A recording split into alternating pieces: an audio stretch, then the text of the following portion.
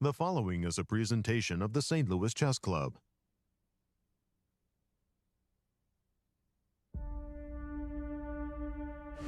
The elimination bracket is filling up at the American Cup in St. Louis.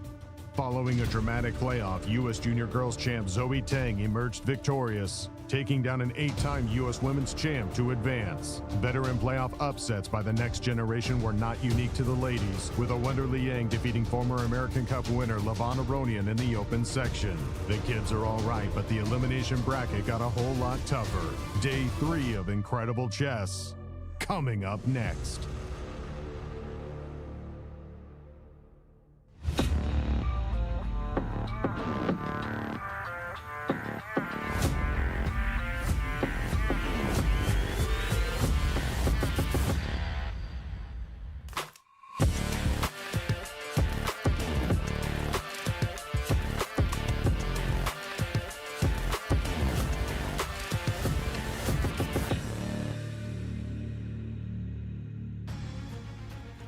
Hello everyone and welcome to day 3 of the American Cup.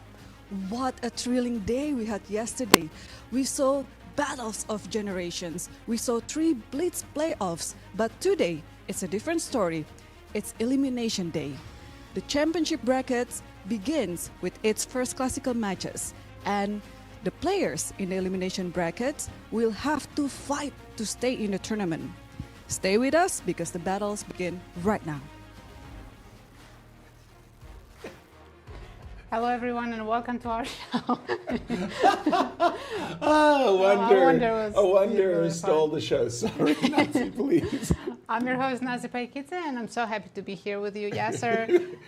Me too. I'm still recovering from Awonder's photobomb. Nazi, it's been great fun. I've enjoyed it. Hello, everyone, and welcome to the American Cup. You never know what's going to happen in this event, these double elimination. Well, just yesterday, there was 16 players fighting in the champions bracket, but now, today, 8 players are facing elimination, and 4 will be eliminated.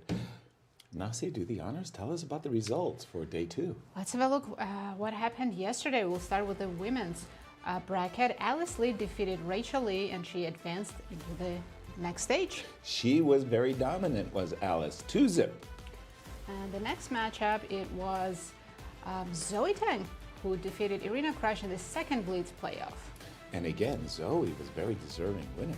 Absolutely. Then Tatev Abrahamyan managed to win against Anna Sargsyan and move on to the next stage in the champions bracket. And the last but not least, it was Carissa Yip who managed to defeat Anna Zatonsky and advance in the bracket. Both doing that in the classical game. And in the open bracket, The Open, we had Fabiano Caruana against Abhimanyu Mishra, and Fabi managed to defeat this young man and move on to the next stage. And the next match, this was a surprise for a lot of people. Wow. Awonder Liang took down a very experienced Levon Aronian in the Blitz playoff. surprising everyone. Congratulations, Awonder. Absolutely. Then we had this very even match between Sevian and Leinier Dominguez, but Sem managed to win his second classical game and move on to the next round. And last but not least, we had Wesley So, who defeated Robson in a Blitz playoff. Pretty emphatically. Good win for Wesley. And tell us about the format for this American Cup. Yeah, very interesting format we have here. It's 8-player double elimination bracket. Players are not allowed to offer any draws. In the champions bracket, they play 2 classical games with a classical time control. If it's a tie, they will play Blitz playoff, as we saw yesterday. Right. And if Blitz is a tie too, then we can see an Armageddon. But today, we also have elimination bracket. We're going to see 2 rapid games with 25 minutes, 10-second increment. If it's a tie, we'll see another Blitz playoff. If it's a tie, an Armageddon. Wonderful. And dig down a little bit on the schedule today. What is happening today? Right, in the champions bracket, the players will play their first classical game. Right. In the elimination bracket, they will play 2 rapid games and Blitz playoffs if necessary. And perhaps even an Armageddon if necessary. And we're delighted to have Maurice with us, America's favorite commentator. You've got some statistics you'd like to share, Maurice. Indeed, and you saw how complex the formula can be as you look at this event. It's one of those odd ones. Players are not used to playing this kind of format, but it seems that some players know exactly what's going on. They've somehow cracked the code. And let's take a look at those stats over the years. In all the events, there have been 4. This is the 5th one. Let's start with the women. And as you can see there, the numbers don't lie. Alice Lee lording over all the women. She was a runner-up in the first 2 editions and then won the last 2. So it's clear why she is at the top at 65.8%. But number 2 is Irene Crush. She won the first 2 editions and then lost the 3rd one to Alice Lee. So that is why her numbers are so great, and that's why those 2 women stand apart from the rest of the crowd. Tatev Abrahamyan did have a good showing last year, losing the last match to Alice Lee, and that's why she has a great number. We see Carissa there not being so great over the years. Now, if we shift to the open section, we can see there are a couple of players who are at the top in this one as well, though not a runaway result. As you see, Levon Aronian, who did win one himself back in 2024 and was a runner-up in 2022. And to who? Won Fabiano Caruana, who last won in 2022. He's been dominating the U.S. Championship, but not the American Cup. But he did have a runner-up result last year when he lost to Hikaru Nakamura, who's had the best results here, in fact. He's not playing, but he's a 2-time winner. But you can see Wesley So has also done quite well, as has Leinier Dominguez. The numbers are not that bad for the rest of the crowd. You can bet these players are hoping to do well. Whether you're in the champions bracket or the elimination bracket, you are thinking, I could win it all if I just start playing some good games. We'll see how the players handle themselves on this very important day. Thank you, Maurice. And tell us about the pairings, the brackets, if you will, for today. Let's have a look, Yasser, what to expect today. In the women's champions bracket, we have Carissa Yip with the white pieces facing Tatev Abrahamyan. And on the second board, it's Alice Lee against Zoey Tang. Nice. And in the elimination bracket for the women? We will also have 2 matches. It's going to be Anna Sargsyan against Anna Zatonsky, Battle of Annas. Yes. And Irene Crush against young Rachel Lee.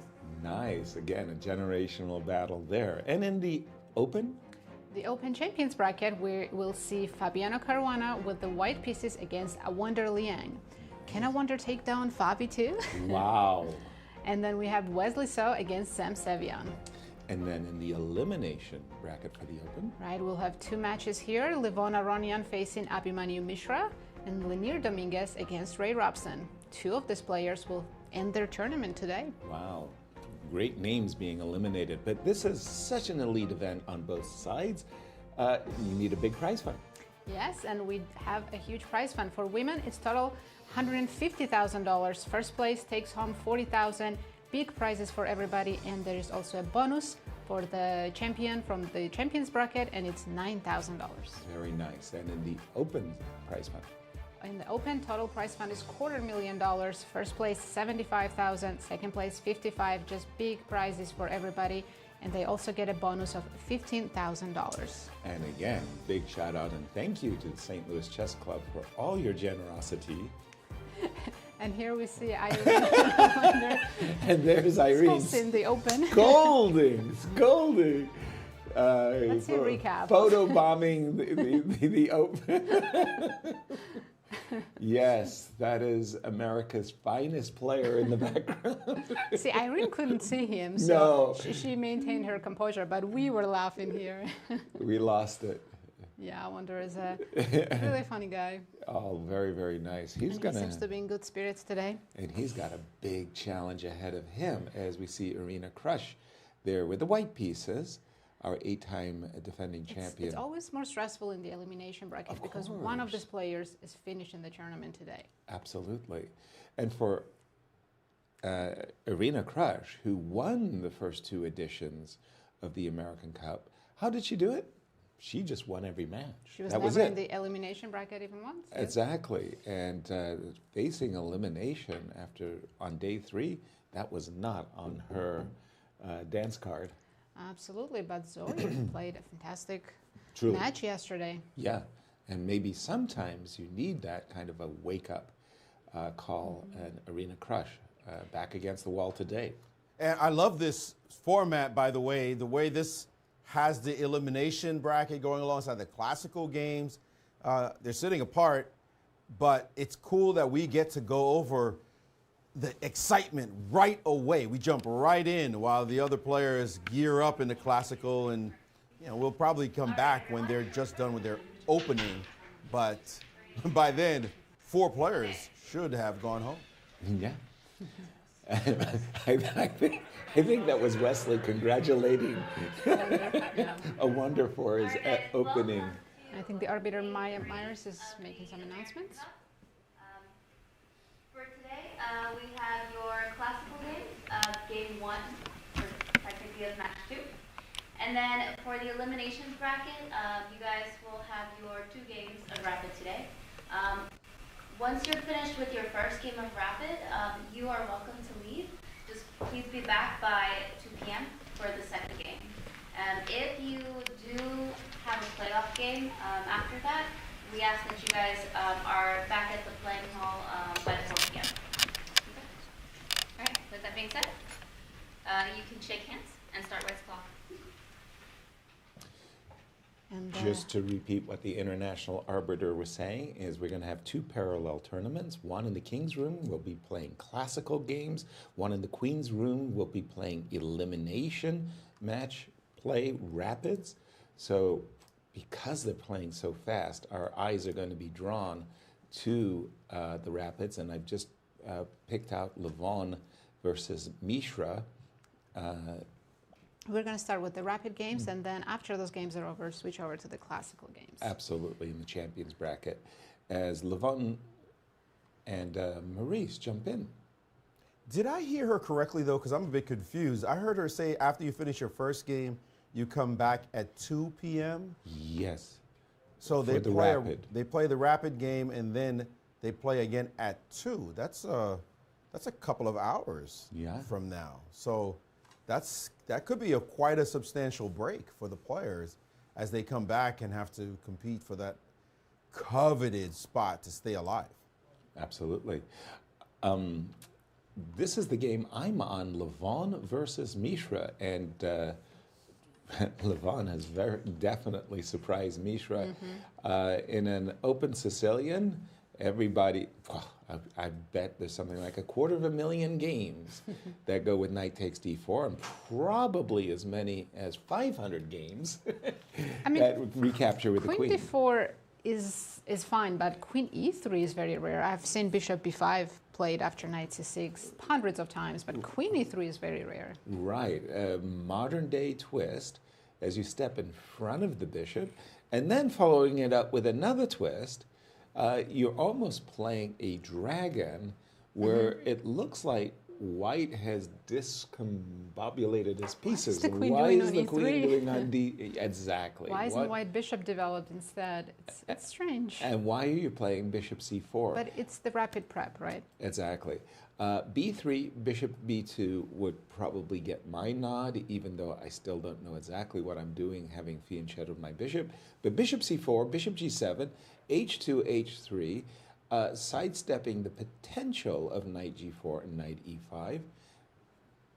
I don't think we're ready to play g4, but quickly, you just need your thoughts about a very unusual, very unorthodox approach by Levon. I mean, because Levon has the white pieces, it's really hard to mess up the opening with white, right? So even though we are looking at the queen on e3 and asking, what is it doing there? Why is it blocking the bishop? White's position is still fine, and maybe he's happy that he kind of forced Mishra into this dragon-like position. Maybe Mishra is not comfortable in such positions. Did you say it's hard to mess up the opening as well? You haven't studied my games, have you? Nice of you to trust say. me, I've done it too, but it's not easy to do. I'm going to go to the Battle of the Annas. That is Anna Sargsyan and Anna Zatansky.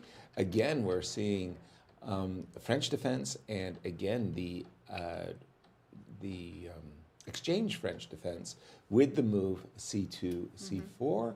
I'm going to go to the match between Leinier and Ray Robson. Ooh, that's an interesting position. We have some sort of Najdorf Sicilian. And this one, f4.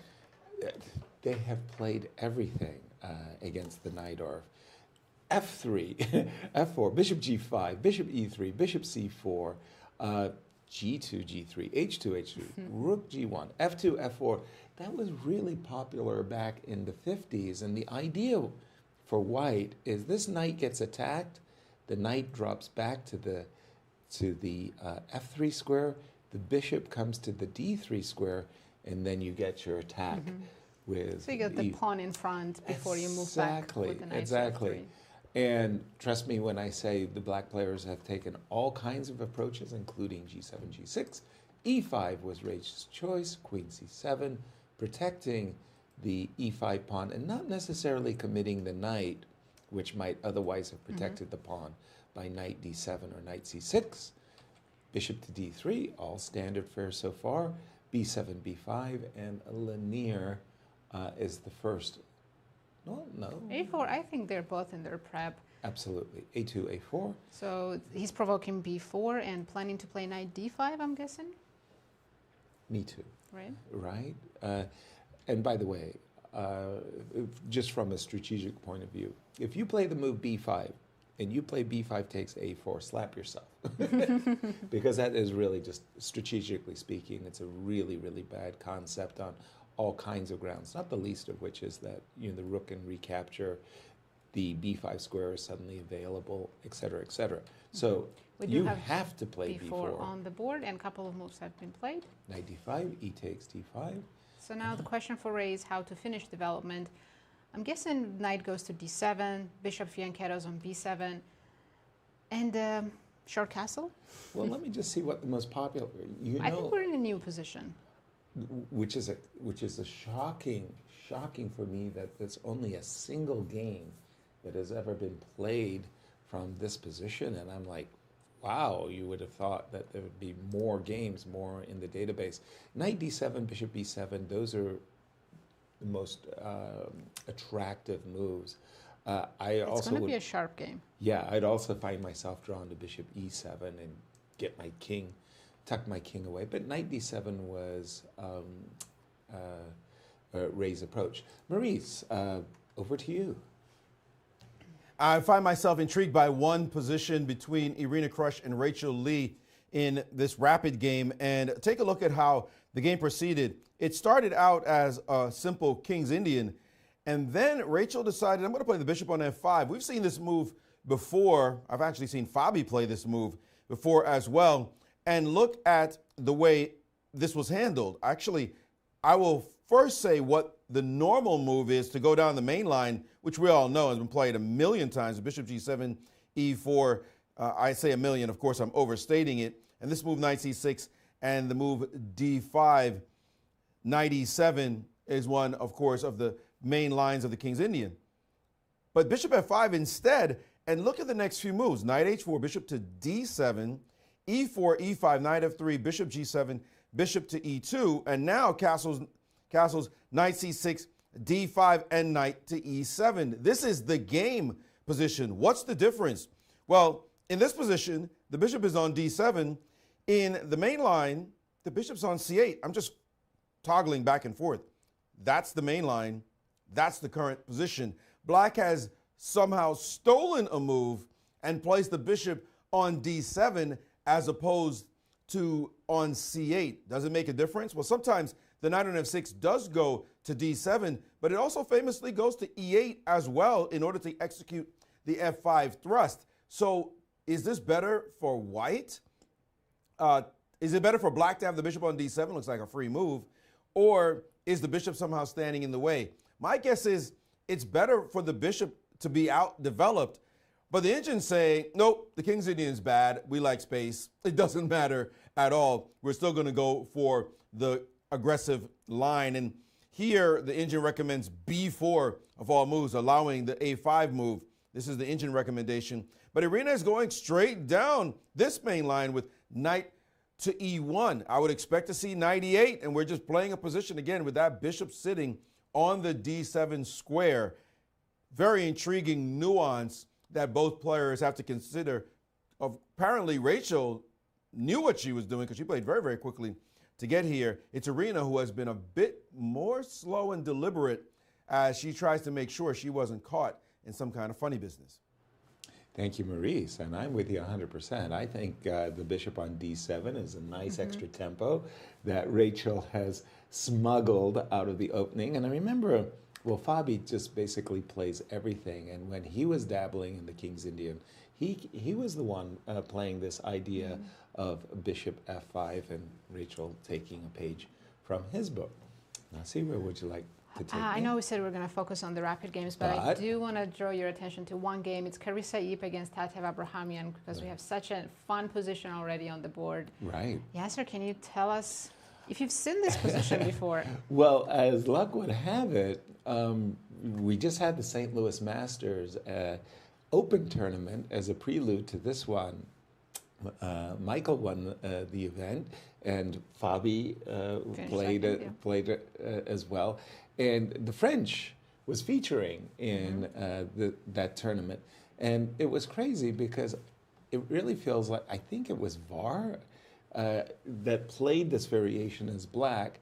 And okay, obviously the position's really kind of a closed position. And white was maybe, Carissa was a little bit afraid that after a move like, for example, c5, c4, this bishop would be shut in. And I would say to you, well, how would you ever get your bishop out?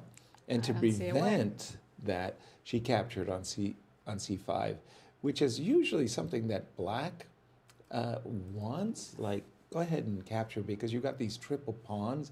I mean, queen to a5, b7, b6, sacrificing a pawn, and a future bishop a6 is on Tatev's agenda.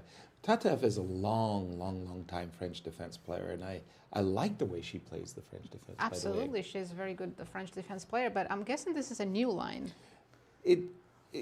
New, Because it's very strange. Database, I only see about 25 games or so it must be new.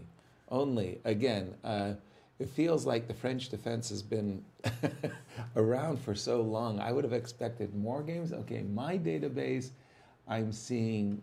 After A4, it's only 12 games. Well, I'm seeing 97, queen takes c5, d5, d4 are moves that black has played from this position. I personally like knight e7, and I think it was VAR, knight e7, castles kingside. I was going to ask, do you still castle on the king side? Yes, because with the open b file, I think there's a little bit too much dangers so that are lurking. So you feel safe with the pawn on g4. It's covered in the king. Well, I always have to pay attention to sacrifices where you might take, with my king on g8 now, and the rook coming to h4, taking the pawn. But yes, I think the king is a little bit safer on the king side than the queen side. Tatev is playing really fast. I mean, both Carissa and Tatev have been playing fast, so they're still in their prep. Right. Now, from white's perspective, white has actually, okay, give me the ideal setup that you'd like. You'd like to have your bishop on d3, maybe your knight on e2. Where's the dark square bishop? Sorry, I'm waiting for your board to pop up on the screen because we have different analysis. We've got Ray Robson and Leinier at the moment. We're going to switch over to Carissa Yip and Tatev on the analysis board. So now we see Irene for the board. That's nice. There we go. We get the bird's eye view. Yeah, of all we the, get a sneak peek to all the games. So Carissa has her issues. Okay, and that was the question. You would like to have the bishop lead, the bishop on d3, but what you really want to do as white is figure out how to open up the position. Why? Because you got the bishops. Bishops like open positions. It's really that simple, and you want to play c3, c4. But can you do that? It's not that simple. And I'm hearing that they are following exactly the game Contour against Varuja Nakobian, which happened a week ago. I happened to actually watch that game. It was a really interesting game, and VAR played some really creative original moves. At least Ilya and I enjoyed it very much. I also see in your database yesterday that Magnus Carlsen has played it back in 2022. Might have been a Blitz game, we don't know, but... Yeah, and he defeated, with the black pieces, one Anish Giri, so not too shabby at all. In this exact position, the move I find attractive is b7, b6. Everybody has their problems. And I remember talking with Ilya Nizhnik. We were doing the commentary for the members here in St. Louis.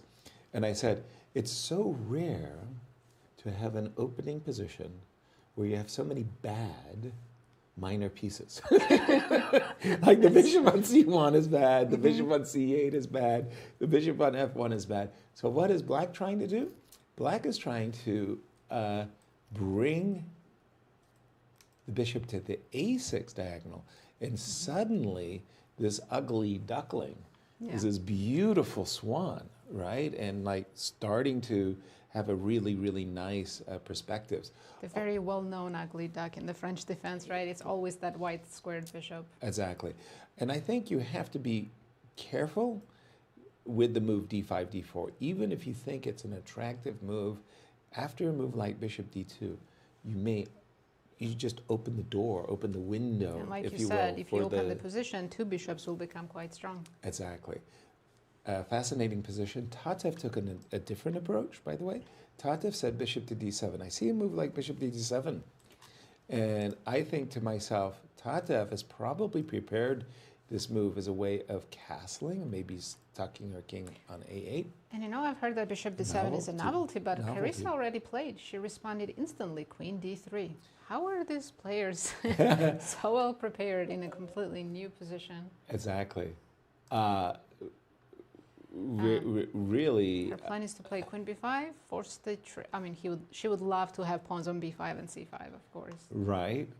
Okay, so essentially this queen on a5 is irritating. The knight would like to go to d4, and after knight to d4 to recapture with the pawn. So I think Carissa is preparing the move queen b5. So imagine I castle. I just like, okay, and you go queen b5, right? Yes. I'm not afraid. I don't want to trade queens, and I'm not afraid of your trading. But are you afraid queen. of rook b1? Yes, that was the issue for me, was that. Do you want to? You don't want to play queen c7, but you have to, right? Yeah, at the moment, I do have a discovered attack, but I felt it necessary just to defend the pawn on b7. So I'm not trying to win back the c5 pawn so much as I'm going to make a bad move for you. Okay, forgive me. I'm just going to put some bad moves on the board. What I really want to do is open up this chance and put the knight on c4, and the other knight would come to c6. Leave the pawn on c5. Just say, play the position the pawn down, and let's go. And yes, I'm not too happy with white's kingside. Why haven't we developed? Why haven't we castled? Carissa's got some housekeeping to do there as well. Okay, we'll keep an eye on this one. Nasi? Let's jump back to one of the rapid games. I think Irina Krush has an advantage already. Well, that was the King's Indian against Rachel Lee, where I think Rachel actually did a pretty good job at getting the position she wanted. Okay, f2, f3, fortifying the e4 pawn. a5. Stop in b4. Well, not stop in, but... There's a rule of thumb. The rule of thumb says play in your theater. Play in your theater.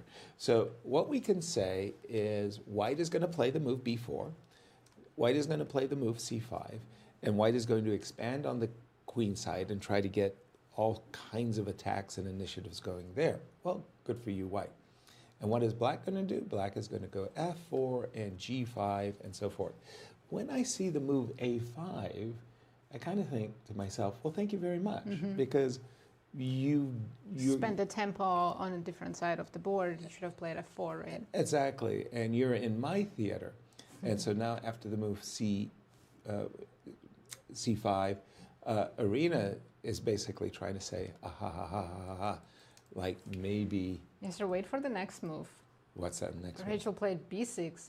She's asking Irene to play c6 and close everything. No, Irene is not going to play. I mean, it's You a want to very play it, though. attractive. Yes. It's a very attractive move. The only problem I have with the move is like, okay, how am I going to break through?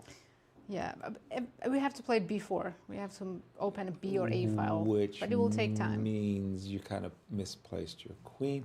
At the same time, look at black's pieces, the bishop on c8, knight. Well, I would find myself, I would love to bring this knight to the c4 square.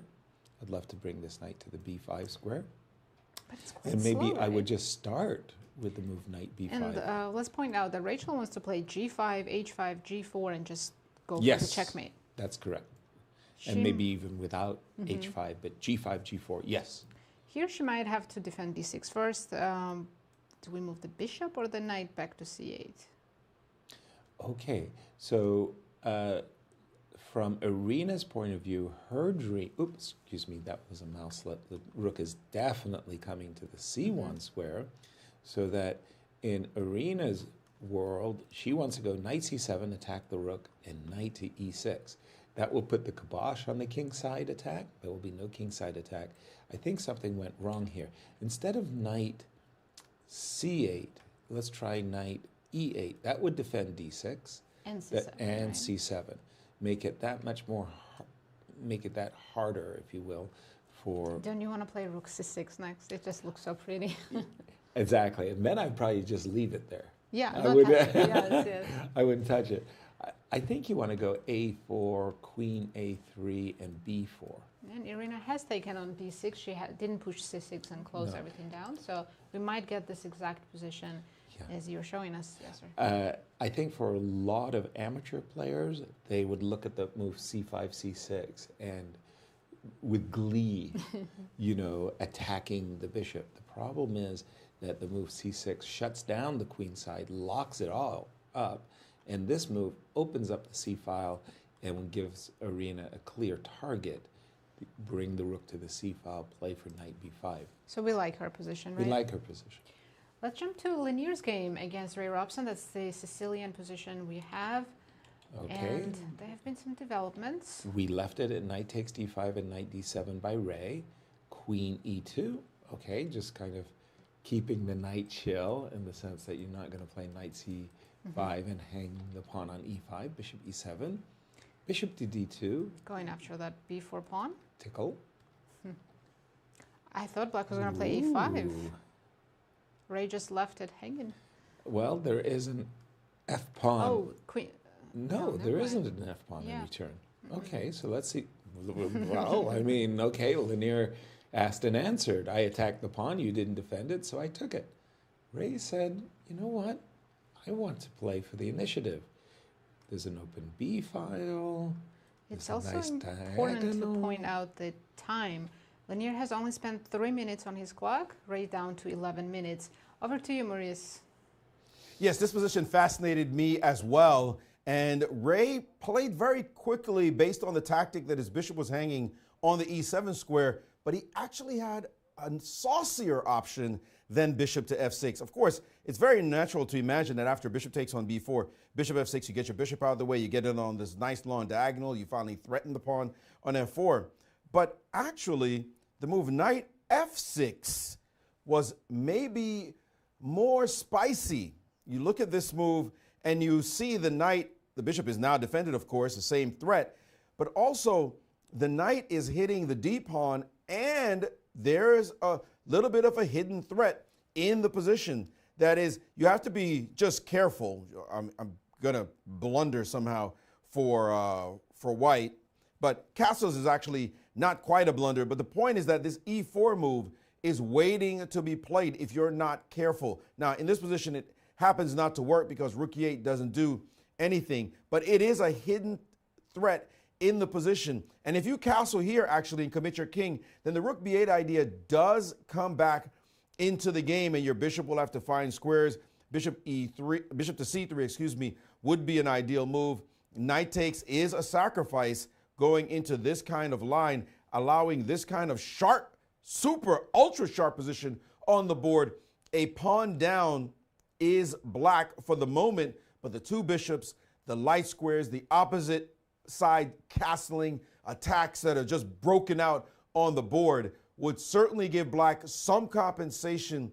Enough for the pawn, who knows? But it is a wild position, and it's not the kind of position you would like to play as white coming right out the opening. At least most of us wouldn't. I know Yasser loves pawns, but I don't know if he'd like to see this kind of compensation in the position for black. Well, the game did not go like that. It actually proceeded with bishop f6, queen e4, g6, queen c4, offering a trade, which, by the way, the Indian thought was the best move, was to trade here. But nobody wants to trade queens. You're down a pawn. Might as well keep the action going.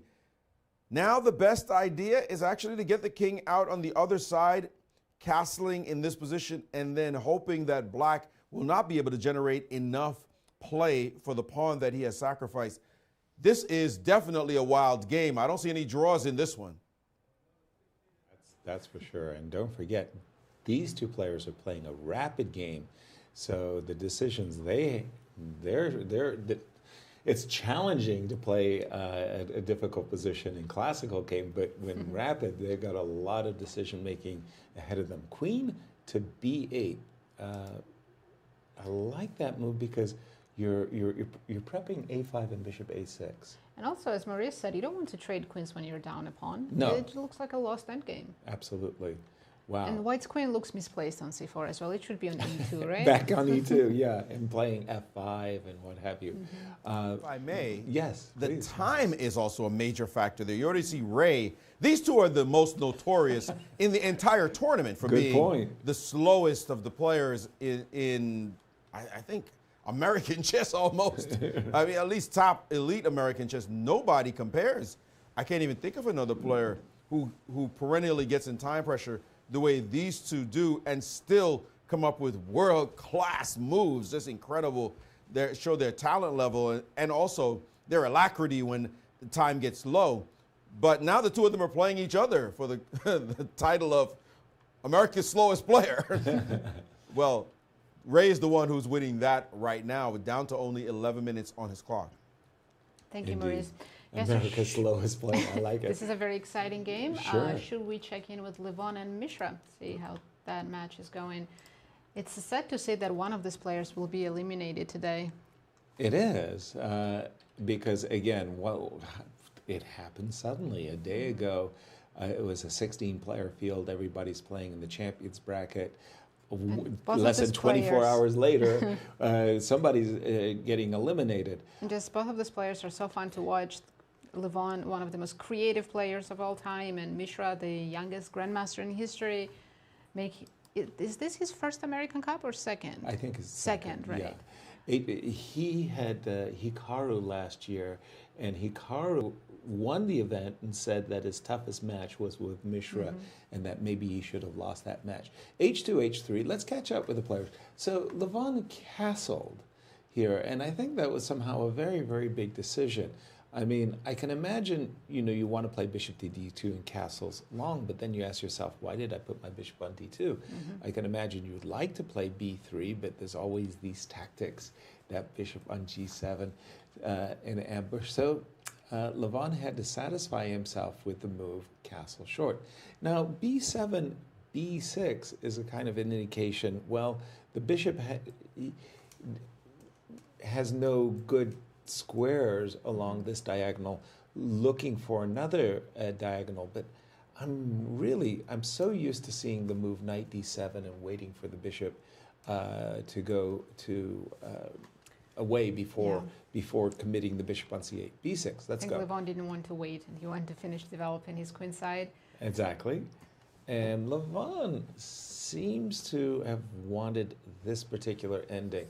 Now, for the better part of 100 years, especially in post-World War II chess, the idea of the backward pawn on e7 was considered a serious liability, that this pawn structure with the pawn on d5.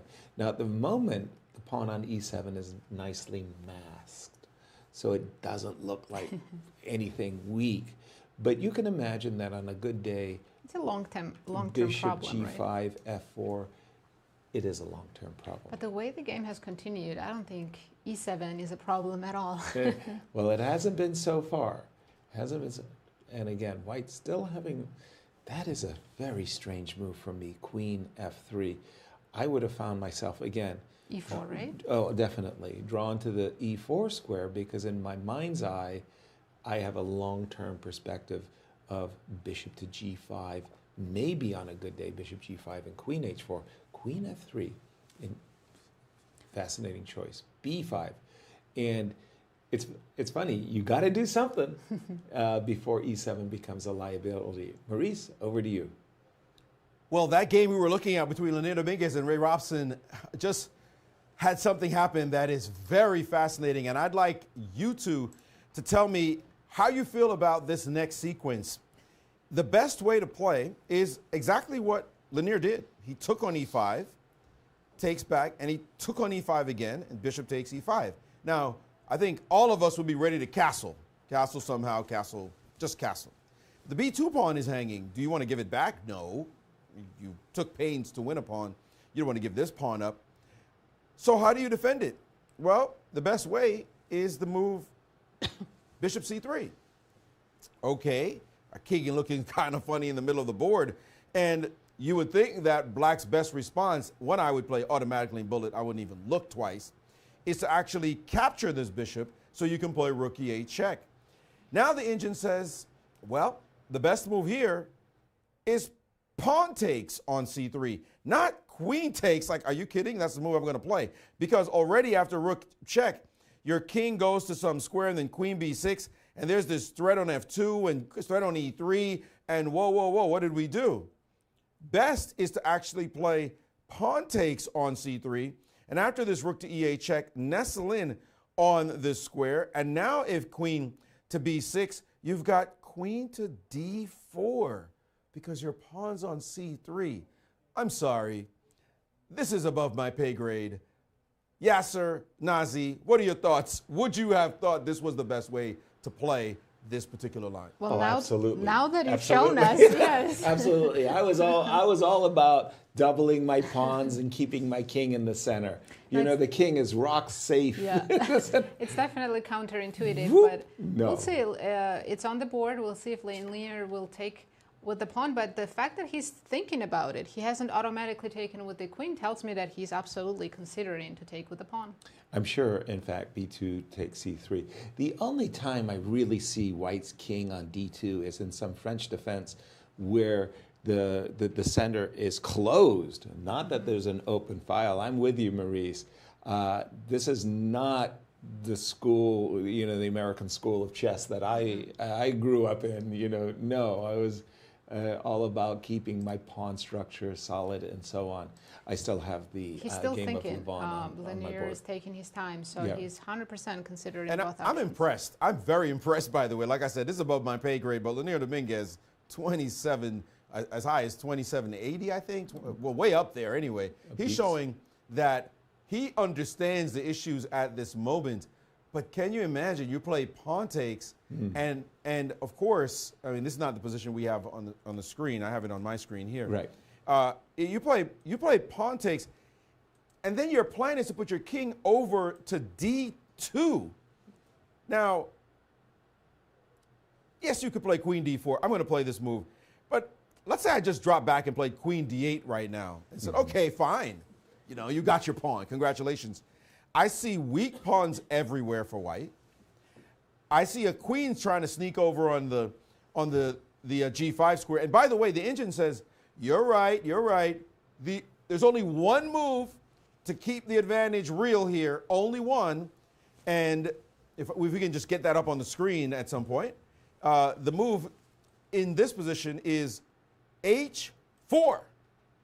So you played bc3, you put your king on d2, and now you're playing the move h4, and maybe you're the one thinking h5? No, because obviously queen g5 is a problem. But this is to control the board with these pawns. This is gorgeous, and he has captured on c3. What a star. When Ray took on c3, he was like us, right? He was thinking, oh man, I'm going to get compensation, no problem. And now Leinier, after some thought, said, no. I know what to do here. I'm going to play pawn takes. This is why this guy's absolute world class, to be able to capture on c3 in this position. Leave your king exposed. Have those fractured pawns. This is completely not how you play normal chess. Humans don't normally play like this. If the engine did that, you'd say, oh, that's an engine move. We would not have seen that. But we just watched one of the great veterans of world chess show his class and play the best move on the board. Indeed. Before you break the rules, you should first know them. Leinier certainly knows the rules. But in that position with h4 that you've been discussing, Maurice, I have to say that optically, the king on d2, there's nobody close.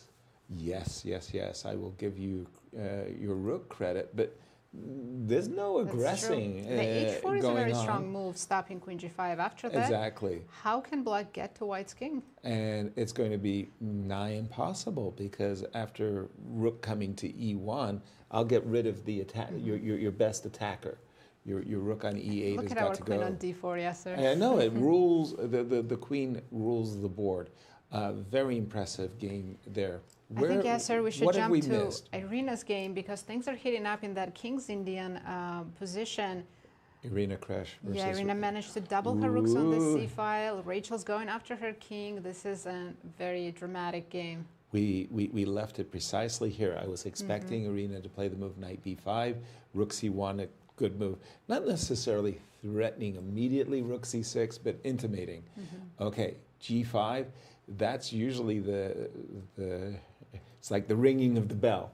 We don't want to see the move g4, so Irene says, my knight on d3 has no further purpose. I'm going to slow your attack down, and I'm going to double up on the c file. Here it comes. Who gets there first with the mostest? You know, This pawn sacrifice. I always used to think that even though white's ahead here in the attack, let's say, white's attacking queenside. There's no king there. Maybe you will win pawns and create a passer. But if black's attack is successful, it's checkmate. That's the Magnus Carlsen school of Sveshnikov, right? You can win a pawn, win a rook, win something on the queen side, but if black wins your king, forget about it. I don't believe in the attack because at the moment, what is Rachel attacking with? A knight on h5? I mean, I say the evolver prefers white, but I'm still scared for white's king. The queen is going to come to g5. Okay. She wants to play h takes g4, f g3. Let's do it. Let's just take it? you just tell me what.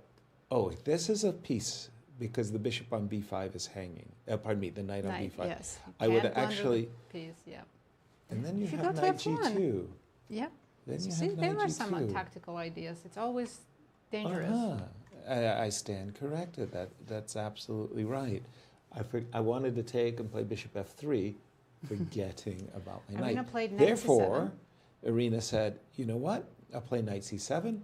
Again, strategically, rook c8, knight e6 resign. Just that's it. I think Rachel has to take that knight. There's no ifs and or play a4. But can you allow knight e6? No, you cannot allow knight e6. Oh, you want to include an in-between move? Yeah, but maybe Giving me a pawn? doesn't. That's very make that unusual much of you, sense. Yasser. Okay, let's do it. Yes. Knight takes Take. c7, rook takes c7. Okay. And then take on g4 with the pawn. With the pawn. Okay, guess what? I've got a nasty. I've got a nasty surprise for you. Why did I put my knight on f2? Look at that bishop. Because I want my bishop on e6, and then who's attacking whom? Yeah, suddenly completely reversed. Exactly. So maybe you want to. Play of yeah, I guess I have to go all in. I don't know exactly what is the best way of going all Irene's in. knight to7 is very strong. Very strong. I think she's definitely calculated that very well. Knight c7, rook c7, and Rachel is at a crossroads. By the way, they've both been playing a little bit slowly, but this somehow is favoring Irene. We saw in her match yesterday against Zoey in the Blitz games, Irene was incredibly slow. It's like she has no Urgency. yeah, in her moves. She doesn't play enough Blitz over the board because it was sort of like she's taking too much time with each and every move. And sometimes you see these hustlers in New York, they just play 6 moves in a second. They're incredibly fast. Arena was the opposite yesterday, where Zoey was keeping up an incredible pace. Maurice, over to you. Don't be talking about my hustlers in New York. That's where I grew up. Washington Square Park, Right. Prospect Park, uptown in Mount Morris Park. I mean, we knew everything about playing on St. Nick, 141st and St. Nick. You got to know about the hustlers, and you're right. 6 moves in a second.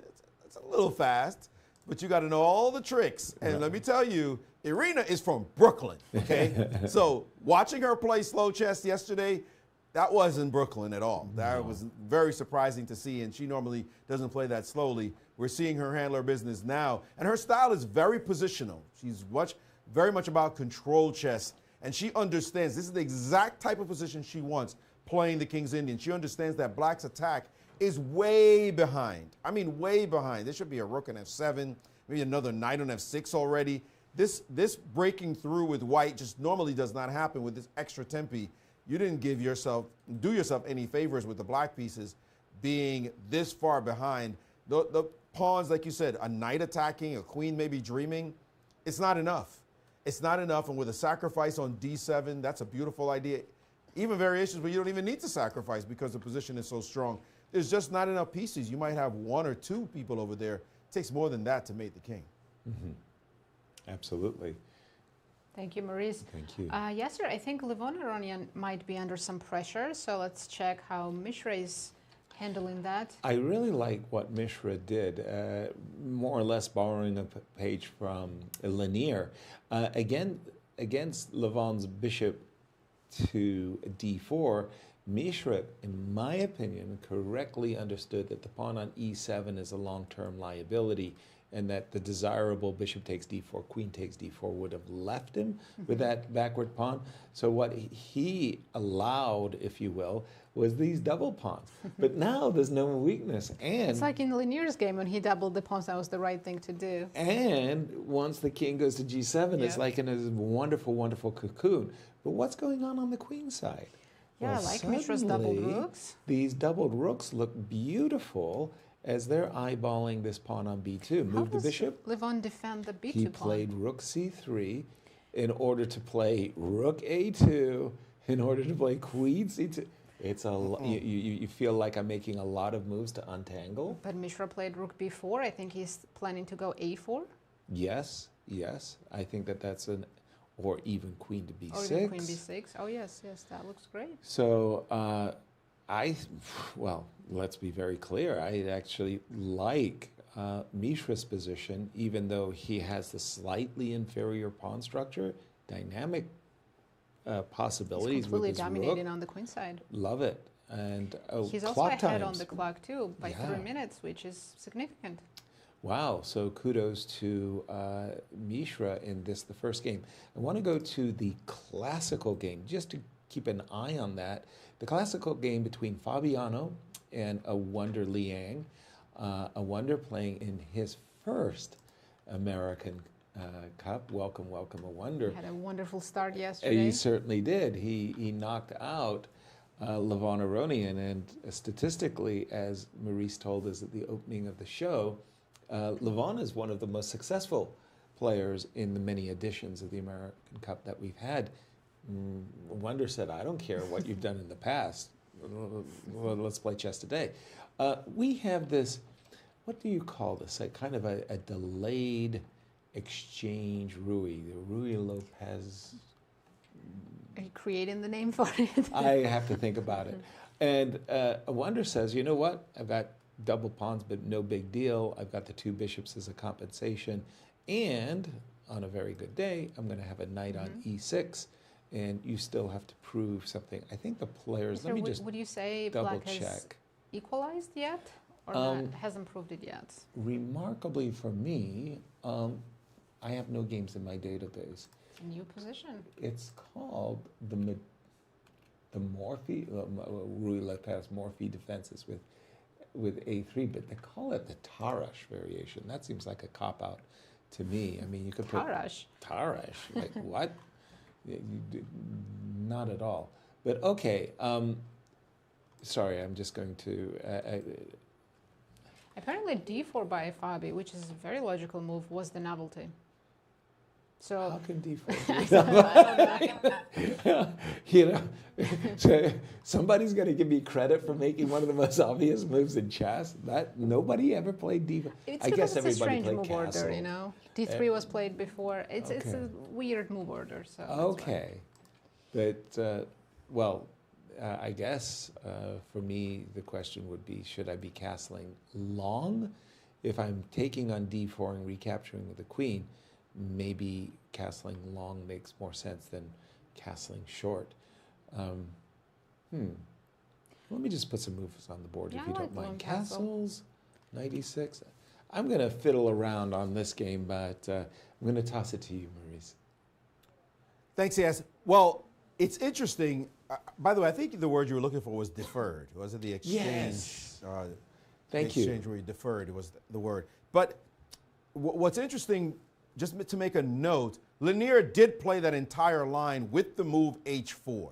Wow. I mean, straight boss. Wow. Straight boss. Very, very impressive. And he's dominating that position. This is another position of dominance for Irene Krush. And this is where we sometimes find Irene's weakness, if you will, show up. Because her tendency is, if I can just keep dominating, I don't have to do anything special. That's her tendency. Now, we understand, look, if I just sack an exchange here and play bishop takes, you're gone. Your position is awful. Like this is terrible. And the engine agrees, actually, that this is a bad variation. But truthfully, it thinks bishop takes g4 is better, just better than the other line. Although it might be overstating the case. And I also want to point out this move f3 is real. Like, it looks like a move. You don't want to capture that pawn. You don't want the pawn to be captured. You could play the move g3, but then suddenly this pawn decides it's going to go all the way to f2. If you take this one, then suddenly this check shows up, and you just got your feelings hurt because your bishop's hanging. But if you move to the side, then here comes knight f3, and is this what you really want to play? Now, the engine's saying, whatever, do what you want. I'm just going to play queen d3, and you've got nothing. But you just put a pawn on f2 and a knight on f3, and I'm going, is this something I really want to let happen in my position? I don't see what black can do to follow up next, so I just have to be real sure there's nothing here, and then you'd be justified in just taking the pawn. But it is a little interesting to have a knight planted on f3, a pawn on f2, and your king sitting right there with maybe some sneaky threat that shows up. Black's queen, however, is dominated and cannot find a way into the game. Maybe I just found queen e8. I'm going to try to make a move, and the engine immediately spanks down rook g7 as I try to guess at that, and then plays bishop h6 and says, no, you're never going to get an attack here. I'm the one who's got the thing under control. But I can bet you that Irene is paused right here thinking about this exact line. As we go back to this position, she really wants to take that pawn, and it's the best way to play. But the choice of what's practical and what's best, always a tricky one in chess. And by the way, she spent a lot of time. She was over 10 minutes before she entered into this variation. And now look how much time she's burned. She definitely wants to take the pawn, but she can see that it is some danger to navigate, and that's costing her a whole lot of time on that clock. Yeah, Maurice, I think allowing pawn on f2 is just terrifying. And then, you get into time trouble, you start to see ghosts. I would never allow the pawn on f2. Ghost, that was exactly what I wanted to say, but it is ghosts. Yes. Also, another time trouble, we talked about Ray Robson and Leinier being time trouble. Let's go to the battles of Zatonski. Anna's. Yeah, Anna Zatonski is down to 47 seconds Hold against on, wait a 11 minute. minutes of Anna Sargsyan. Wait a minute, what just happened? But I what's just the saw. position? Is she up in exchange? Ooh. Oh, that's sacrifice. Because Okay. it was a sacrifice for 2 pawns. Now, the question that Anna Oh, there is knight b8 Sargsyan- check, and I'm kind of trapping. I mean, I'm not going to win that rook, but I'm trapping that rook. That's brilliant. That's a beautiful concept. You play knight to b8 check. You say, I'm an exchange down, but I'm entombing. Oh, You but have to then take, right? I take and I You make a take, draw. yeah. You have to take, but Yes. it's good enough. But if I could get you to move your king for just a second, then I'm winning easily because I've just got, and the rook isn't at play. But okay, instead of knight b8, what if white captures? I was worried about rook g8. Rook Maybe black has some g8, counterplay on the g file. There's bishop h3 coming. king h2, because you're right. I wanted to sidestep that But the bishop engine h2. really doesn't like that. I'm not sure why, but it says black is winning here. Really?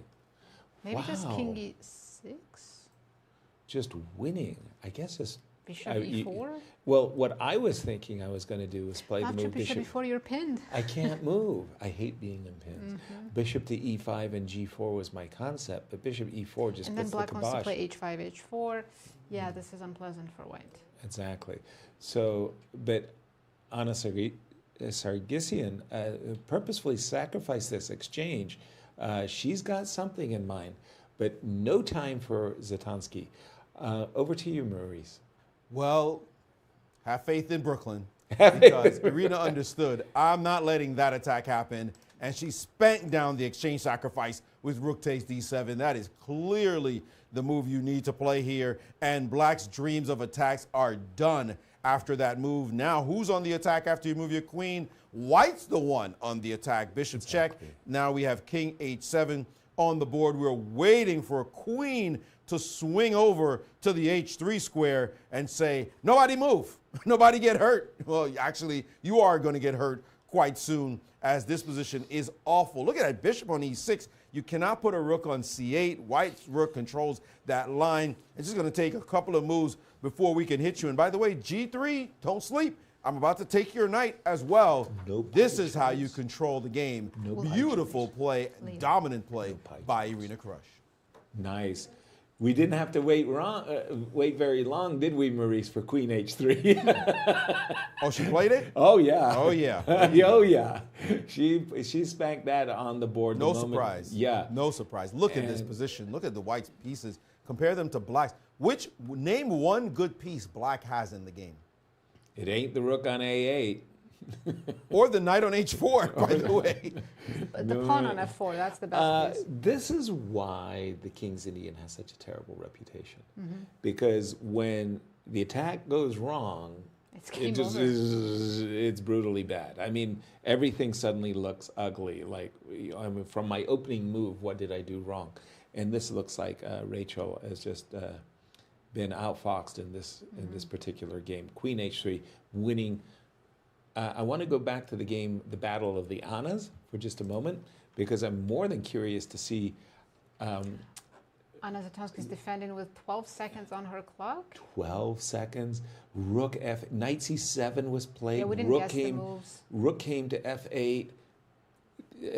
White captures on h6. Bishop e4. Okay, So that much is going protects. And she wants to go rook j8 next move. Oh, knight c7. Oh, I thought she was going to go bishop f4, just right here. I thought she was going to go bishop f4 and play for the g5 and push, push, push. Pass pawns must be pushed. But now, ooh, she's got no time, but maybe Is she getting the the position. pawn? Because if we defend with bishop f4, we're giving up g2. If you play h7, simply rook h6 catches the pawn. Precisely. Well, Once maybe that she pawn's has to gone, do black that. has nothing to worry about. I think the worst is behind Anna Zatansky with no. Yes, we do have knight takes a7. Oh, she didn't play h7. She didn't put h7, so That's kind of funny. Why wouldn't you force your opponent to use some tempi? She just played knight takes a7, rook takes a6, knight came back to b5. okay, it's Anna rook- who's playing for a win, right? Well, there's two Well, Annas. there's two pawns. which Anna? I would say Just black talking is about playing for the win. Zatansky. Yes, black. I'm with you. I'm no longer a big fan of white's position. Not that It could anything. still change because there's two pawns, and if Anna Sargsyan manages to create a Thank you. passer, then it will be again white who's pushing for a win. But at the Exactly. moment, I like black's position and Ooh, activity. Going except up to b6 pawn. Can we we play? just saw a big game changer. How Oh, are are we we losing dealing? the pawn? Yeah. How Well, are- there is B5 maybe. Okay, I'm a pawn grabber. You don't have to ask me twice. Feel like And- Christmas, right? You know, you just. And then maybe rook c8, and sooner or later I'll get my rook on c2. Okay. Down to 10 10 seconds. seconds. This move, bishop c7, is definite. Oh, no, this was definitely a stunner for Anna Zatansky. The move, bishop c7. By the way, if you want to watch the finish of the other game, Irene is very close to checkmating. I think so much is happening right now on many boards, so I don't know where to go. Well, we really think that Irene was winning, and boy, is she Yeah, look winning at this badly. position. Like There's the gotta be whole, checkmate coming, right? the whole world has collapsed for Rachel now as. Look, Black King is terrible, but at the same time, Rachel put all the pieces around it, so there is no immediate mates. But I think if you're Rachel, you almost hope there's a mate. Because this position Put is me out of just my misery. so bad. Right. Like, why did I let this happen? But for the moment, she is causing her opponent to stop and think, and Irina now needing to be a little bit practical, at least, because she's ticked down to 341. And we know bad things happen when you wait a little bit too long. And she might think she can break through, I was going to say, break through on the F6 square. Yeah. And it looks like she can, and she's played this move to Knight g4. to prepare the lineup on that bishop sitting on F6. You will not believe the engine's top move here is actually rook to H8. No way she's down 4+4 and more. But knight G4, fantastic move. All of White's pieces working. It's just an absolute disaster. I'm also worried about bishop to E1. And where does the knight go? Right. You're going to knock the legs off of everything in the position. That's the only piece not working is the bishop on D2. Once it lands on E1, they will all be at work hunting down that Black King. Right, and don't forget, of course, Rachel will get a chance to make a comeback, and we do have B5 on the board after knight G4, B5. Isn't bishop F5 check just scrumptious? It looks very scary. I also like rook D7 to cut off the 7th rank from the king before I give the checks. And even that bishop E1, a move. G3? G3 is G3, another knight move. F3 check. Oh, there's still bishop F5 check. Ooh, G3. Yeah, that mate's coming, right? After G3, maybe you have to go rook H8 or something like that. I mean, if there are children in our audience, cover your eyes. This is not pretty.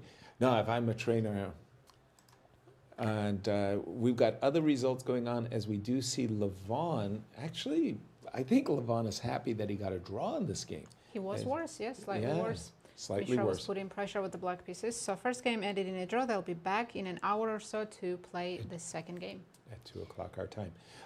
Sorry, I'm just going to go back to Anna, the Battle of the Annas, because we have some strange. When we left it, we saw the move King D7, and Anna Zatansky dropped her B6 pawn. That was a big offering, and Anna Sargsyan played knight to A4, defending the bishop. Bishop to B1, A3, bishop C2.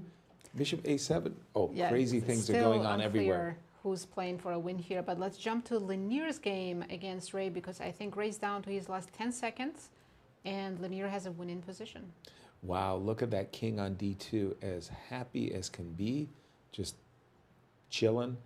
And the queen on F4. Yeah, this looks very, very D6 good pawn for is hanging. Leinier. I think Ray just took on H5. I was about to say, you don't Allowing want to. H6. Yeah, it looks terrible, right? So captures on H5. That's the current position. Let me Leinier just has 2 refresh my minutes. He board. played G3. I like that move. He just defended his pawn, no rush. Exactly. And So Ray many with threats. no time. 7 seconds. D6 is hanging. Rook B6 is a Down to potential. 2 seconds. And he made the move with 1 second. How do they do that? I mean, it's some kind of marvelous innate Practice. ability Just practice playing bullet chess over the board, right? with 1 second. Okay, does c5 and rook b8 win? Bishop on a4 is hanging too. I like c5. Yeah, actually, c5 just looked like a killer. Wait. Wait, why? Our I saw the thermometer. revolver drop. Okay. Like, what did he blunder? Well, first of all, it was like rook b4, Oh, that's why. and then it went down. And then it was rook b6, What's and then it went hanging? up, and now rook e8. So I think he just wants to take rook d6 and bring in the rook on the king side as well. So I Yeah. don't see any chances for Ray here to survive. Me either, and I love that move c5 as well, c4, c5, because you're hitting the bishop with a gain of tempo, Okay. and maybe going c6. Sorry, there is one idea, maybe queen a1. But I'm hearing that Anna Zatonsky lost on time. Wow. Okay, she gets into time trouble a lot, but she doesn't often lose on time. But I think at the point that she lost on time, Her it was a position was losing lost, position yeah. as well. Yeah, she had white had a lot of pawns for the exchange and was winning. Right. All right, so Back to Leinier to watch the yes, but end. let's see Ray struggling with this. Whoa, there's queen e1 mate. He's threatening mate in Queen one, but who's E1 going to mate. checkmate first? Queen e1 mate. Wait, we have queen h6 check, and I think white is... You have to go king e7 because bishop takes h7 is a familiar. But now queen e1 is no longer mate threat. That's important. So Is what's there? a useful move? Rook b6, rook a6, any of those now should be winning. I like this because you are threatening. Black was threatening mate on e1, but if you move the rook d6 or a6, then you're threatening mate on d6. That's a kind of a funny echo. And black queen has no checks on white's king. By the way, isn't it remarkable how Those pawns, safe? yes. How safe? Maurice, over to you. Well, this game with Irene and Rachel should have been over already. G3, bishop E1. We're talking about all these different moves. Instead, Irene slow played it, and take a look at what's going on now. She's still winning. Let's be real. She's still winning, but she decided, let's go back to this position. She decided to play queen d3 and hunt down the b pawn. We were looking at killing the knight, killing the king. What are we doing over at the b pawn? And after this move, she could have just played bishop f5, and that's virtually resigns. On the spot, the bishop is dead. She didn't see that move. Instead, she played the move h3, solidifying that side of the board, and king g7, rook d7, rook e7, and after rook d6, b4, and now she's down to 5 seconds on the clock. Okay, we know she's getting 10 seconds, but hey, she's playing with fire. This should have been over already. We don't like some funny business happening and then an accident in time pressure, but it does seem as though she still has things under control with this G3 move. But man, ooh, she's scaring her fans right at the moment. I think it's a lack of practice. Lack of practice. She's not used to these speeds. She likes classical chess for understandable reasons, but now Rapid and Blitz has been so impactful. Players are playing a lot of Rapid and Blitz. She's just not used to it. Why does black have a queen on d1? I have no That idea. should never have happened. But king g2 and let's go. F3?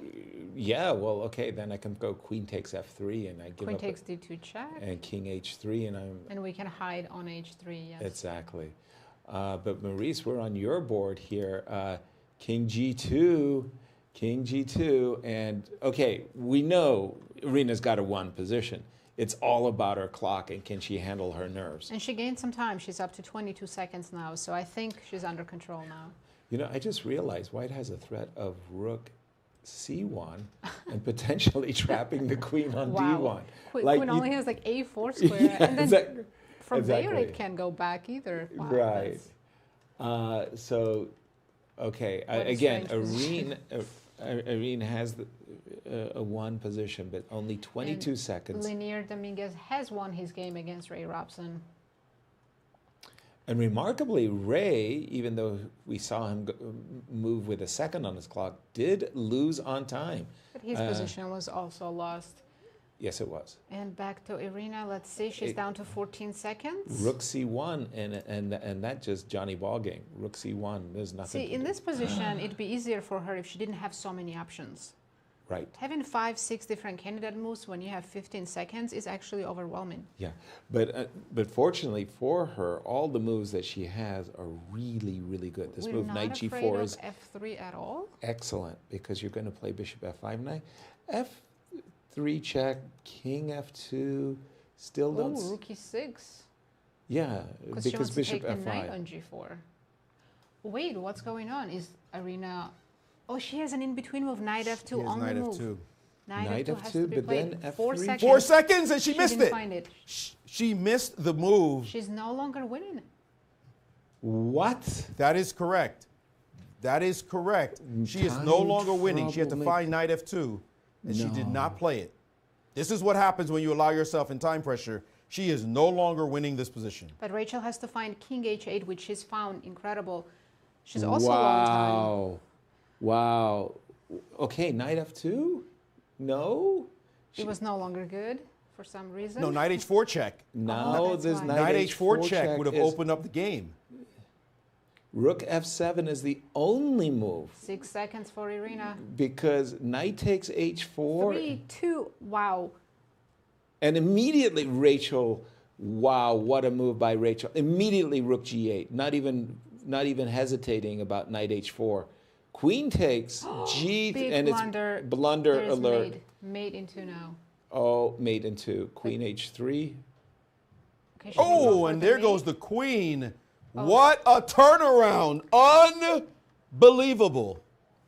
Unbelievable. Yeah, we're in shock. Rachel Lee What completely a outplayed turnaround. Irene in the last 4 moves. Blitz, time trouble.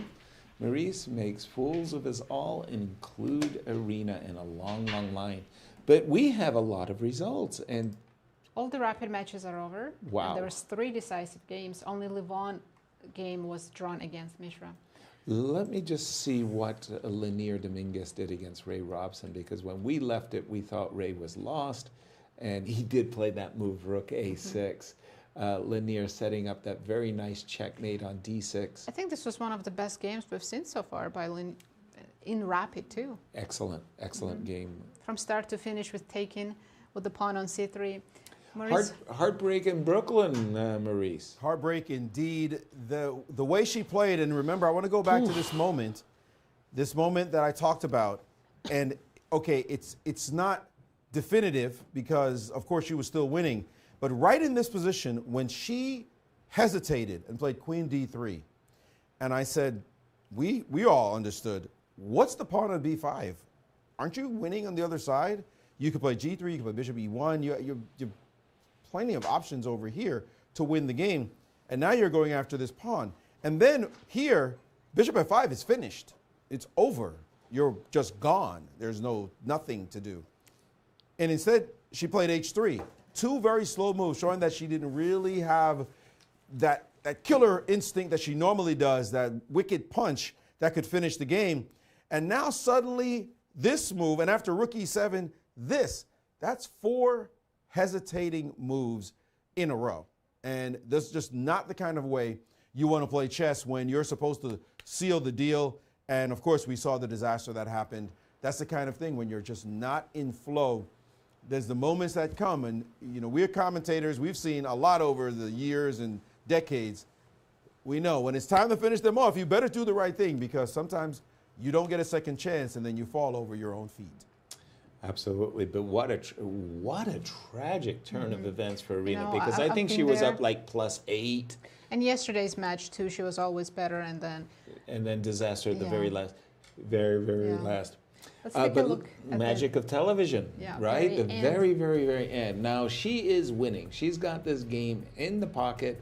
All she needs to do is, Knight pardon, this is F2. before Knight rook F2. takes e6, but Yeah. knight f2. that was a move before Yes. she played rook c7. Knight f2 still completely winning for Irene, but she misses that. Rachel By the way, a finds great move by Rachel, king h8. That's not an Best easy move. one. And now Irene Now captured. it was about equal, but of course Queen such a takes shock. g4, and now suddenly and unexpectedly, knight takes h4, but rook f7 was now absolutely necessary for Irene to find. She doesn't. To save the She- game. She's to no save longer the game. winning, but That's she could have right. saved this game. But as you can see, she's going down to 3 seconds, and it's And impossible to find the only moves. with no with time. her. And that was a great instant move. And keeping up the pressure, Rachel instantly played rook g8 and said, okay, what are you going to do? And then with no time, checkmate on h7. No, checkmate on g3. Oops. Yeah, she ended up winning Irene's queen on d7 in just a couple of moves. Thanks to a discovered check. Yeah, once the Rachel got a chance, she absolutely took it and ran with it. Exactly. And by the way, not for nothing, but that was just, you just feel like the world has just dropped out from underneath you as we see the results. All right, in the elimination bracket, we had Rachel Lee defeat Irina Krush with the black pieces, and Anna Sargsyan won against Anna Zatonsky. They'll be back for round 2 at 2 o'clock, and Irina and Anna Zatonsky have to win in order to fight back and stay in the tournament. Absolutely. And in the, in the open, we had a draw between Levon and Mishra, and Dominguez has a lead now against Ray. Ray will be with white next game, and he has to play for a win. absolutely. Well, all that rapid threw us off kilter. Let's get caught up on our... I think we have stumped the commentators. Yeah. I'm excited. Let's see what the question is. Alice Lee and Irina Krush hold the most American Cup wins at 33 and 27 respectively. Which player from the following list holds the third most? I like that I'm one of the options, but I have no idea how many games I've won. Unfortunately, I think I know because of the finalists last year. I'm going to go with Tatev. Exactly, because she was the finalist last year and she had a great run. So I've got to go there. But, normally I would have chosen your name instantly, Nasi. We'll find out the answer after the break. And Irina is with Ilya Nizhnik. Special guest is Grandmaster Ilya Nizhnik. So while we go on break, don't go anywhere. They have a lot of insights for you guys. We'll see you shortly.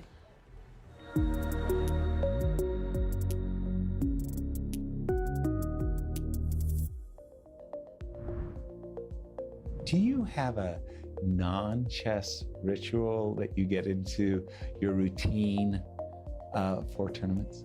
Honestly, not really. Before a tournament, I like to, sometimes not look at chess for maybe not look at chess for the day before, because I think if I study too much, then it might overwhelm me. So I like to take some time off the day before I have a major tournament. So whether that's just hanging out with friends or watching movies or participating in whatever hobby I have, I think that's really resetting for my mind. Especially the round is at 12, right? So probably just wake up, take shower, I don't know, do my makeup, I don't know, because there is not enough time to do any ritual. Right. Normally, if it was let's say 3 p.m. or something, I'd probably go for a walk. But in this case, I don't think I'll have that much time. You don't have any superstition before the games or something like that? Take your favorite pen with you? No, I don't have any superstitions.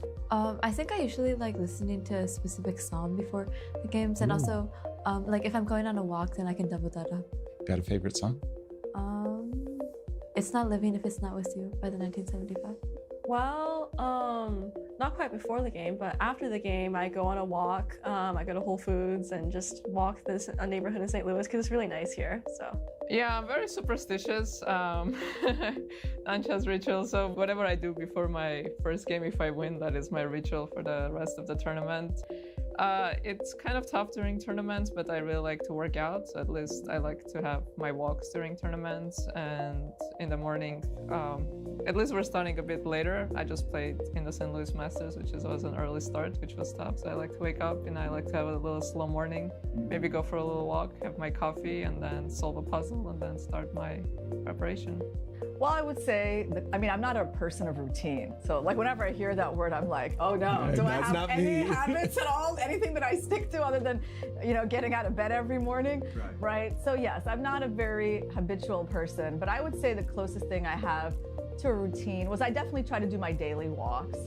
That's pretty good. I have to say, I look at chess pretty much every day. Like, I wouldn't say that I'm not in contact with chess daily, right? So, it's not exactly very structured necessarily, but I'm always like looking at chess.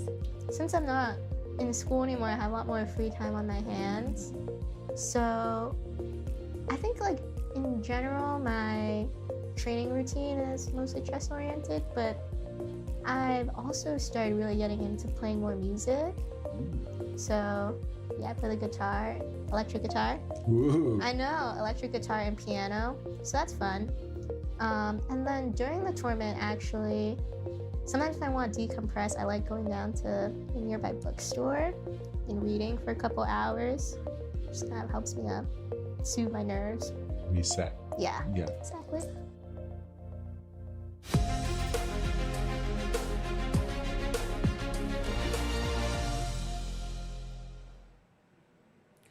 Hello everyone and welcome to the show break. Today I have a special guest, GM Ilya Nishnik, who is currently the GM in residence at the St. Louis Chess Club.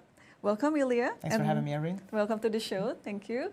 And we already saw the first game of the rapid section in the elimination bracket, and the players are taking a break too now, and they have about maybe 45 minutes until their next game. And we have a very interesting question from the chat, Ilya. Okay. So if you were in their position, the players in the elimination bracket, what would you do in between the games? I'm a big proponent of just taking it easy, conserving energy, if you will. Nap would be napping would be probably one of the things I would have gone for. But obviously, when the stakes are this high, I would say maybe mixing in a little bit of prep with your nap would be a good idea. Right. I see some of the players here are actually bringing their seconds to the chess club because, in between preparation like this is actually very, very important. And, while the players are taking a break and also the commentators are taking a break, let's have a small recap of what happened in the first games of the rapid section. And we can take a look here, the game between Arena Crush versus Rachel Lee, another battle of generation. As we saw yesterday, Arena Crush also had two mini matchups against Zoey Tang in the playoffs. And unfortunately for Arena Crush, she got defeated. And today in the first game against Rachel Lee, she was just winning. Right, Ilya? Like we were watching this game on the side. Right, as we were watching, Arena just had an overwhelming advantage throughout pretty much the entire game. But then her time situation wasn't as well handled, unfortunately. And in these faster time controls, time is of the essence. You just, even if you play good chess in the beginning, you will fall short once the time scramble kicks in. So. Right, and then I think this is the exact moment where everything was decided because Irina was very much winning from the opening until the present position, but here she blundered because she only had 18 seconds on the clock, and then what she did was Rook C7, where she could have won by playing like what we call the move, Susanzuk move, knight f2, hitting the queen first, and then after that you can take the rook after. And you're still up a piece in this position. And I think we can move on to the next one. It's Zatonsky's game, and then you had interesting things to say here in Zatonsky's game before Anna Zatonsky lost on time against Anna Sargsyan. Oh yeah, right. If you can go back to approximately this part right here, somewhere around here.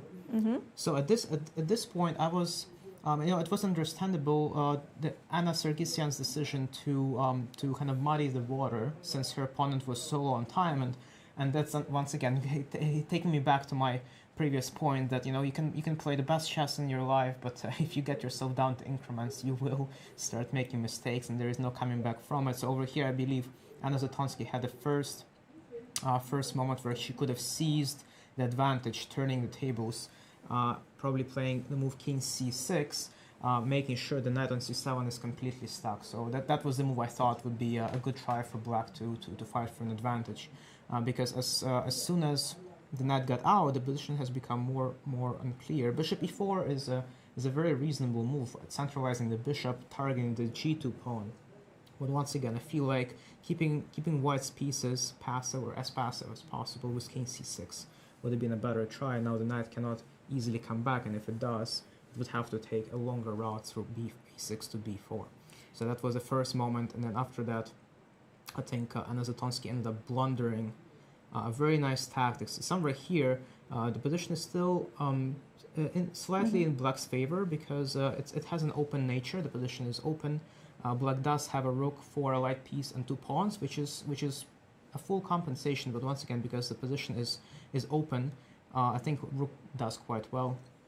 And here, somewhere here, yeah. So Anna Zatonsky decides to play for little tricks, giving up the b6 pawn, believing that she will be able to recover one of the pawns in the second rank, which unfortunately didn't happen, as Anna Sargsyan has nice little tactical tricks to help her save both pawns actually. So as you can see here, with bishop to a7, Zwischenzug or intermediate move, hitting the rook. Now this allows white to consolidate and save both pawns. Now obviously this position is in white's favor now, as white has 1 point of material in advantage over black.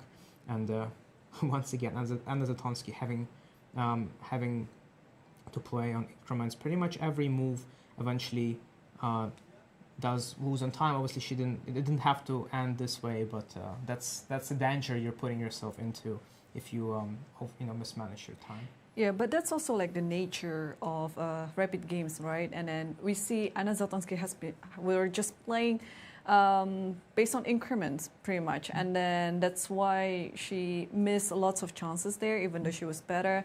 But yeah, on the next game she will play with white pieces, and there's a good chance that she will be able to bounce back as the rest of the field as well.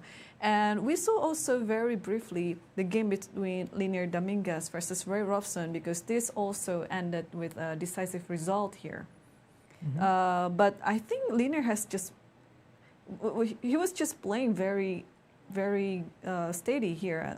Yeah. Yeah, I would say a very, very clean game by Leinier. He, as far as I could tell, he's gotten a pretty convincing advantage out of the opening. So somewhere here, I was a little bit unsure about whether white is better at all, since white's king ended up just sitting in the center until the rest of the game. But it's surprisingly safe there. So once again, in chess, the usual rules that we are taught from early stages of our career, such as that we have to castle to hide the king, not necessarily true. You can hide your king in weird spots like these, where even though it's technically in the middle of the board, but your opponent can't really take advantage of it, so you're perfectly fine. And Leinier being up a pawn shows great technique to transform his advantage into a point. Right. Yeah, weirdly enough, the king in the middle of the board is actually very safe, because you can use all the wings, especially the king side, for attacking the black's king over there, and then he did so successfully. And yeah, it was a very clean game. Also, another clean draw is actually the game between Levon Aronian versus Abhimanyu Mishra, who, by the way, maintained his record of being the youngest grandmaster in the world, because we know that his competitor Faustino Oro was very much into this quest, but unfortunately he couldn't make it in the last round. So Abhimanyu Mishra is once again maintaining the record of being the youngest grandmaster in the world at the age of 12 and a few months. 12 and a few months, right? Yes. Yeah, I think it was a very equal game from start to finish, yeah, between Levon Aronian versus Abhimanyu Mishra. And yesterday, Ilya, we saw 3 playoffs, and today, the players in the elimination bracket, they will have to play 2 rapid games. How many out of 4 matches you think will go on a playoff match? Well, taking into consideration the fact that only one of these games ended with a draw, I would say probably just a single match. My bet is that only a single match, likely between Abhimanyu, Mishra, and Levon Aronian is going to go into what is it, a Blitz segment? It will right? be the Blitz segment, right. the playoff. I think that's the only one, and the remaining matches will probably end with a result as soon as the second game of the match is over. Yeah, that's my guess. But Levon has also to be very careful because in the first match, he played against Awonder, and then he also went on 2 rather quick draw games, yeah, and then they went on the playoff match, and then this is where Awonder proved to be a more superior player in the match. And today, Levon is playing again another prodigy, another youngster, so he has to also keep up with the energy because these youngsters they're full of energy and then full of the fight. That's for sure. Yeah, no, the faster time controllers I would say favor the younger players by a long shot. So yeah. Well, beating them in classical or rapid segments is also not an easy task. So it's hard to blame Levon for not finishing the match against Awonder in a classical segment. Awonder is an extraordinary player, and nobody likes losing. So taking these matches to the overtime or the rapid and blitz segments will probably be favoring the younger players. That's just my take. That's right, but we will see because, well, one more game and we will be able to see whether all of these players will go to a playoff match or that's it. And we will have 2 players from each section, in the female section and the open section, who unfortunately have to go home today because today is elimination day. Well, thank you for joining us, and I'll see you again on the next break.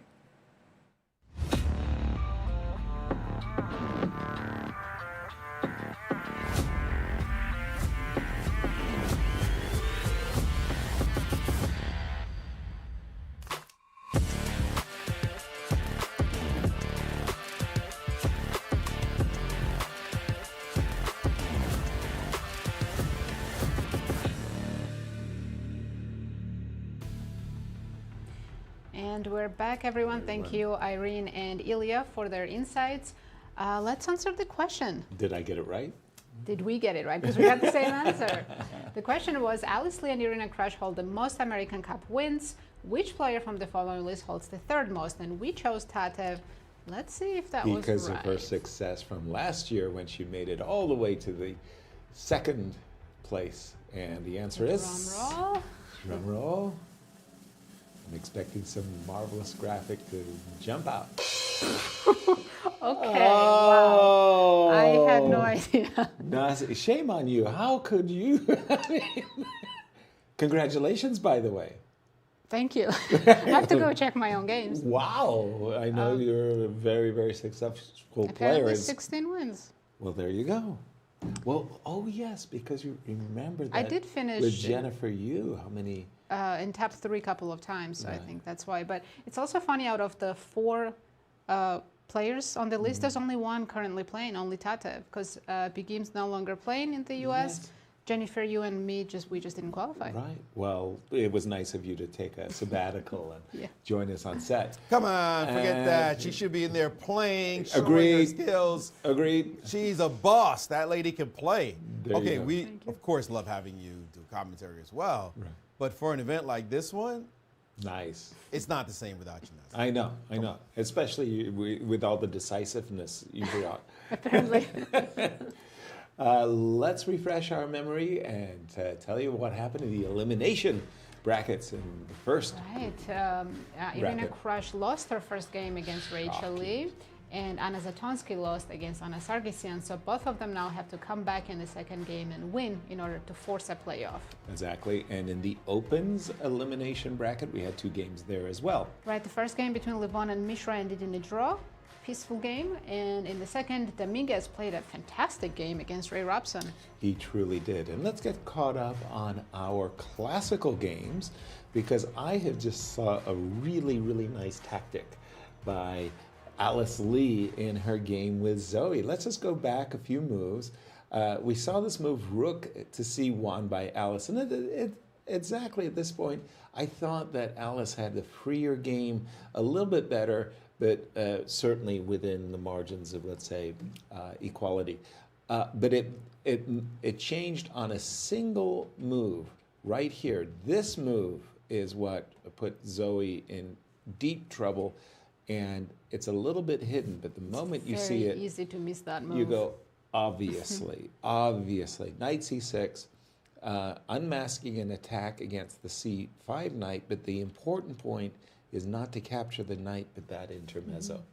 And thanks to d5 takes c6, Zoey loses a pawn, but even worse than that, she loses a pawn, and this pass pawn on c6, protected by the bishop, this is a winning position now for Alice Lee.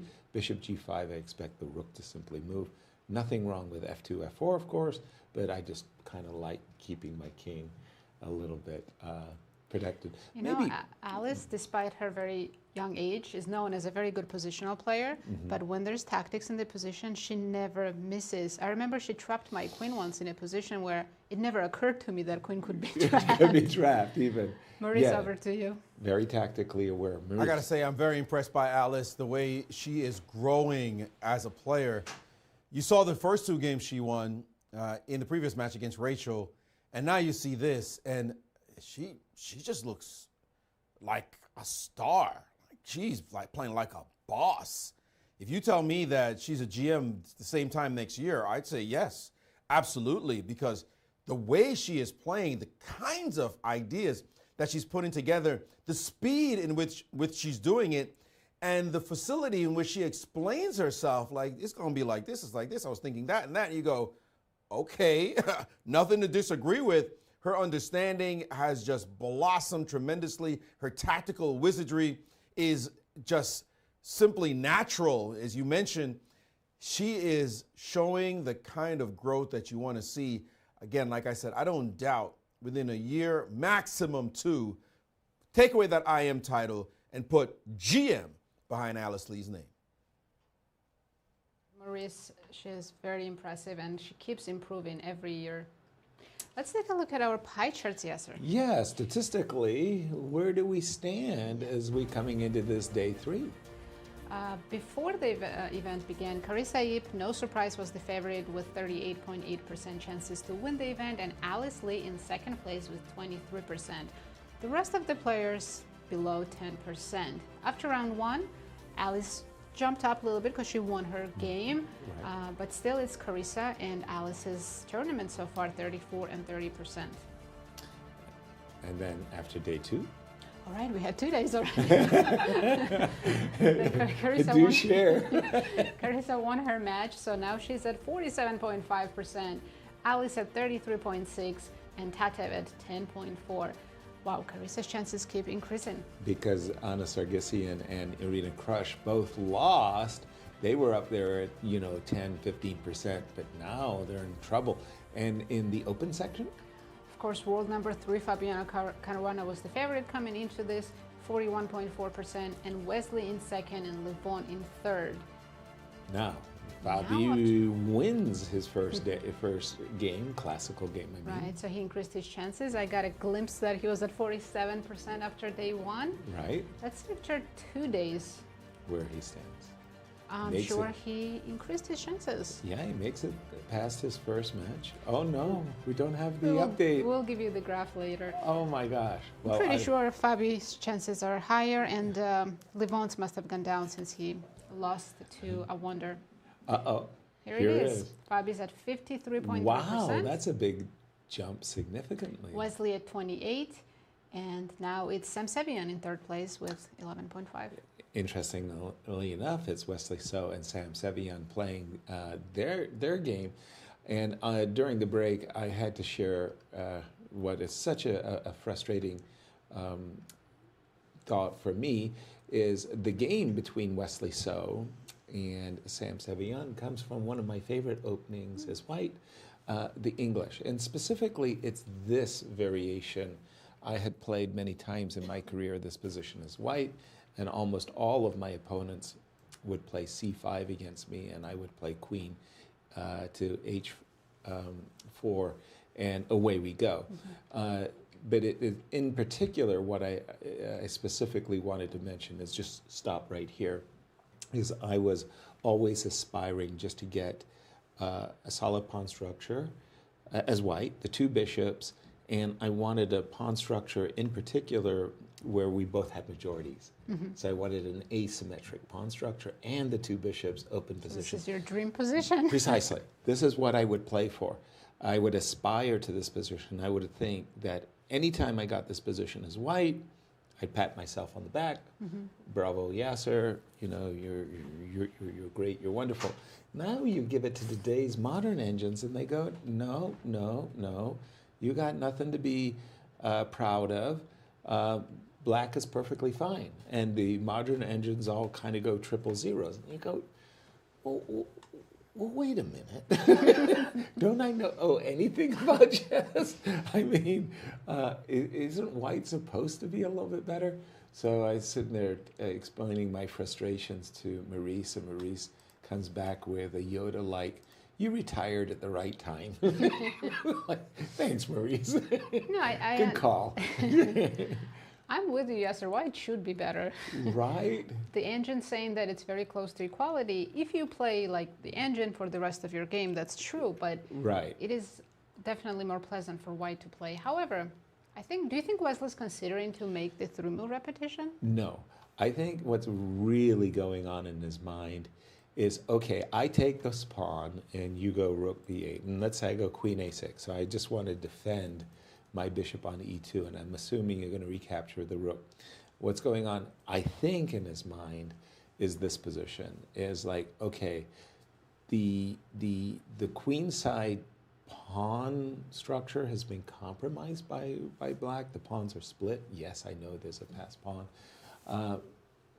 But, you know, at the moment, it's just that the black pieces feel to me to be a little bit too dynamic. I would love, for example, my pawn structure to be like f3 and e4, not getting it. Needs a couple of moves, right? Yeah, one or two, actually just like 2 moves. Bishop f3 and e4, and suddenly there's a back rank issue and a7 is hanging.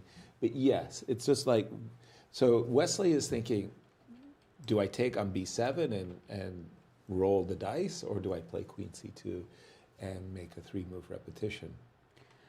It's still very early in the game, but Wesley has hour and 7 minutes against Sam's 36, so double as much time. I think he's going to take on b7 and test the young man. Yeah. Well, what did Alice Lee say? Is spinning the wheel of fate? There you go. We might see the spin of the wheel of fate. I also, talking about our pie charts and statistics, let's take a look at Fabiano and our top seed and potential winner according to our statistics. Here we go. When we left it, we had left it around these parts after knight e6, and the players reached a position. It's not a Berlin, and I think this is a very, very important difference. It looks like a Berlin, and if you put the pawn on e5, you would say this is Berlin. But in fact, the pawn on e5 is terribly misplaced. Like e5 would be a strategic mistake. You close the bishop, for one thing. And, you know, with the pawns on e4 and f3, you're actually controlling very, very key squares. And maybe the e5 square is useful. Voila. Check. Bishop f4, bishop h2.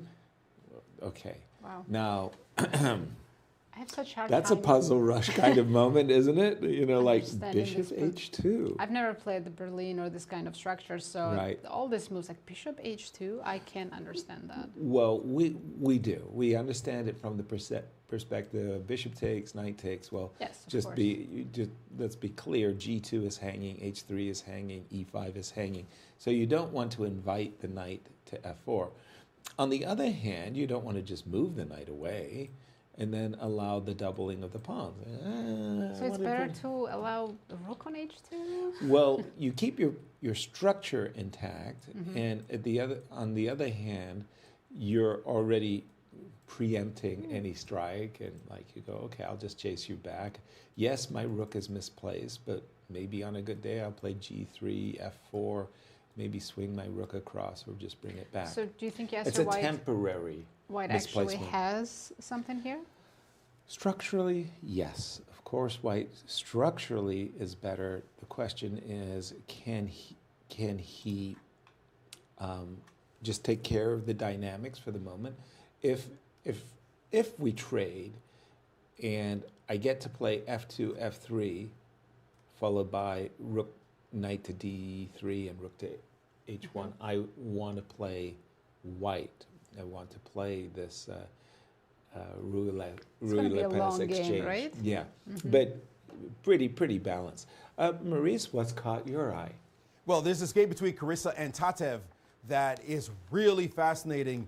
And we talked about Alice growing like a weed, well, maybe more like a superhero, from hero to superhero. Well, one person who is used to being there now is Carissa Yip, and she's dominated the U.S. women's scene for a while now. She's gone international, and she won the Cairns Cup, showing even the world's best players that she's someone to be reckoned with. The world's best female players, that is, they're playing this Cairns Cup, which is just simply a tremendous event with the elite of the elite. And she's knocking on the door of the GM title right now, not a year from now. She could get it at any time. Next tournament she plays in, she could get the points and that final norm.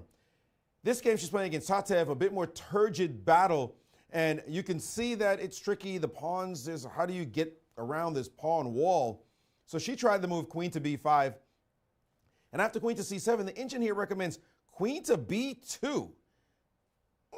That's very sophisticated, but probably not where you want to put your queen if you're a human. So she decided to bring the queen back. And by the way, queen b2 is preparing knight d4. She's planning to do it, and it's the same idea, but the queen better placed on b2. I'll point out the reason, just in case you're wondering why queen b2. The reason is if you try to repeat and play the move queen to a5, the engine says, we're taking the pawn. Like, are you serious? You're just going to open up that side like that? Yeah, we're taking the pawn, and good luck trying to get it back and prove anything, because we're going back to b5. At the moment, your bishop is hanging on d7. So very precise, very technical move. Okay, Carissa decided I would just drop back to d3, and after this move, she played another top-notch move, queen to d2. Queen b5 was the engine's number one, but queen d2 is the second. And there are a couple of things about this move. First of all, knight d4 is a nice little threat. Now, if you capture on d4, the pawn can take. In other words, let's make a random move for black just to show you. And now if knight d4, knight takes, now we can capture back with the pawn, and this structure is completely different. You're going to get mauled here as white's structure is now looking far more dominant. So that's one problem. The other problem is the possibility of the move c4. This one opens up the game. Now, in this line, as I was looking at it, in this line, the variation could be that, okay, you play queen d2. What if I drop back after queen d2 to the square c7? Well, no, that is not the line. Sorry, I'm just trying to catch up on where I had it. This is where I had it. This move is what the engine gives, c4. I'm like, what is c4? Well, trying to crack the structure. But again, it feels like you're opening up the game for black. For example, what if we play the move knight to a5? So I just kept testing the engine. Let's play some fluid moves. I'm just going to play this. It just says, okay, whatever. You do you, bro. Because now we're going to play the move knight to c3. Okay. We bite, takes. And what's this about? I play bishop to c6. What you got? And the engine stares at this position. I'm thinking I'm holding down your bishop. I've got nice flow. And says, no. We're castling queenside. Now stop it. Come on. Why am I going over here? My king looks exposed. Matter of fact, you could take on a4. What's this about? I must have come. And the engine laughs and puts a rook on d6 and says, now you're about to get squashed. Now, I'm not really happy seeing a rook sitting on d6. I'm going to have to defend my e-pawn. The bishop's coming out. The other rook's going to come in the game. And suddenly, you're much worse. Now, this, or much better if you're white, this kind of position, you've got to have a very free mind, if you will, to be able to play chess like this, allow your pawn on a4 to drop castle queenside inside of black's counterplay, and not be developed yet. Just have a single rook sitting on d6 to play chess like this. Yasser, you know, you talk about retirement. I retired around the same time as you did. And you see stuff like this, you go, what? No. Is this how you play chess in the modern age? No, no. No, this looks really, really nice. That rook on d6 looks dominant. We just saw a game of Arena Crush where she had a rook on d6, and we said, that's it. She is winning the game. And that looks like a win to be sure. I'm looking at the current position, Maurice, and it's strange. Much earlier in this opening, when the bishop was on c8, with undeveloped, I was looking at the move b7, b6, so that I could bring my bishop to a6. And I'm looking at this position. When the knight gets to d4, I really don't like Tatev's position whatsoever. And I'm thinking, I have to justify this rook being on c8. Maybe I have to play b6 anyway. I mean, even that I don't have to play bishop a6. Maybe b5 instead of b6? It's the same thing. It's the same Yes, thing. yeah. I would do an en passant. The problem, yes, the problem with Maurice. b6 is another idea of queen to d2 is by blocking the diagonal, now you can play the move after b6, knight to c1. Ooh, in order to play knight b3. I'm just trying to trap your queen, so don't pay attention to this side. Just look over somewhere else. Yeah. But yes, the move knight b3, and suddenly your queen has found itself caught. And now you're getting a dream winnerware bishop for white, the dark square bishop on the a3 f8 diagonal. Yes, wow. Okay, I definitely missed knight c1 and knight b3. Nicely spotted. Ouch. And that's also a good answer for b5 as well. Probably, yes. Yeah, I mean, Nasi and I were discussing between ourselves whether b6 or b5 here. And we said, oh, it's the same point. I'll go en passant. No, but maybe I can still play I knight can take b4. on a4 here. No, take on a4. And then knight b3. And drop the queen back. And then I get my pawn back. And I still, that pawn on c5 95? is, oh. Because your rook is still hanging. Hello. Knight takes e5. But that could be a pawn Tactics. sacrifice. Because the dark squares open up around the black's king, you can put the bishop on d4. You might actually have sufficient compensation. Might have tricked you somehow. No, I can't consider takes and takes on a6. She played e5. b6. B6 She did Tatev. played it, and now knight c1 is going to be horrific. B6, oh, hold on. If Carissa finds knight c1, which is not hard to find, she has a big advantage. Wow. Knight c, I didn't see it. I mean, I have to confess, I did not see it. But knight c1 threatening the queen provokes. Is it different? Yeah. Could she try knight d4 with the same idea of trapping the queen? I know it allows knight takes d4, but I thought the endgame would be much better for white. Knight, you're going to recapture with the pawn, and you're going to go down this pathway, right? Yeah, this should be I much like better, it, right? of course, because this bishop is doing a great job defending this pawn. Much like the Alice Lee game against Zoey. The c pawn. Yeah, it's a very, very good pawn. And knight c1 will put Carissa very comfortably in the driver's seat. And Maurice, when you started the show with us, and you were showing us the decisive players in the women's section, I was really surprised that Carissa was way down the list of decisive gamers. Well, I'm surprised Carissa? that you're surprised because you called the American Cup I know why. all these years. I've never called the American Cup. This is my Yeah, first it was time. because So I would say Irene- that I'm the one who's most surprised, given that I called the U.S. Championships and Right. see her just dominate the field, to see her not do well at the American Cup. But Nazi, you say you have a Yes, reason. she skipped the first 2 years. She didn't play because she was She in was at college. Stanford, Exactly. absolutely. So she has played much fewer games in the American Cup. And then last year when she played, she had a bad tournament. I knocked her out and she didn't win. Maybe she won one game. So she just had a bad event. Right. So it's Yeah. your fault. Well, you Nazi. you do have the answers, don't you?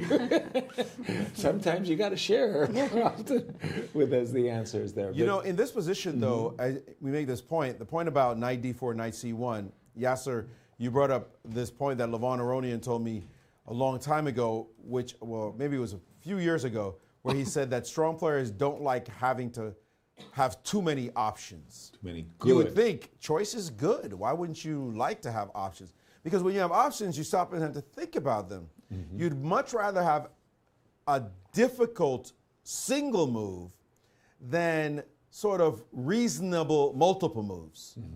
Because if you have 4 or 5 reasonable moves, you've got to look at them to find out which one is the best one. Right. But if you don't have anything at all in the position and there's just one move for you to find, and you're looking around like, what am I supposed to do? And then you go, oh, there it is. Because those difficult moves are the kind of moves that strong players are trained to find. We do studies where there's only one move in the position, there's no other move, everything else fails. And that's the kind of stuff you're looking for when you have a specific kind of position. When you look around, you go, there's nothing here. But when you see a move like knight d4 looks good, the endgame looks good, knight c1, let's play for knight b3. Wow, that looks good too. Which one do I do? Which one's better? Is it objective? Suddenly you're milling around. But if you had just seen knight d4 and there's nothing else, you just put the move down and smile and save the time on your clock. Similar to what happened to Irene last round, as a matter of fact. She had so many moves, bishop e1, g3. She just, well, also allowed herself to get into more time pressure than she needed to, and then finally settled on queen d3, which looked good too, and ended up even losing the game. So this is a very interesting moment in the game, as there's no question Carissa sees knight d4. Right. Does she see knight c1? And if she now sees both of them, will she burn a lot of clock trying to figure out which one takes the game in the direction that she wants? One, a better end game, or the other, a clearly superior middle game. Right. Well, for me, I was focused on knight d4. I thought it was a really good move for Carissa, and I wouldn't have hesitated. I would have played it like 5 minutes ago. And then somebody would have said to me, did you consider knight c1? And I go, no. I truthfully, no. But what's the saying? When you see a good move, look for a better one? That was Michael Tal.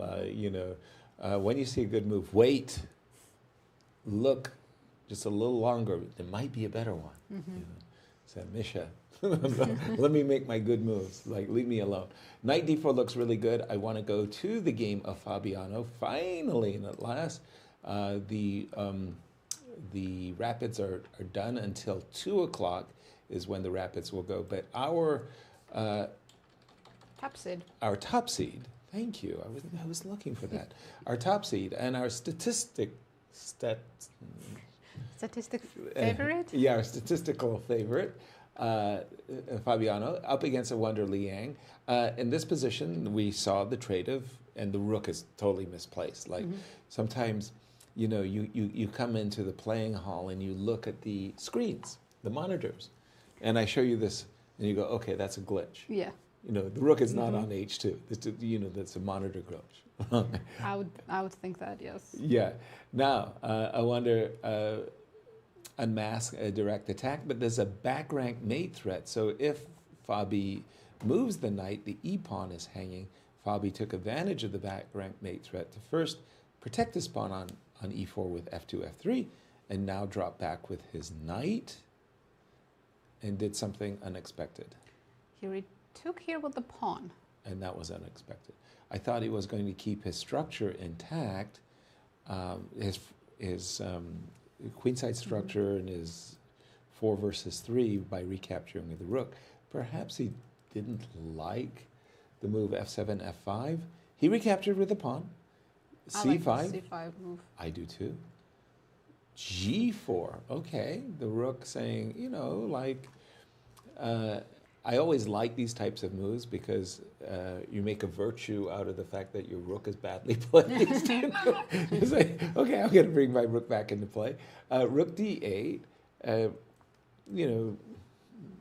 Stopping d4, yes. Exactly, king c2. And I like what Fabi's doing. When your opponent has a bishop, you try to limit that bishop. He put all of his pawns on the white squares, all of them.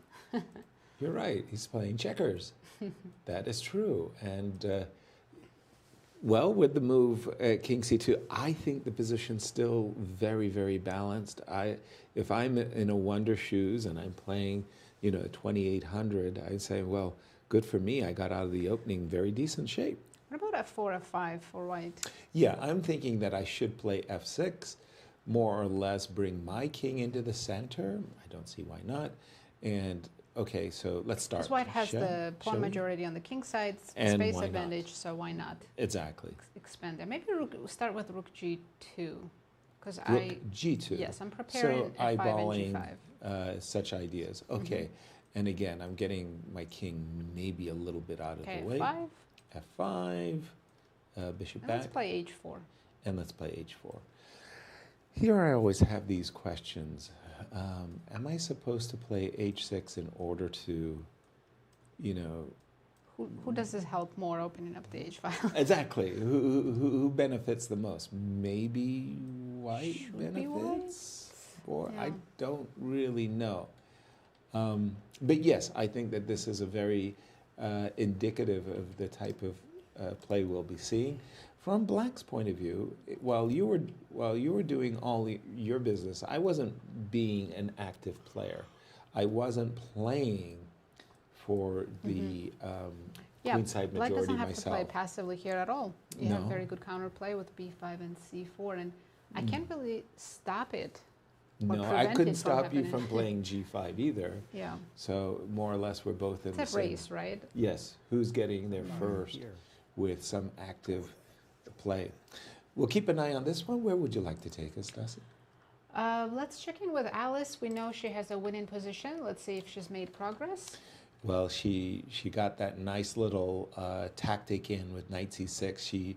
She won a pawn, and it's not just the fact that she won a pawn, but it's just such an overwhelmingly powerful pawn, pass pawn on c6. The with moment the two bishop support in it. Exactly. And bishop e3, so she's just bossing up. One of the things that you always want to keep in mind is what is our opponent thinking? There's this potential issue on the background. I'm not saying it is an issue, but I would be playing h2, h3 without hesitation and just saying, go ahead, please give me a check. Yes. I'll trade. I'll park my king on h2. Don't bother me anymore. Yeah, just to never worry about it. Don't right? wake me up. h2, h3 would be my move. Alice is actually, well, she's got a lot of time. Zoey knows she's busted and just going to try her best to make it as difficult as possible for Alice Lee. Defending champion, but I think back-to-back defending. Back-to-back, yeah, she won twice. So can she pull off a third time win? That would be a hard record to break, right? Absolutely. I'm going to jump to Carissa. By the way, Knight knight d4. d4. Again, when you see a really good move like knight d4, you don't want to hold back. It's hard to believe in knight c1. I'm sure she saw it, but to convince herself that it's a better option than knight d4 is not easy. Yeah, but if you do see it, and I'm saying I wasn't even looking in the direction. If you do see it, you go, whoa, I'm trapping your queen. Wow, that's like checkmate, right? And then you go, you have to take knight b3, you have to retreat, knight takes c5, whoa, whoa, whoa, whoa, whoa. And you start thinking, my gosh, everything's going in my favor. Boy, I'm so happy I woke up this morning. The knight is dominant. And then you start to kind of weigh the scales. Which is better, the game position or the knight on c5? By the way, the rapid games are about to start. So that went by fast. Yeah, let's update everyone on 2 results o'clock. and see who's in the elimination bracket. In the women's section, it's Crush versus Rachel Lee, and Crush needs a win in order to stay in the tournament. Right. Anna Sargsyan against Anna Zatonsky. Sargsyan has a point, and Anna Zatonsky now needs to win to even the score. Zatonsky will have a better opportunity with the white pieces, but please, in the open? In the open, it was a draw between Levon and Mishra. Now they'll play with the colors reversed, and Dominguez is up of 1 point against Ray Robson. And like others, Ray has to win with the white pieces to stay alive. And when I think about 2 of these players being eliminated, that's really, really tough, because whoever gets eliminated is so good. Like Levon Aronian comes into this event as one of the most successful players in an American Cup history, and he's both him and Mishra are such fun players to watch play. So I'm upset with either of them to lose either of them. Exactly. as the player. And well, tell us what it's like on the edge of, because your match with Jennifer Yu was just like that was going back and forth. Are you emotional at all? Or are you just thinking to yourself, okay, just play the best you can? You know, it's so fast, you don't even have time to process your emotions. Yeah. You just don't. So it's just game by game, move by move. And reflecting on the position and you at will hand. feel all the emotions crashing down on you Later. right after it's over. Yeah. Later. And for Arena Crush, the game that she just lost with the white pieces, I don't know how you overcome that, because she probably, I'm not joking, I mean it sincerely, it was making me a +9 But you know, advantage. if anyone can overcome that, it's Irene. She's so experienced. She's been in tough spots before, and she knows what she needs to do. Don't think about the last game. Have to have a short-term memory. Right. And just focus. You have one game to play with the black pieces and create an interesting position, give yourself some chances, and then outplay a younger opponent. Would you please be my coach? Because that sounded so reasonable and so good.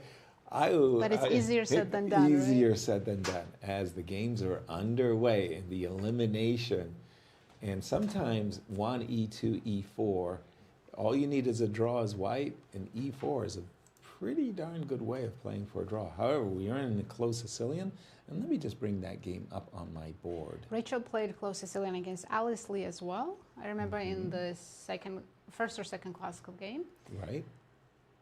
Ooh, I like Irina's early B5. Let's go over to Maurice. I think he has the game. No, it's not the game. I just want to make a comment. You know, Yaz, we all have been there. You need to make a draw. What do? And one of the dangers is trying to make a draw. Right? Yes. Okay, if you're Magnus Carlsen, Wesley So, those types, yes, you can control the game. But a lot of times the best thing to do is just play chess and keep the draw in your mind. And maybe you don't play some completely scary and crazy variation, but if your opponent gives you the chance to get an advantage by playing a completely scary and crazy variation, you play that line. You don't say, no, I got to back away from that, because that's the most advantageous thing to do. You still have to play top quality chess and keep the draw out of your mind. Easier said than done, but that's something we have to do quite often. And so the right attitude, yes, I need a draw, not this matchup, but the matchup with Irina against Rachel. Rachel's got to think, I'm not trying to make a draw against her and beg her for a draw. Let her do something crazy, and I will punish her and not just try to make a draw. I'll let her beg for a draw later when I'm all over her position. All right, as you say, easier said than done. And E7, E6 by Arena Crush in that exact moment. And that to me, sorry, but that's a bit of a logic glitch, okay? Because I'm thinking Arena's played Rook B8, fianchettoed her bishop, Sorry, played Yasser, B5. but I think I had this exact position against Irina last year. No kidding. In the American Cup. Don't you play B4? You know, yeah, she delayed it a little bit, and because of that, I was able to get an advantage. I didn't castle, though, and I eventually actually castled long. But As white? Okay. So B5 on the board, and I'm thinking, having said B5, you got to say B4. She did not. She played the move E6. E6, and I just got to ask the question. So as white, I think I want to aspire for F4, E5, and knight to E4 to D6. So if I play F4, do you know the theory? I don't know the theory. Actually, Get her in here. A3. Get her in here. It means how? A2, A3 on the board. You're right. She sure did. A3. Okay. So since Irina didn't play before immediately, Rachel's like, okay, let me stop you then from playing it all together. And Irina played D6. No, she's played knight E7 already. That's on the board. She started with D6. We're missing some moves. Oh, excuse me. I'm going to hit my live A3, and you're right. So A3, surprising move for me. D7, D6. Okay, F4, knight E7, and we've now caught up to the players. I mean, Irina's comfortable in pretty much any type of Sicilian. She's played it her whole life. Right. I'm not that familiar with Rachel Lee's style. If she's aggressive, I'm sure she likes this too. She's looking for some F5 breaks in the future. And speaking of F5 breaks, I will G4, yeah. aspire to playing F4, F5 in the near future. I need to support it. And literally my knight on E2, I find, personally speaking, to be passive and to put the make knight... it better. Yeah, exactly. Like I would love for you to... as we would say in the trade, walk into it. I want to play knight to G3 with the intention of playing And F5. oftentimes for black, best thing to do is play F5 yourself. But you have to know the right moment to play it. Oh, check this out. Rachel She's playing on the other side. I was saying in the Arena Crush game, play in your theater? Yeah. No. B2, B4, offering an exchange sacrifice. I don't think Irene is going to take the exchange sacrifice, but it is on offer. And what am I talking about? I'm talking about knight takes E2 check, knight takes E2, giving up this beautiful long diagonal, the bishop on the long diagonal for the rook. That looks too scary. I wouldn't want to do it myself as black, so I don't think she's... that is to say, I don't think Arena's going in that direction. But from Rachel's point of view, let's say you play a move like knight c6, not bad, right? Knight c6. Very solid. Then from Rachel's point of view, E5. she wants to play e5. And that, Knight goes to E4 and exactly, that exactly. outpost on D6, F6, yeah. C5. Yeah, but the knight would be regal on the e4 square. So that's what's on her agenda. How does Arena handle her business? Maybe bishop b7, since you showed your hand, you want to play e5. That was very unfair of you. Okay, having said A, I gotta say B, right? I played this. And still go for e5. I still go for Let's E. trade the bishops. You can toss in knight f5 if it's... Yeah, it's a tempo move, so I do want to play knight d5 maybe? Knight D. That's Because I want to trade annoying. that knight, yes, on c3. Exactly, because at the end of the day, we've got one of those positions where is your bishop buried? What's going on? Let's say, just for argument's sake, I play it in the worst possible way I can. I want to play bishop versus knight, right? Okay. I think the black bishop has potential. It's not. Are you going to h3? I don't know. I wanted to be bold, creative, dynamic. I wanted to. But h5, h4. This can't be that. Well, h5, h4. I'll go g4. But more saliently, g5, right? For black. Is in the fight of the minor pieces, the bishop versus the knight. The bishop looks buried. The knight has the potential to get to e4. That's the outpost, right? I would agree that if we trade the queens, then knight should be better. But in this position, I would take black. Because of I have an f6, active queen. h5, h4? Yes, absolutely. There's some g5 ideas as well. Right. Yeah. And keep in mind, they're making all of these judgment calls with, in a rapid chess game. This is not They don't have that a lot of easy. time to figure it out. Should we check how Leinier's doing? Please. Ray is in a must-win situation with the white pieces. Okay. So you can go all out. Kind of another English. Boy, there are so many ways of playing. Back in my day, everybody would be moving the knight here. Knight to c7 was a favorite move. And even here, they would actually be capturing on c3. Yes. Knight takes c3, b takes c3, and then playing the move g6. It's kind of a little bit like a Grunfeld. Okay, but none of this happened. Playing g6, e6, I was always uncomfortable doing that because creating so many holes in the position, right, on the dark squares. Exactly. And Ray said, D4. Can I play d4? So the idea is if we take twice on d4, there is going to be a queen a4 check, and a queen takes d4. So he will recapture his pawn. By the way, I think d4 was not a novelty. There's one game, but we're in a completely new territory. Once Ray played knight e4, there's only 4 games that I can find. Knight e4. So this early on move 8, we're basically in a new territory. Wow, and it doesn't seem fresh. Yeah. In the sense it feels like I've seen these patterns so often. But okay, knight e4, b6, d4, again, let's just say it again, Ray must win, otherwise he is eliminated from the tournament. Leonard, Leinier. I was thinking Leonard, the photographer. Leinier will go on in the elimination bracket. And Leonard will too. And Leonard will too. He took on d4. With Leinier. the pawn? Would you, Yasser, try to get the pawn back right away, or just castle for white? Yes, exactly. Castle, castle, and I would think to myself, okay, again, I'm in my must-win game. Rook d8, bishop to g5, rook c. Play for the dynamic. You know, if I lose the game, it has the same impact as drawing. So I've got to throw caution to the wind and just to try to actually do something that will, there's a queen takes b5 side. No, I'm just having. We can't guess the moves here. Wow, I'm just having a terrible fantasy. If only. If only. If only. There was a player from the Soviet Union, Rashid Najmadinov. Oh, he played some fun games. to say he loved to sacrifice his queen. Wow.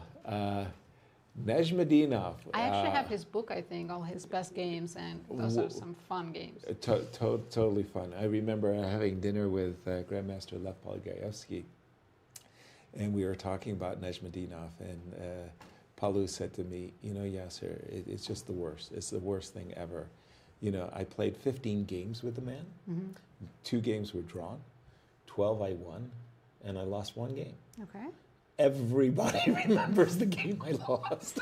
It was published because everywhere? it was like one of the greatest games ever played. Nobody remembers the 12 games I won. But he's right. I said, boy, I don't even know one of the games you won. Yeah. And let's go over to Maurice. Sorry, Maurice, we're having too much fun. No, you should have a ton of fun. No question about it. I want to show a position that's fun and very quite strange to me in this position. And I thought I could understand it, and it took a while for me to even get it. And take a look. It's the game between Abhimanyu Mishra and Levon Aronian. And in this position, Levon played the move b4. And now you have a choice. Either you put your knight on e2 or you put your knight on b1. And I'm trying to understand the difference. And the engine says the correct move is knight to b1. So I go down the line and say, okay, so what happens if you put the knight on e2? Well, the problem with putting the knight on e2 is that after c5 and you play this move e5, then knight goes to g4 and you say, oh, my queen is blocked by the knight on e2, and so it stops me from being able to play the move queen takes g4. Got it, clear. So that's why you have to play the move knight to b1. So here you play the move knight to b1, they take on e4 like Levon did, you take back, and now when they play c5, we're ready with e5, and here we go. And the engine says, I'm still playing knight to g4. What? I thought I had the point. The point now is if you take on g4, then suddenly knight takes on e5, your queen is being hit by the bishop, the queen moves anywhere, we take this bad boy, then we play bishop a6. That's no way, you fooled me. I thought I had figured out that you couldn't put your knight on g4. He says, well, that's not the real point. The point is when you play knight g4, I play knight f5. And when you play knight f2, which you're happy to do, in this position, now you take on d4. You think that you are now cracking the structure and getting your play. You're hitting the e5 pawn. Now I hit you with the move e6. And the point is if you take on e6, suddenly the queen appears on h5. And that's why you can't put your knight on e2, because you want that square for your queen. So yeah, you know, we would have figured that out easy, right?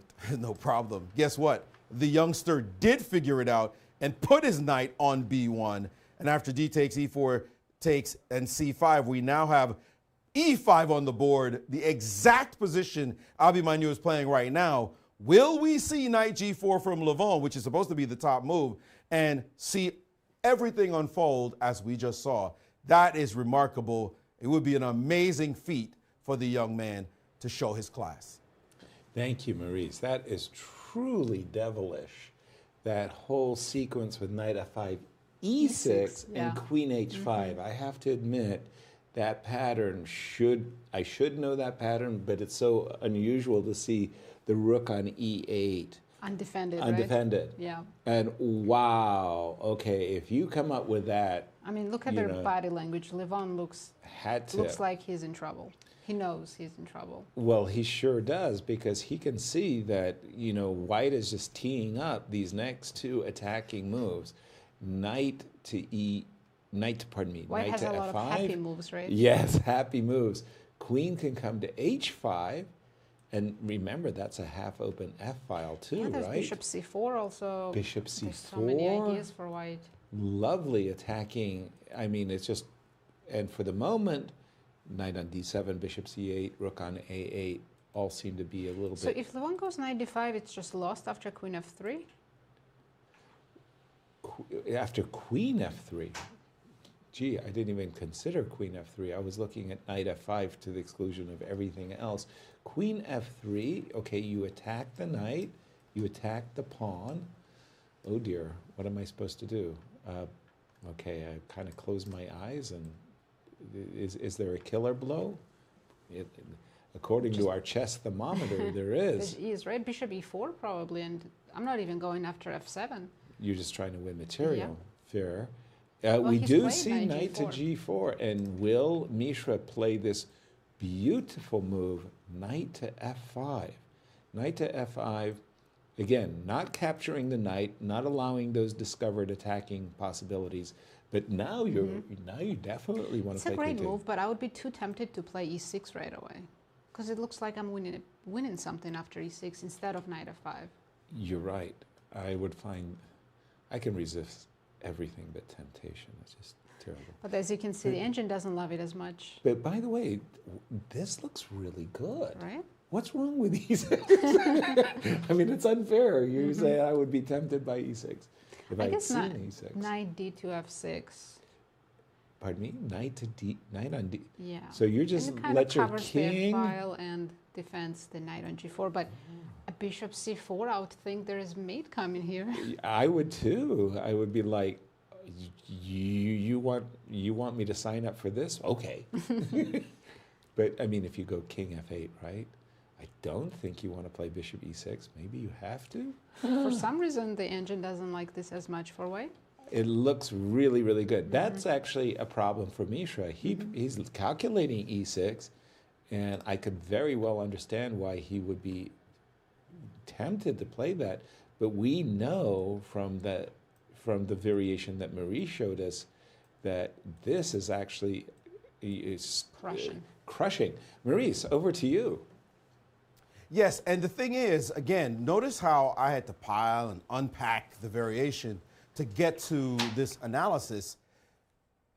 But Mishra probably thought that he was just really about stopping knight g4, and he thought he had that move just simply covered. Because if he had thought otherwise, if he had actually gone into the variation, had the benefit of having 3,600 engine, I don't know exactly how strong this is, but it's 3,000 plus, working with him, then he would be able to assess that knight f5 and the e6 and all that before he played knight to b1.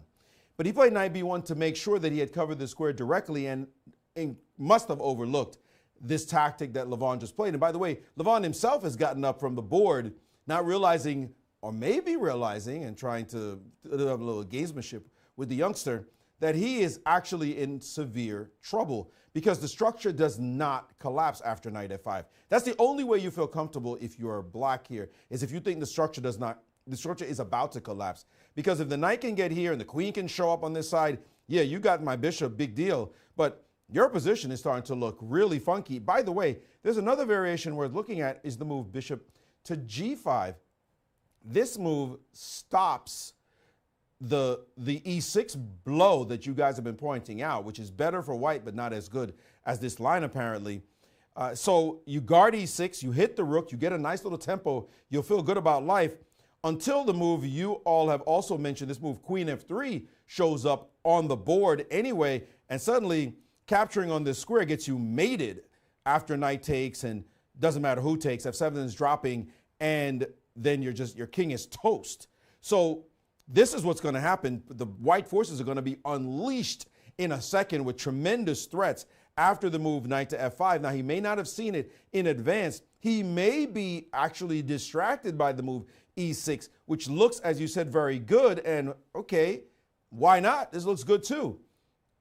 But he has instead, oh no, he has done the worst of all. He has taken the knight on g4, and Levon instantly captured back and grabbed the bishop. Levon saw this variation and is about to play bishop to a6. And according to the engine, this position is complete compensation for Black. He's perfectly fine. He achieved all his goals. The youngster misassessed this sequence, and now he has blown his advantage.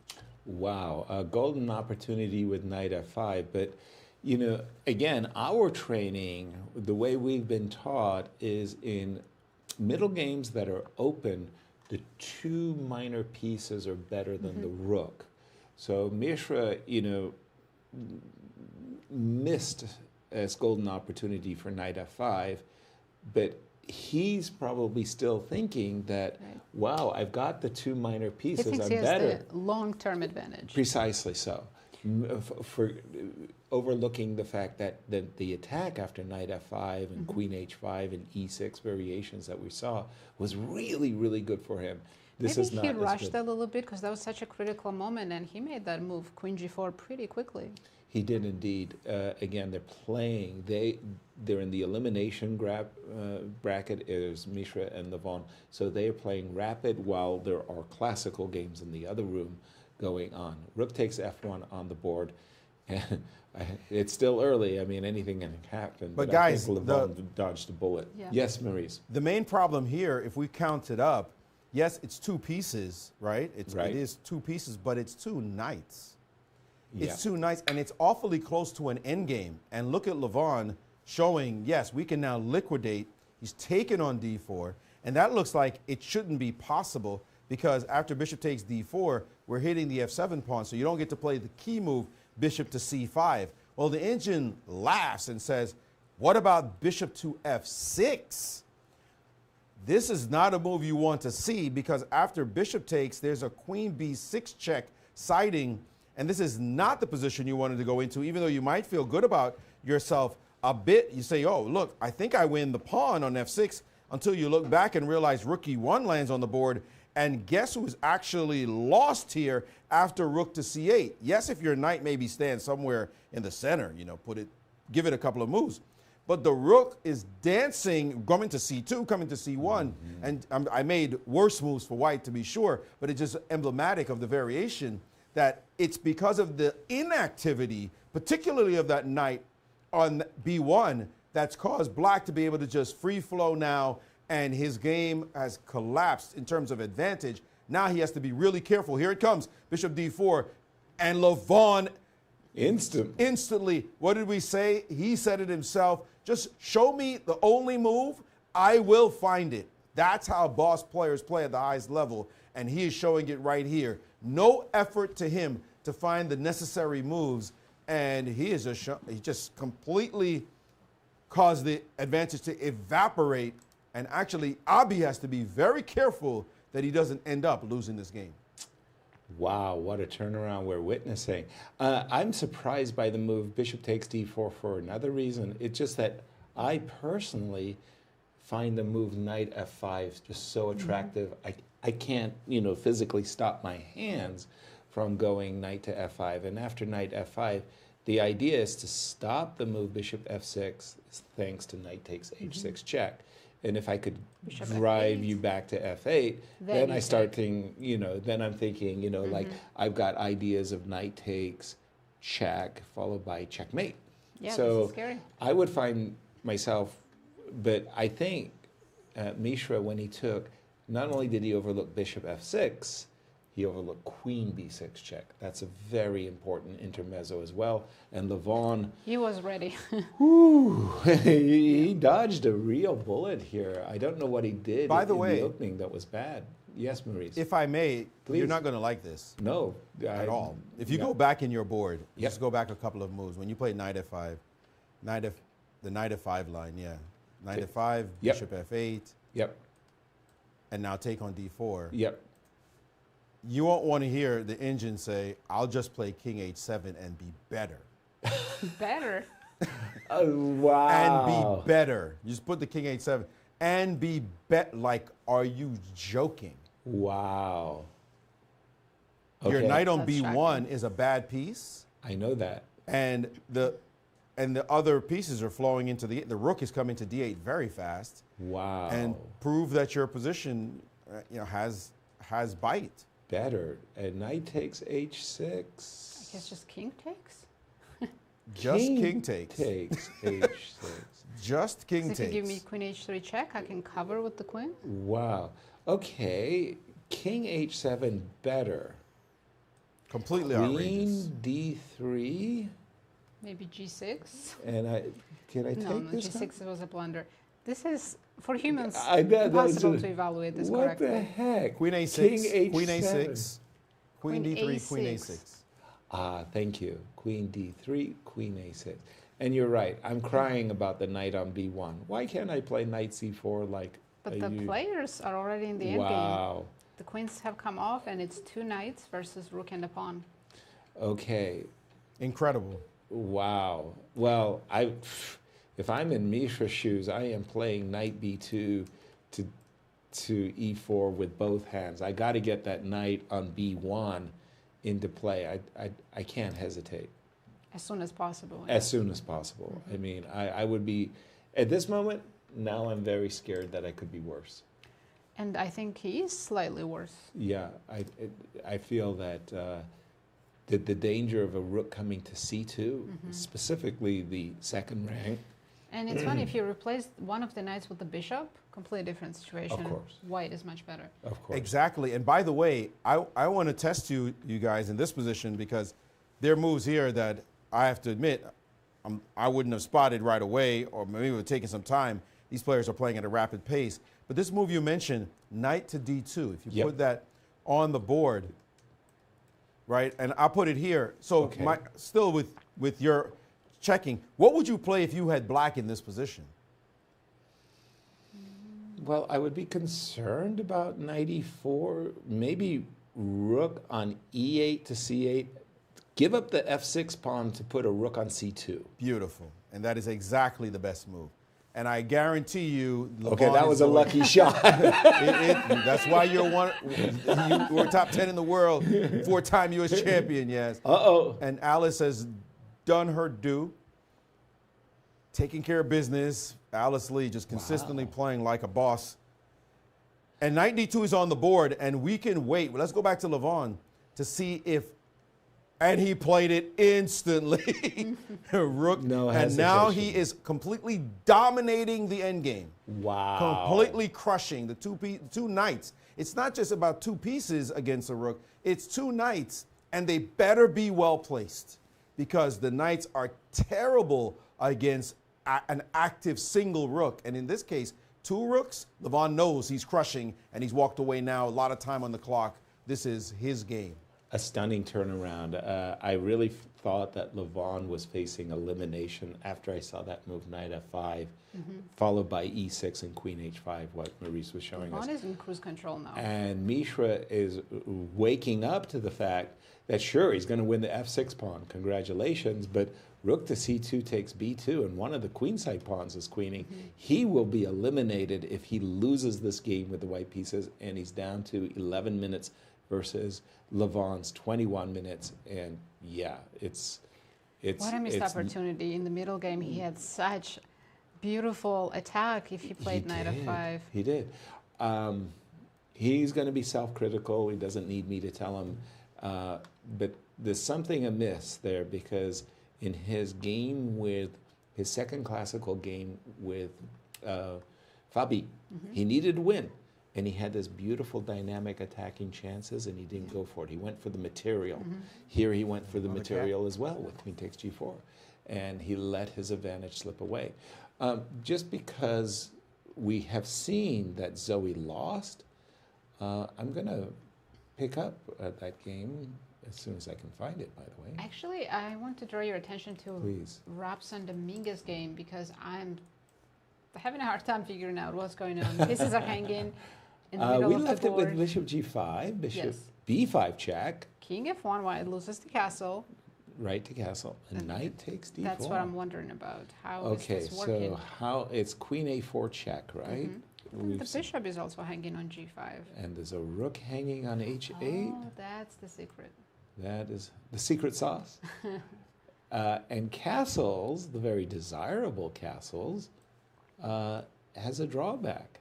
Bishop h6, threatening mate as well as the rook. So it means we... I don't want to play f6. That, no, I don't want to. I feel like a situation of Dr. Strangelove. My hand, my brain does not want to allow the pawn to go to f6. So maybe black just doesn't take on d4 in the current position. Can we try knight a5? Because then where do you move with your queen? If you give me a check, bishop d7, and then I'm winning the piece on g5. Well, let's have a quick look, because I do still have the intermezzo, right? Oh, bishop e7. I'm just checking knight d6 for... That's stupid, right? Knight d6 is stupid. I'll take it, right, with bishop d6. Yeah, I think you should. So you take on e7, take on e7. Was I correct in giving you a check? Probably. And it's materially even position, but white's king is on f1. I forgot So about isn't that. white just much worse? I forgot.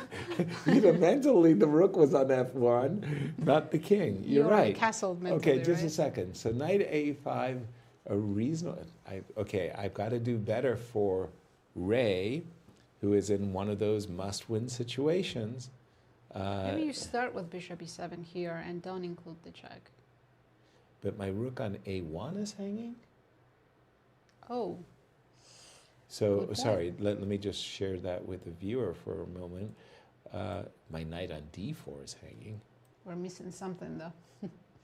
We're missing something. Indeed, we are. Look at that. It says white is winning. White is winning. Like, Bishop it keeps going. f6, Oh, or something on f6, right? yeah, something on f6. And this knight, although it Not goes that. down. Oh, what Knight about knight d6 d6 check? check. Yes, and Yeah, another fork coming. we've got a... Nope, we're still wrong. Oh, this is hilarious. Okay, we're completely winning. Bishop f6 didn't work. Bishop g5? I need help. Do we just take the bishop back to g5? Yeah, that's what I'm thinking. Just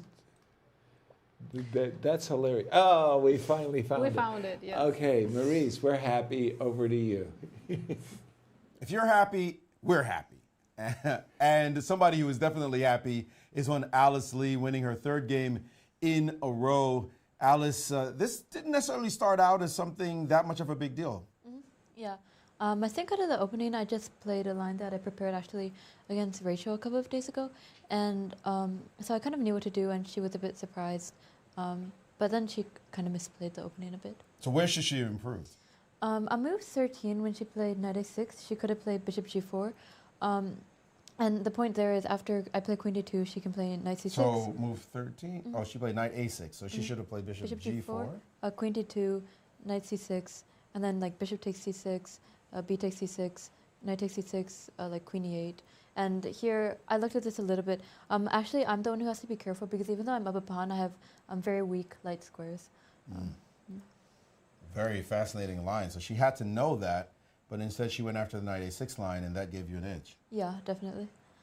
Later, we saw you play quite a nice move after she made this mistake, after you played cd5, queen d7. Did you suspect she might play queen d7? How quickly did you drop knight c6 on the board? I saw if she played queen d7, I'd have knight c6, so I didn't think that she would, but then she did, so I had to calculate a bit about like if like I was missing anything.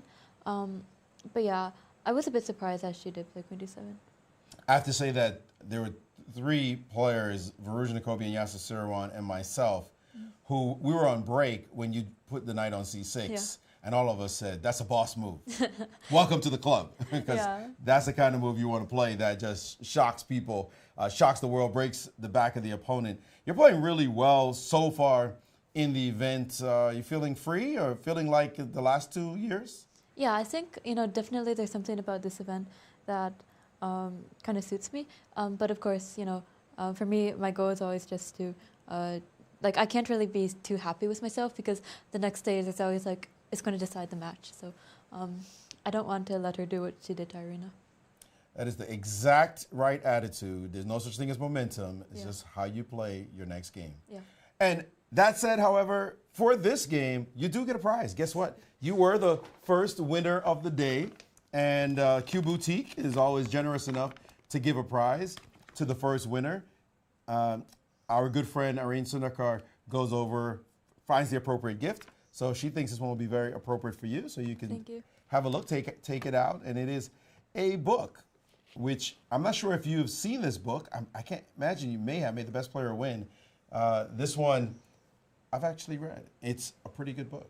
Yeah, it's a pretty good read. Before, but I definitely will, maybe after this tournament is over. All right, well, there you go. You got some reading material, maybe on the plane ride home. Congratulations. Again, Alice Lee showing her class, but knowing understandably, it ain't over till the match is actually over. Keep your head in the game. Absolutely. Our congratulations as well, Alice. Well done, Alice. Kyla Zhou, the author of that book, I was very happy that I got a chance to go to the World Chess Hall of Fame. She was doing a book signing presentation, and Kyla came and explained the inspiration for the book, and Irene was the master of ceremonies, and the two of them, I tell you, they should have been a duo. They were great presenters, and I bought 10 books, got everybody copies, so Christmas presents for everybody. I'm expecting one, yes. Yeah, exactly. Wanted to turn the game to the Carissa and Tatev because I have a very, very fast question. Just snap it at you. Would I sacrifice an exchange here? For Tatev. How is the king? Why king e2? I don't understand king e2 either. So far, I get it. We're here. Carissa has a very nice position. She's a pawn up. Everything's going in her favor. And then suddenly, king e2. So you're asking about rook b5? Correct. I'm asking about rook b5 only because Queen yeah, exactly. And we're in one of those weird, I guess with the king on d2, it's still okay, right? Because I'm playing a light square blockade, right? So something like this, and I park a knight on c6. I am desperately playing for a draw. Okay, let's be clear. I'm making a defensive combination, not because I'm a great player and I want to win every game. You just want to create a fortress, right? Correct. But maybe rook b1, rook b5 is just winning. Rook b1, rook b5, that would be that would make me cry. Rook b5, yeah? Because you break through nicely. Do I go rook a6? Do I include check? Probably rook a6. And I have to play rook c7. It's all about the blockade. It's all you about will the lose the b5 pawn, but to your point, yeah, then white still has to break through. Yeah, I'm just saying, as a practical matter, do you, in the current position, the live position, because trying to defend this position is just, there's no joy in Mudville. No. No, you're going to spend your entire afternoon, while conversely, if you got a nice blockade, it's easier to defend when I don't know. You're just holding. But I saw the engine was not happy about that sacrifice. No, it was not happy. If not rook b5, what else can Tatev do here? Just queen c7 and play this position? And just defend? With some hopes of knight e5? Queens? Well, okay, but from Carissa's point of view, Carissa's kind of got a lot of happy moves in store, right? She's ready to go. And maybe one of these days, play c4. for c4.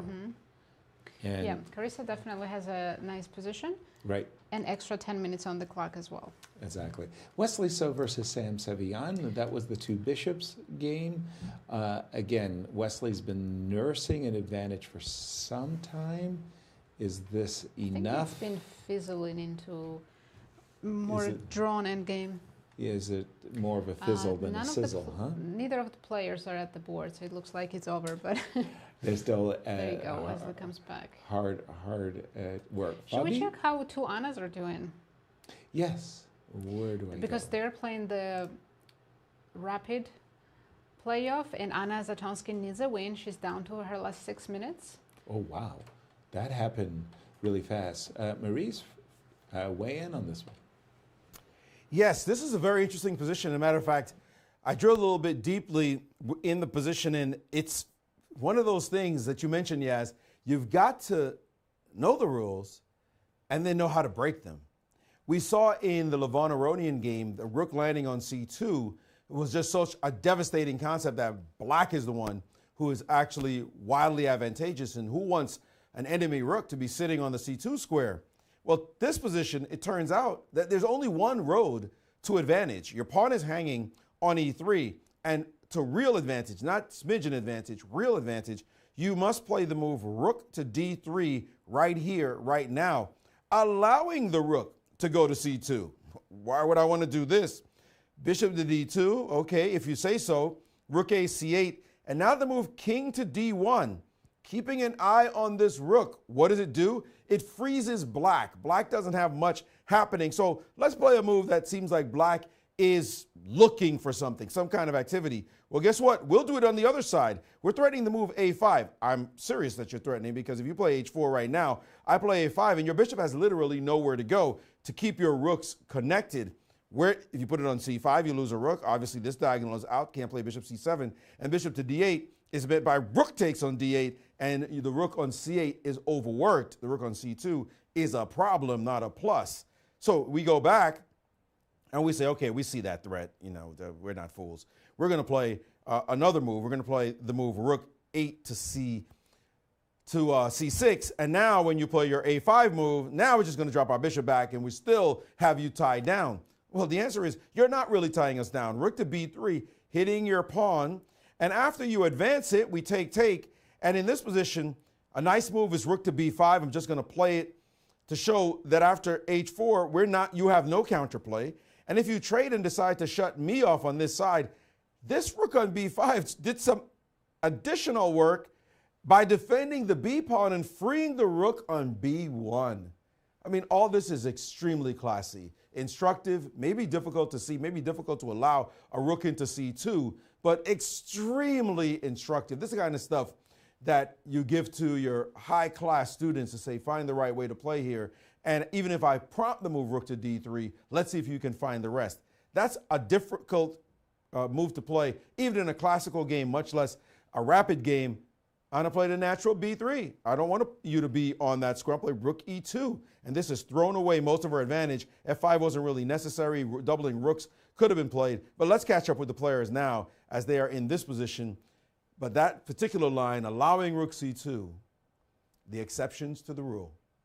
Thank you, Maurice. Nice, very much. I do think we should jump to Mishra's game against Levon. Mishra's down to his last 2 minutes and is in huge trouble. Levon about to eliminate Mishra. Exactly. The rook, there was a rook trade. When we left it in this position, rook c8. Levon went right down that primrose path. The rook attacking. You can't lose b2, a2. Rook b1 by Mishra, but after rook to c8, we've got a back rank mate. And Levon said, look, there's nobody defending the queen side. Knights are too far away. Let me go harvest the pawns. If we play the move b3, no. I am not trading. On the contrary, I am just pushing as fast as I Mishra has possibly. played b3, by the way, and Has Levon he? responded with a3. And I think A3 he's winning. He's just even. going to pick up a2 pawn and promote. I beg your pardon. I was thinking we were going to take and play b3. Let me just refresh my board with, yep. He played a3. Okay, knight d5. And is it just me, or is Levon playing very, very quickly? He is, even though he has 18 minutes on his clock. Against the 2 minutes that Mishra has on his clock. And Levon knows rook and 2 versus knight and 2 on the same side is winning, so he's going to play a2 now. Rook b2, why not take the pawn first? Big question. Well, that was my question. Why did he play rook e2 and not rook b2 instantly? I think he didn't want to allow knight e3. He did not want to allow knight e3. So you think he lured, purposefully so. lured the knight to g3 before playing rook b2? And now it's much easier, because the other knight cannot protect the knight on b4, so he's going to take rook b3, kick the knight out, and just promote to a queen. I called Levon a swindler, and I was right. So, okay, so if I go knight here, Take on b3. I have to unfortunately drop my knight back. a2. a2, and They're following our analysis. oh my, that's bad. I guess you'll have to drop knight to d4. Yep. And then you're just stuck. You can't And move then the I'm knights stuck. I have ever to- again. Right. And black king will come in, and this should be a very easy win. I think you're right. And this is exactly the position, but Levon Oh, by put the the way, rook on Levon d3. put the rook on. Yes. And if Levon wins, he continues in the elimination bracket, He does indeed. while we will say goodbye to Mishra. Wow. And I have to say, Mishra, you really you gave us some nice moments, but not to be too critical, he sure missed some chances. He had chances himself. against Fabi and definitely against Levon as well. Both of these great players. By the way, nice little move here. Rook to c3. Give me your knight, and if you go back to d4, rook to c4. Very nice. Over to you, Maurice. Is 8-time U.S. Women's Champion Irene Crush, and she has got a crushing position right now. Rachel Lee in trouble after taking that first game. Good fortune of taking the first game, but Irene is showing her class at the moment. She took on d5. Her opponent needed to take back with the pawn on d5 in order to have any chance. She would have been worse anyway, but she took with a knight, and Irene captured here. This was not a necessary trade. What needed to be done was bishop takes immediately, because instead she took with the pawn and allowed that monster move to land on the board. Suddenly you can't take the c pawn, obviously, because of that nasty knight fork. And if you try to save your pawn on f4, well, fact is, we could take it anyway. I mean, you're not taking that back, and c2 is hanging. Everything is bad here. So the game, if we jump to this game situation, she is sitting on this position. Actually, no, a couple of moves were played. She played queen d1, ef4, bishop d4, check, king h1, and now the rook in the game. She's got the dominant bishop on d4, does Irene. She's got the pawn on f4. White's pieces are nowhere to be found. This kind of looks like the position she had the last time. Sure. Just now with the first rapid game. This one may be easier, I would say. No, I'm not going to say that. Forget that. Sorry. Wipe that away. Wipe that away. That last one was really easy. We thought, let's see her do what she needs to do right now. She's from Brooklyn. Get the job done. Right. True that. We certainly don't want to jinx Irene Crush by saying that she's got a good position, because she had a winning position in the first game. But she needs to win this game. And from Rachel's perspective, Rachel says, I understand your weakness. Your weakness is that you like to play slowly and carefully. And so knowing that, I'm going to speed up my moves, and I'm going to try to be as consistent as I can possibly can, and just keep challenging you, Irene, that is. And I see that Irene is down to underneath 4 minutes. In fact, she's at 3:20 and ticking. And she's still got to win this game. I agree, she's much better. But materially, it's still even, and you still have to threaten something serious, right? How do you checkmate? Because I have my queen and rooks right there next to the king. I'll defend the mate threats. I'm feeling you, Nazi. I'm feeling you. This one is definitely less than what she had last time. Right. And the bishop of the opposite color, of course, black is got great tricks. pieces, but there is certain compensation for white in those light squares, and definitely compensation on that clock. I'm not too thrilled looking at a position like this for white. I find the move rook h4 a little bit confounding for my taste. I would be slapping down rook h3 right away. Move the queen, get the queen out of there, and then go rook h4 if you need to. Good point. You know what I mean? Just, but she played. It's like Irene is playing careful, accurate chess. This is rapid chess. It was blitz chess against Zoey. just play the good moves fast. And so easy. but she sees the good moves right away. But then she There's she such tricks things herself. sometimes you overthink. Yes, Yeah, absolutely. H3. That's why careful move. In careful the move. Rapid and Blitz, you gotta trust your intuition. Don't overthink it. She's such a good player. She can absolutely trust her intuition and make moves quickly. I would have to say though, Rook H3, she could play Queen G2, which is where the Queen wants to go anyway. Yeah, So exactly. you have to be a little bit mindful of the accuracy here. Although White looks tied together hand and foot, I think the biggest problem she faces is what are her next 3 or 4 moves? How do you win this position? If I'm Arena, I'm sitting there going, my trump is my majority. So I would really, really love to play G5, G4 in one single gulp, and maybe even G3 or F3 as a follow-up. But the majority, my trumps are the majority. So I'm all about G5 and 8 and G4. Sorry. The thing though is that Irina, we know her personality. She really doesn't like allowing her king to come under attack, and she has to calculate. Okay, it's easy for us to say, and if you're informed, it's easy for you to do. But with 2 minutes on 2:55, you do want to look around to see if there are any other ways that are safer. Even though what you're saying is 100% right, yes. Yeah, clearly, I'm not disagreeing in any way. Right. But you want to look around. Do I have to give her maybe some chances? The great thing for Irina is that bishop on D4 guards the G1 square. Monster. So there's no rook G1. You have to somehow put your rook on G2, rook E2, rook G2, and then maybe get the F1 rook to E2 so that you can maybe try to hold the position together. And good luck with that, because you also have to stop F3 if rook H3 shows up at some point and chases the queen off that square. Then F3, whoa, D6. Newsflash, she's decided not to sit still and just send the game in a completely different direction. Has Rachel saying, I don't want to sit with a passive bishop. See, now this kind of move, you probably just want to take it, but let's see how long she takes before she moves. Yeah, I'm with Rachel 100%. I mean, Rachel, the handwriting is on the wall. If she waits for G5, G4, we're just going to have a handshake. So throw away the pawn.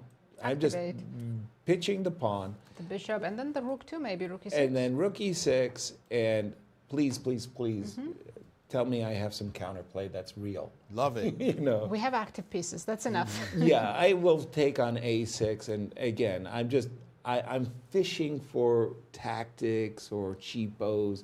And by the way, this bishop on D4 was beautiful a moment ago. Suddenly, after Queen E4, maybe it's not so safe. Love it. I love it. Great way to play. And remember we said, let's see how long it takes before Irina moves. She has to see that rook landing on E6 and feel like this is better for me still. But look at her clock. And it's not easy to assess what you just said. Sure, you're better, but where's your attack? And suddenly I'm doing some stuff. Yeah, she's definitely doing some stuff. Rachel fighting back. And again, seizing her chances and forcing the 8-time champion of the United States to take more time. To take more time. Irina's going down to 1 minute and 15 seconds. And this is the way Irina's going to lose this match. She's letting the match slip away from her. She builds up these winning positions and then plays incredibly slowly. Look how fast Rachel is playing. And she knows it. Look, Rachel says, yeah, I'm lost. I'm lost. It's okay. But I'm not going to lose on time. I don't even think she thinks it's lost. She's worse. But again, I don't see a checkmate. Black is only up 1 pawn in opposite color bishop middle game. That's the point. White now has active pieces. I think Rachel is handling this very well. I'll agree with that wholeheartedly. And now, of course, if Irina wins, we're going to play 2 more Blitz games before we get to an Armageddon. But she's still got some serious problems. She hasn't won this game yet. By the way, rook. And if she doesn't win, she gets eliminated immediately. I was about to say, I desperately rook wanted to H2? play bishop E3. I wanted to play rook H3. I thought there was a mate. Yeah, I desperately wanted to play bishop E3 and overlook the fact that my rook on F8 is hanging. Don't even go there. So maybe queen to G7. Maybe still G5 and G4. I'm definitely prepping for that, but maybe Yeah, queen. that's a safer way to Wh- play. What I'm really aspiring to do is play bishop e3 But to 45 cut the seconds, electricity. Irene needs to hurry up. And queen h6. You also mentioned g5. Yep. G4. Okay, here we go. 30 seconds. Pardon me, 40 seconds and counting down. Irina. I like it. This is either of those moves. disastrous. This is disastrous. 27 seconds. She's G4. lucky she gets the 10-second increment. G5. Okay, pardon me. G5, going for G4 and G3, but Rachel's threats down the E file are serious, right? Rook E7. Queen f5. Oh, pardon. Rachel then maybe can force the queen trade, but I don't think she wants to do that. You know what I forgot was that after Rook E7, Queen F5, Bishop E4, the Rook on H4 defends H7. H7 safe, yes. Yeah, Okay. safe. Mm-hmm. Okay. She's Bishop done- C6. Okay, that looks like it's stepping in the wrong direction. I don't see exactly what the bishop is doing on C6. Now we can play our queen to... It's a nice move, threatening G4 now. Ooh, very nice move. Very, very nice move. Again, from Irina's perspective, if she can get in G4 and G3, she'll tie the match. She's very close. Positionally, she's very close to winning. It's just the clock that's the problem. Absolutely. By the way, again, I'm thinking that, what am I missing? Queen G7? I guess she was afraid of Rook E8. I think she wants to respond to Rook E7 with Queen F5. Rook E7, Queen F5. And the idea being, once Just again, just to G4? play G4. Mhm. And if we play something like Bishop D7, we can still play G4. True. Okay, makes sense. Queen F7 on the board, but only 36 seconds. Only It's hard 36 to find moves seconds. for white, because black's next moves are very clear. Yeah. Okay. Unfortunately, I'm looking at Irina. She's feeling confident that she's got this. you've played her so many times that it is very hard for me to read Irina's body language, by the way, because she's pretty stoic at the board most of the times. There's some little things. gestures that you pick up after playing her for 10 years. I'm sure that's true. Absolutely. G4. By the Maybe way, on a good day, Queen H5. We don't have to switch, but I'll update our viewers that Anna Zatonsky is also close to winning her game and equalizing the match. Exactly. Winning on demand, hardest thing. How about Ray Robson? He's got a win on We demand, have a win by Levon Aronian. Congratulations to Levon. He Levon. survives and continues to play in the elimination bracket. Meanwhile, we're very sorry to say goodbye to Abhimanyu Mishra. Absolutely. And how about Ray Robson, the two slowest players in the open section, Ray Robson and Leinier Dominguez. That game is still going on, both under 1 minute. Both under a minute, okay. As we're watching Rachel Lee and Irina Krush winning position, but very, very little time on her clock.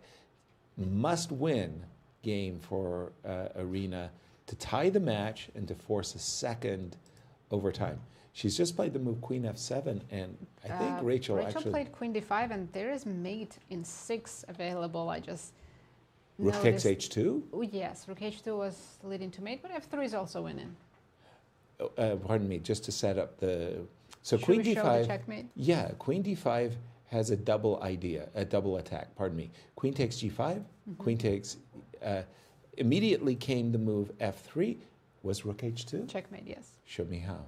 King takes, Queen H5. It's very forcing. And Queen G4. King H2, Queen G3. And there's a wonderful reason check, that our check, bishop checkmate. is on D4. Mhm. It wasn't just protecting the G1 square to prevent a rook from going to G1, but preventing the king. She missed a forced mating combination. Again, with 22 seconds on her clock, she said F3. She's still completely winning. By the way, looks really, that looks really good too, because isn't Queen F4 coming? There's so many threats. Terrible, F2 is terrible, coming. terrible. Yeah, Rook H2 So is still Rachel, she needs to come up with a cheapo. I think she has to sacrifice her piece and just take on f3, but then that's pretty much admitting resignation. Hold your horses. Isn't rook e8 a great cheapo move? I'm threatening queen takes f7. Maybe rook h2 still checkmates, right? What? Does it really? What have I... Yeah, my there's still a gosh. checkmate. Queen h5, queen h4. You're right. Oh no. I was trying to, trick you and force you to trade on e8 and all of that good stuff, and I pick up the pawn on maybe she has f3. to try that because it's desperate times. Desperado. Mm-hmm. She's done it. She heard you, yes. But your rook takes h2 is still checkmate. There is a checkmate on the board. If Irene can find rook takes h2, she's done it. She's done it. Woo. Well done, Irene. Bravo. Wow. Okay, and there it There's is. checkmate on the board. Bravo. She equalizes the score, and they move on to the Blitz playoffs. Winning on demand with the black pieces. Congratulations, Arena Crush. You're staying in the tournament, but your fans are getting heart attacks. Let's go to Ray Robson and Leinier Dominguez, because in this case, Ray must win. This position is so equal. And it's so equal. Oh my gosh. In fact, okay, sorry, more moves have been played. I apologize. I have to update my live board. Yeah, Linear's down to 13 seconds. To 34 seconds. Ray has more time on his clock than he's 6, had. 5. Is Four. it that difficult to make a move here? Oh, he was considering the nitrate. That's why the hesitation. Right. Well, Apparently it's not a great move. not a great move, because what he's hoping is in the rook ending after knight d2 and rook c6, he'll have rook d4, but he may have misjudged this rook ending. A Leinier may have, and maybe even, how about the move b5? What do you think about that? 5 seconds for Ray. He needs to make a decision quickly. Plays e3. Good move. Approved by the engines. e3? Yes. That does stop those whole ideas of 5, rook to d4. 4. Knight goes back. Oh, okay. Leinier just wasted a tempo, but now rook c4 would force knight d2 back. Oh, and we win a pawn. That was a moment. Leinier's still in trouble, by the way. This is not. Whoa, this is not not anymore, apparently. Oh my gosh, Good check, rook check. d2. But now Rook b1. Now Very he's got nice. rook b1 with the idea of rook to b2 and going after f2. Ray has Ooh, what a blown it. counterplay. Yeah. Ray has, okay, unless there's rook c4. Rook c4, knight But d6. now Leinier has a and knight repetition. e4. If you take on b6, there is rook b2. What happened in the battle of the Annas? By the way, we know that Anna I think needed Anna to win. Zatlonsky won her game, and they will be playing another Blitz playoff. Wow. Again, winning on demand. Now it's up to Ray. Can Ray win on demand? And I don't like his last series of moves, and I think Leinier has dodged a bullet as knight to repeating now. d6. But draw is just as good as a win for Leinier. Absolutely. Oh dear. Yep, I think he can claim with knight e4. Knight d. Maybe one more time? Yes, he needs to play it one more time. But yeah, just a couple moves ago, rook c4 was just winning for Ray. Absolutely. Or very good chances The to king win. f1 was just a hiccup. It's hard to find the Rook only c8 correct moves check. with 5 seconds on the clock. Improving black's Check, check. king. That only helps black, right? Right. Well, there is a knight takes e5 cheapo award to be after king g6, rook c6, but then you could go king g7. So Leinier is actually thinking about king e6 and saying, if you'd like my h-pawn, you're welcome to munch. No. He goes back to g8 because he doesn't have to play for a win. He definitely has the luxury of a draw to see him through to the next round in the elimination bracket. And knight g1. So Ray has knight h3. He found a way to defend the f2 pawn, but at what cost, right? Yeah. Putting the knight on h3. By the way, I would have played rook to b2, provoking the move knight h3. You want to put your knight on h3? Go ahead. Congratulations. I would have Because now he can play knight e2 and then maybe defend it with rook c2. Okay. Yeah, I Same would have. idea. Yeah, I would have forced the knight to go to h3, take in the pawn. But yeah, knight to Okay, c5 Leinier is is a up a very pawn? nice. Yep. And with 0 risk in this endgame. Yep. Definitely advantage black, but all Leinier will be looking to force a draw from a position of strength. I think he'll play for a win, and then it's up to Ray to make a draw. You think? Okay. Well, Leinier needs to not go down to 1 second, which he likes to do. Yeah, there is that. He's now at 27 seconds. If you're going to force the hand, knight to d3 and rook to b2, no. Just bring the king out.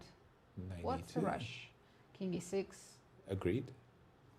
The whites cannot really improve the position. Yes, you can activate your knight, but black pawns are all safe. You have Yeah. no targets. That is true. I can't argue the point. Knight In g3. fact, the best I can do is get a knight to f5, and then what? Rook d2, rook d6. It's still just checks. It's not mates. Exactly. Exactly. 15 seconds for Leinier. Rook to b3.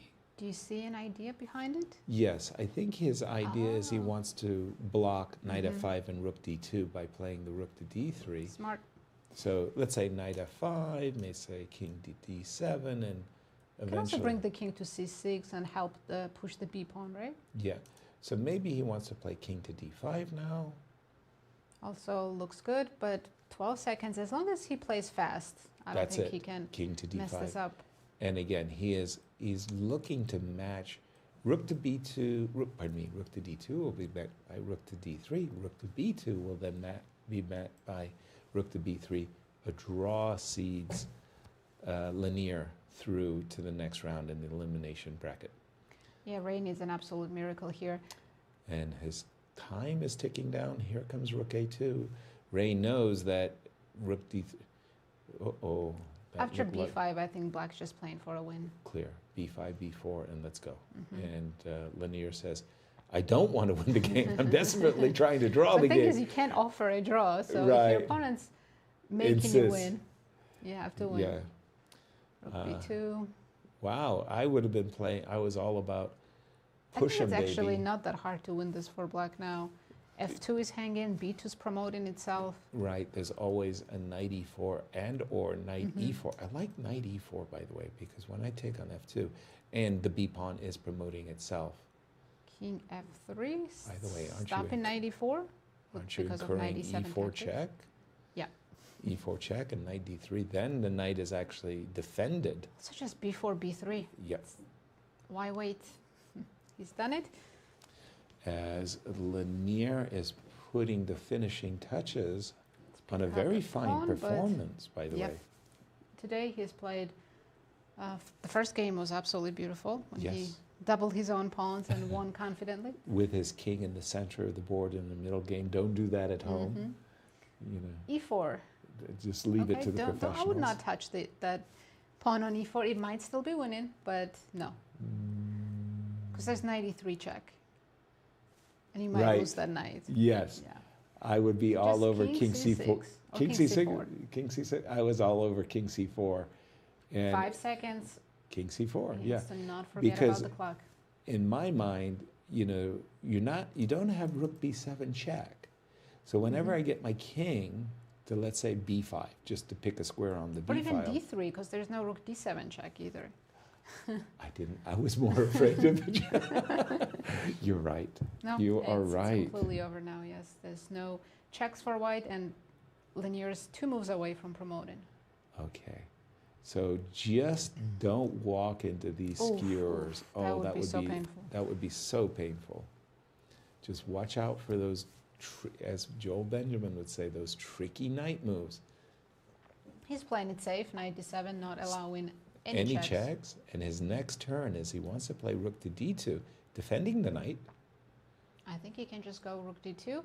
We don't And- like to pin ourselves, but in this position, it does not matter. Exactly. Totally agree with 5, 4. that. Woo! Leinier, what are you doing? Knight Sure, d6? his family is watching, and Yeah. Heart, you know, just you kind of like catch your breath. Mhm. Okay, Whoa. Ray set up a trap there. He wanted to take on b6. He and did fork. indeed. That was that fork that I mentioned. Rook takes b6 was, maybe that was still winning for Leinier, by the way. But okay, never mind. Here we go. He has played king. Made a move with 1 second, but what's wrong with b2? Nothing, right? Rook c3. Useful move. Yeah, those useful moves, but b2. He's gaining some time as well. Right, and finally, Rook knight d1. c4 is maybe There it is. coming. Yeah. b2, yes, knight This c4. is now officially over. Yeah, now it's too much. Knight takes e3 and b2 is on Leinier's agenda, and he will go on. Oops, He resigned because he knocked over Leinier's piece, but wow, congratulations Leinier. He stays in the elimination bracket and Ray Robson gets eliminated. Thank you. Congratulations. All rapid games are over. And We still have some classical chess going on. We do. But we have Maurice with a guest. Yes, we are with Levon Aronian after eliminating the youngster Abhimanyu Mishra. Levon, we thought you were in trouble. I knew I was in trouble. That was part of the plan. It was part of the plan. Well, the moment of the game, if I can just get back to this moment, is when you play the move knight to g4. Yes. And here, he thought he had stopped knight g4 with the deep, accurate knight to b1. Then you played it anyway. And he couldn't resist taking this knight. I mean, psychologically, when you stop somebody from doing something and they do it anyway, you got to feel like, hold on a second now. Maybe I can punish you because I did stop you from playing this move. Yeah. No, I don't know. I mean, I was just having fun. I just told to myself, I'm not playing well. I might as well have some fun. Were you shocked when he took on g4? Yeah, I was shocked because I honestly thought e6. I saw e6 and I was like, oh, yeah, this is not working. Like knight f6, ef, king f7, bishop for king f8, and almost any move was. Let's just show that line because knight f5 is the engine's top choice, but including us, we're thinking this move here. Yeah. This cannot be good. Having your king knight just d2. stop. I hated knight d2. Knight d2, knight d4. Like I have nothing positive about my position. Indeed. Only the time. I had extra time. Yeah. Extra time, but wouldn't have been much here. He took on g4, and it was fast. I mean, the collapse of White's advantage just was so rapid. Just incredible after you took and he moved back. Yeah, because the knight is kind of passive on b1. It never comes back, right? Yeah, exactly. This knight, that was the deep move of the game. That should have done it all. And then you punished him for it. That's not that nice. Well, I mean, I was about to punish myself, and then, you know, things worked out. This beautiful sequence. And yeah, king h1 was so strange. I really didn't understand king h1. Going in, losing a tempo for the endgame. Yeah, like. Yes, agreed. I mean, white is fine. I thought like queen f2, takes a3, just precise way to make a draw. Right, I mean, you should already kind of understand that you're not better and you should make a draw. Good point. Just keep the rook f2 also works pretty much. I think he basically blundered rook ec8.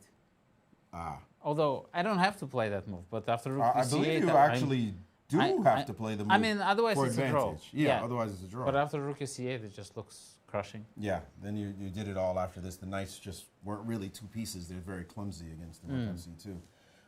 Well, you dodged the bullet. Yeah. You got to be feeling good. You've won this event before. Is this the kind of luck you need in order to take this home? Yeah, I think in this type of format, at some point, you have to take some risks. You know, I wouldn't say I'm too proud with my play, but I just had zero pressure. I didn't care if I would win or lose because I'm still not in my best shape. I mean, I had a long break, so I feel I need some time to get in my last year's shape. And therefore, I have no pressure at all. Okay, well, let's hope you get in more shape as you continue forward. Yeah, now I'm excited. Haha, we like that. Well, good luck in the rest of your games. Thank you.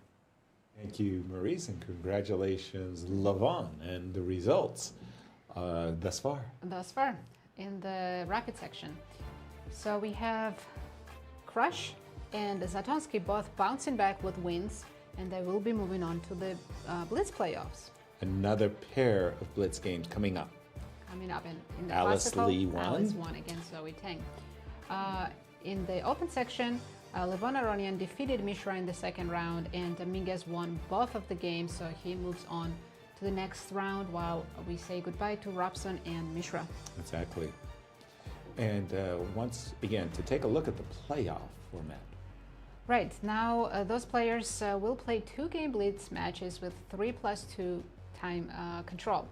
Colors will be determined by lot. If they're still tied, they'll play another 2-game Blitz match with colors reversed, and then if they're still tied, an Armageddon where white only gets 3 minutes, 2 minutes for black with 2-second increment from move 1, but of course black has the drawing outs. And let's go to Maurice with Leinier. We are with Grandmaster Leinier Dominguez after a great victory. A little bit of action in the last one, but you definitely got the job done. I'd like to talk about the first game because there was a moment that we really appreciated, and it seemed like you hesitated, understanding you had to play a great move. It's this moment right here on the screen I have in front of you where the bishop took on with check, and there's a rook coming to e8, and you calculated here, understood that you needed to take back with the pawn. Yeah, I understood that, you know, I need to put the queen on d4, and if I take with the queen, he's in time to play, you know, rook e8, queen a7, or queen b6, and then, even though probably I'm still better, but I mean, once you compare, you realize that with the queen on d4, it's just so much better. So that was clear.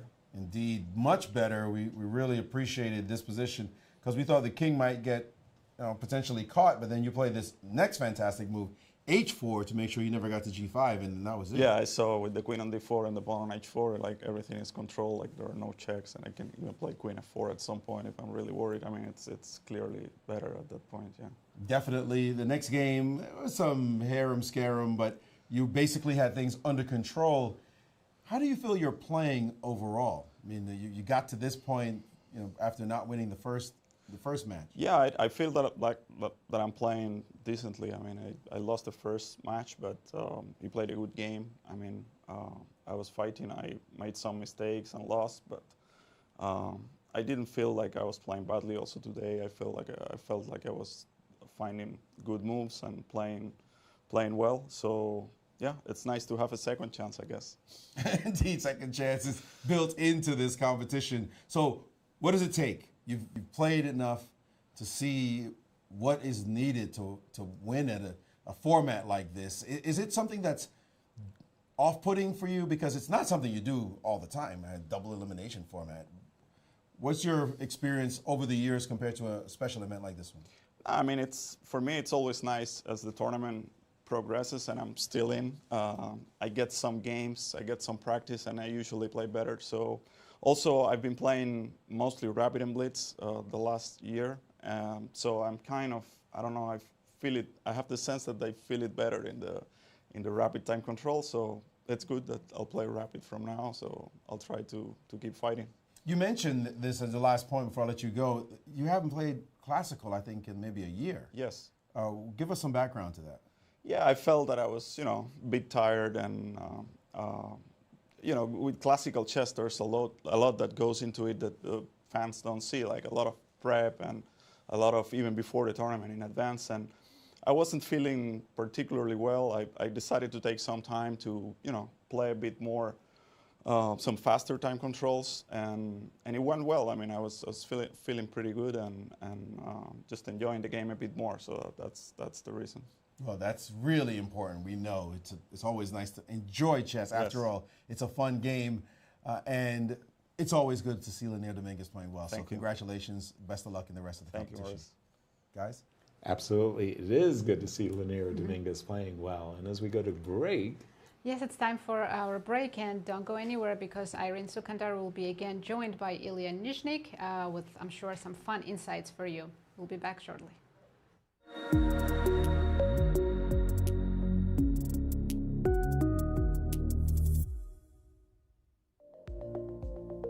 Your personal ambitions coming into this tournament? I'm a very ambitious person. I always try to win or at least to do. I will be very happy if I will win one of the matches. I think it will be already a success, and of course I will try my best. And I'm looking forward to play Blitz, American Cup Blitz. I always play well, I don't know. But Blitz was after American Cup, so it was easier for me to play. And playing today, it's more challenging for me because I just arrived yesterday. But Blitz I was always good on Blitz, and I love it. Okay, so I just played in St. Louis Masters, which was very tough for me. So personal goal for me to recover from it and to improve on the mistakes that I made there. I feel like I was, a lot of my bad habits very, very obvious to me there. I feel like, that's, you have bad habits, you fight back, you try to improve on them, and sometimes you play a tournament and you see they're all on display. So I do feel like a lot of my bad habits were on display. So I would like to see me to be able to fight back and improve them. And I was also leaving a lot of points or half a point on the board, so I would like to see an improvement of that too, and not like better technique and better nerves. I think my goal is just to go as far as I can and really push myself to my limits, play the best chess possible. Maybe not lose all my games because I'm not, I feel like that's like a worthy goal, kind of. I mean, it's like the baseline, the safest, yeah, so. I just want to be concentrated on my game because I think personally I have a lot on my mind, so I just want to try to focus on my chess and not let anything external, take me away from the game. It's kind of a complicated question because every tournament I play and I of course want to do well, but yeah, chess is like more than that too. I think like if I'm happy with my level of play, then I'm usually pretty satisfied with my tournament, and usually I'm only really happy with my level of play if I win it, so it's a bit of a circular thing, but yeah. I mean, I haven't played since November, right? Ooh, so that's like a few months, right? That's a few months. It's kind of hard to know what your form is going to be, right? It's a little easier when you're like playing like a number of events in a row. So for me, this is kind of like I'm wading back into chess. I mean, I've done some preparation. I've definitely spent a lot of time on chess in the last month or so. So hopefully, that'll be kind of apparent in the games. But for now, I guess the mindset is just to enjoy playing.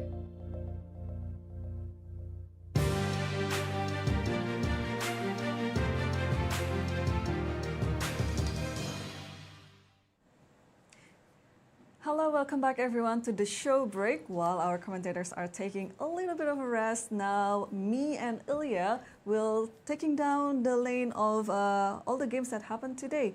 And since we had the last break, Ilya, we had Alice Lee keep winning her games. This is her third time winning in the American Cup 2026. And we also will see two Blitz playoff. It's between Irina Crush and Rachel Lee, and the other one is two Annas, Anna Zatonsky and Anna Sargsyan. And which one would you like to look at first?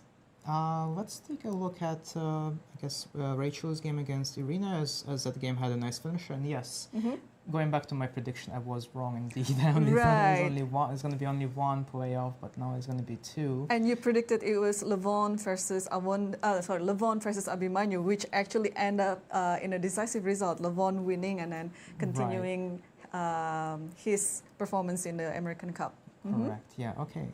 So in this game, Rachel once again found herself at a slight disadvantage out of the opening, but her fast play style has kept Irina guessing, and Irina has quickly found herself in time trouble again, and yet just having 30 seconds on her clock after Rachel played a very spicy looking move, Queen D5, hitting the bishop and potentially preparing stuff like Rook to E8. Yep. Not sure if you can show yeah, that. Rook E8 would be very nasty if it happened, but Irina was very resourceful, yeah? Yeah, correct. Yeah, so here Irina just with only 36 seconds on her clock manages to find the best move that actually wins by force.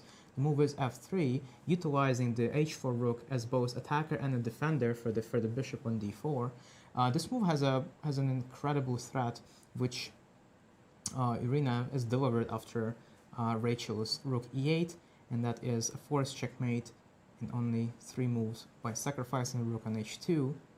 King takes Queen H5 check. There was another way to checkmate with Queen F4 and then Queen to H4, but in the end of the day, the Queen actually ends up on H4 anyway. So Queen H5 check, queen g3, queen h4, delivering the checkmate, and a pretty nicely played game by Irene.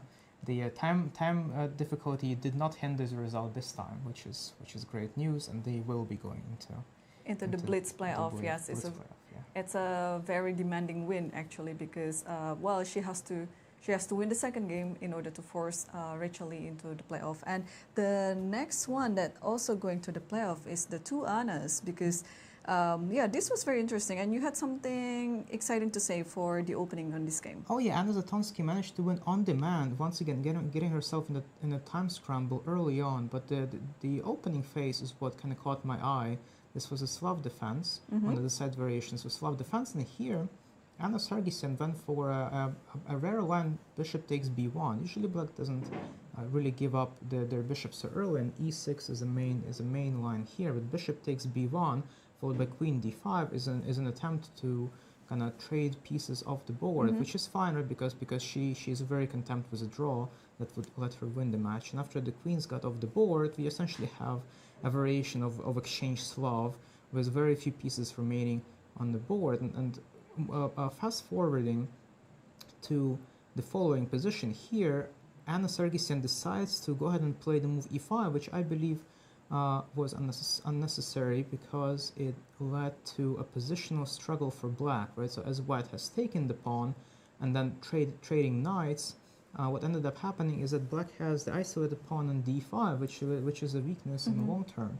The isolated pawn is going to be your strength when there's a lot of pieces on the board, because it allows you a better central control and easier attack. But as things move into the endgame, the isolated pawn is known to be the weakness, so I feel like this decision was ultimately what costed Anna Sargsyan the game. So if she just doesn't make any drastic changes to the position, maybe just going ahead and doubling the rooks on the open c file would be just enough for black to guarantee the draw. Sometimes the hardest thing in chess is to wait, yeah? That's right, yeah. Because sometimes you feel like you ought to do something, but I think the best thing in this position, especially given the situation of the match, Anna is leading by 1 point already and then just needed a draw.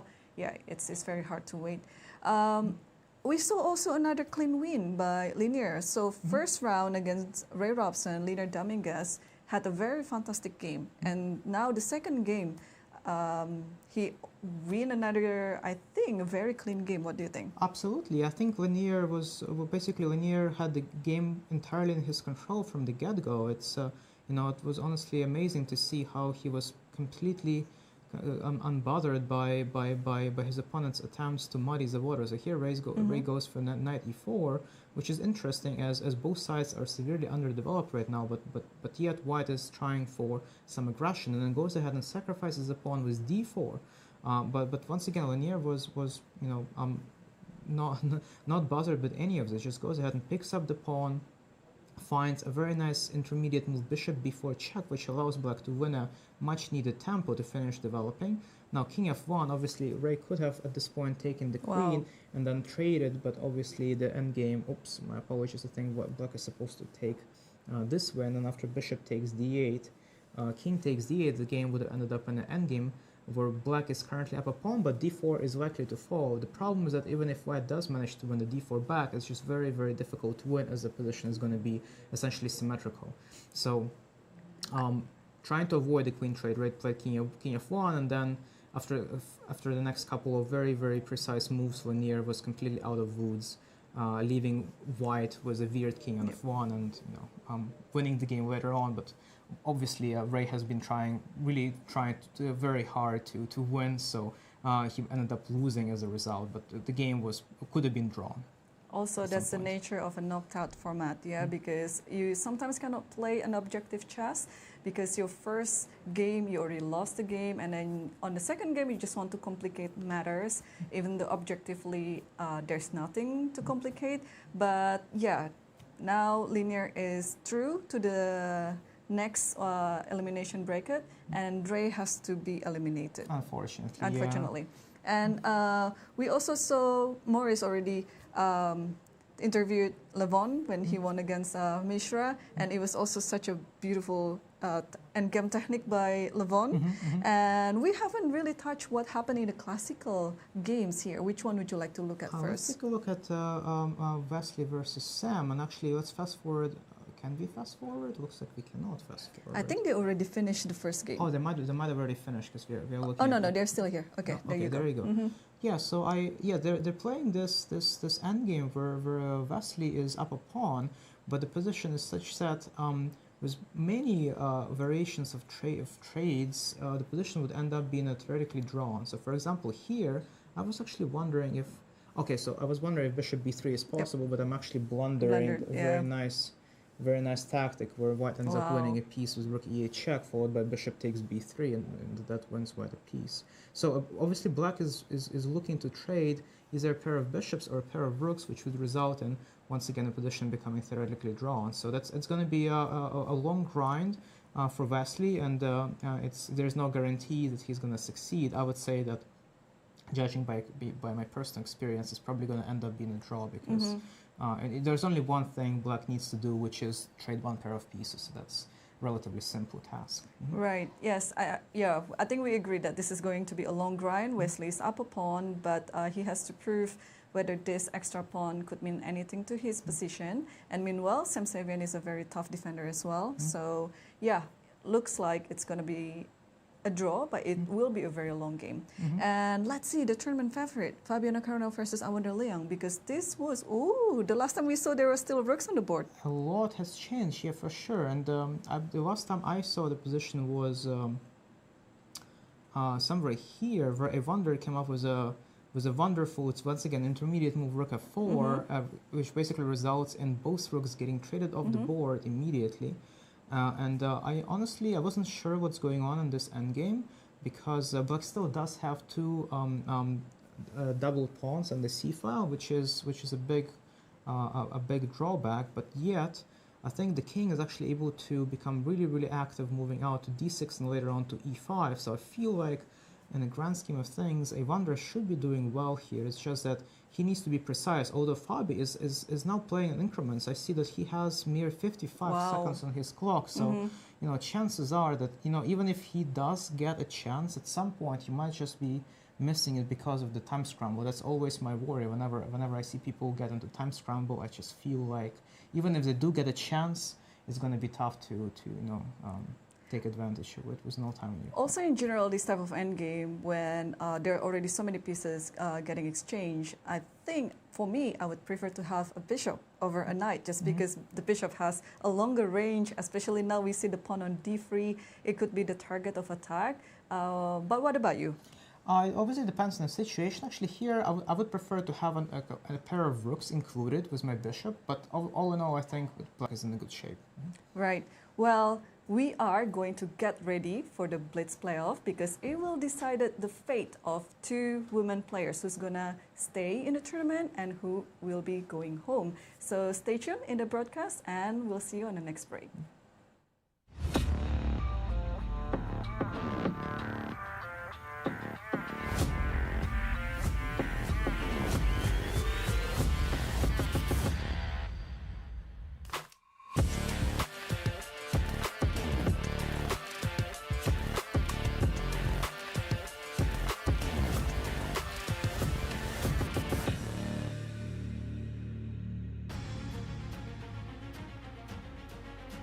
Welcome back, everyone. We're in the middle of day 3 of the American Cup. Let's take a look at the results so far. We had some interesting matches in the rapid section in the elimination bracket. Irene Crush lost her first game, but then recovered by defeating Rachel Lee in the second game. Same in the Battle of Annas. Anna Sargsyan won the first game, then Zatonsky won the next game, and now both of these matches we're going to see in half an hour. They're going to play the Blitz playoffs. In the meanwhile, Alice Lee won her first classical game, and in the Open? In the Open, classical games are still going on, but in the elimination bracket, it was Levon Aronian who came out victorious against Mishra Abhimanyu, and Leinier Dominguez won both of his rapid games and moves on to the next round. Absolutely, and in the classical game, I'm looking at the game between Carissa and Tatev, and it seemed to me that Tatev had messed things up and she ended up being a piece down. And then, a piece down, Carissa came up with some very strange ideas of queen b5 and queen a6, and giving Tatev a chance in Some a activity position for sure. that, like it's... Apparently, Tatev missed the draw. Whoa. So in this position... There's a g3 very strong move, but let's take a look at Tatev's clock. She's down to 5 seconds. So that's why 5 seconds. So that's what's going on. She can't find the only moves. She just made a move with 1 second. Queen takes c6. That was a losing move. She did play g3, king g1, rook takes e1. No time on her clock. Well, 31 seconds. You know what happens when you have 31 seconds? It means you were down to one single second. And she made her move. She did not flag, but Carissa is back in the driver's seat because now she is once again a piece to the good, and will recapture. It's for 2 pawns, but those 2 pawns are not going anywhere, right? No. C4 pawn is blocked. F pawn, you can't really open up the black's king. Exactly. The only problem Carissa has is the queen on a5 is kind of awkwardly placed, but of course she's threatening to take on a7. Exactly, and you don't want to allow a kind of a rook b2 with a coordinated attack on the g2 pawn. So you would recapture with the rook. A decision, by the way, that took Carissa a few more seconds than I would have expected her to. Queen to d7. Okay, Tatev wants to go probably queen d3. Makes sense, and she is defending a7. Well, the queen d3 doesn't even create a threat. There aren't. I don't like my queen, actually. Queen c5, right? Queen We want to bring it c5, back. queen d3. I would probably play queen d4, and yes. I shouldn't be doing this, but if any queen trades, I feel like I'm securing victory. So for me, I find the move queen c5 the most attractive. Yes, you're also threatening the pawn on c4. Well, I didn't tell you that part. I kept that one to myself. But yes, I'm also threatening the pawn on c4. And again, the queen's just simply off sides. I would love to play queen c5 to e3. She's done that. I will be attacking the pawn on g3 from the e3 square, as well as the pawn on h6. Any queen trades, I feel, just secures a completely one ending. And queen c5 and Tatev's clock is no longer a factor because the position is simply lost. It seems to be lost, yes, after queen e3. First rank is still worrisome, but both bishop and the rook are protecting that e1 square, so it is safe to do this trade. So even if we do get a situation where where Tatev gets in a check, as you say, the e1 square is nicely covered. Although, I might say that after bishop e1, I could hurt your feelings. You could have, yes. I'm actually winning now. Yeah, it was shocking. I can't even draw. Okay, well, it's good to see that Tatev came the pawn on A4. from the pawn grubber school of chess. But on the other hand, her king is no longer safe a lot of at danger, all. Yes. The pawn on h5 prevents. So you start to look at check, and guess what? Oh, I just figured out. So if you go king g8, yes, which is done, queen d8 check, and then rook d1. Is that it? Yep. Not to mention queen f6 check, but I love your rook d1 move. Whenever you're attacking, be sure to bring in as many of your units as possible. And rook, of course. Rook d1, now that the queen is on d8 defending d1, is a beaut. That's beautiful. King h7, and Carissa hasn't even written down the move. She's calculating. Do I win with rook d1? Or maybe include another check also. Well, for me, I'm all about pawns. I've been a pawn grubber my whole life, where I would be like checking and checking and checking and checking. Picking it up. G3, H6, yes. I'm taking the pawn, especially the G3 pawn. If there's one pawn in the position as white that I would seek to eliminate, it's that G3, because it's always kind of close to my king. And But yes, I love your rook d1 move. If she plays rook to d1, I wouldn't be surprised if Tatev said, okay, I've seen enough. But oh, there is rook b7. It's not made yet. That's right. You can defend the 7th rank with rook to b7. Therefore, check with the queen. I'm with you now. No. Let's give checks and take the pawns. Yes. Let's do it that way. But yeah, apparently just if Tatev played G3 move earlier, it was a draw. Wow. But she had 5 seconds on the clock. A missed opportunity. Yep, and Carissa is going for the pawns. Check. King G8. King G8.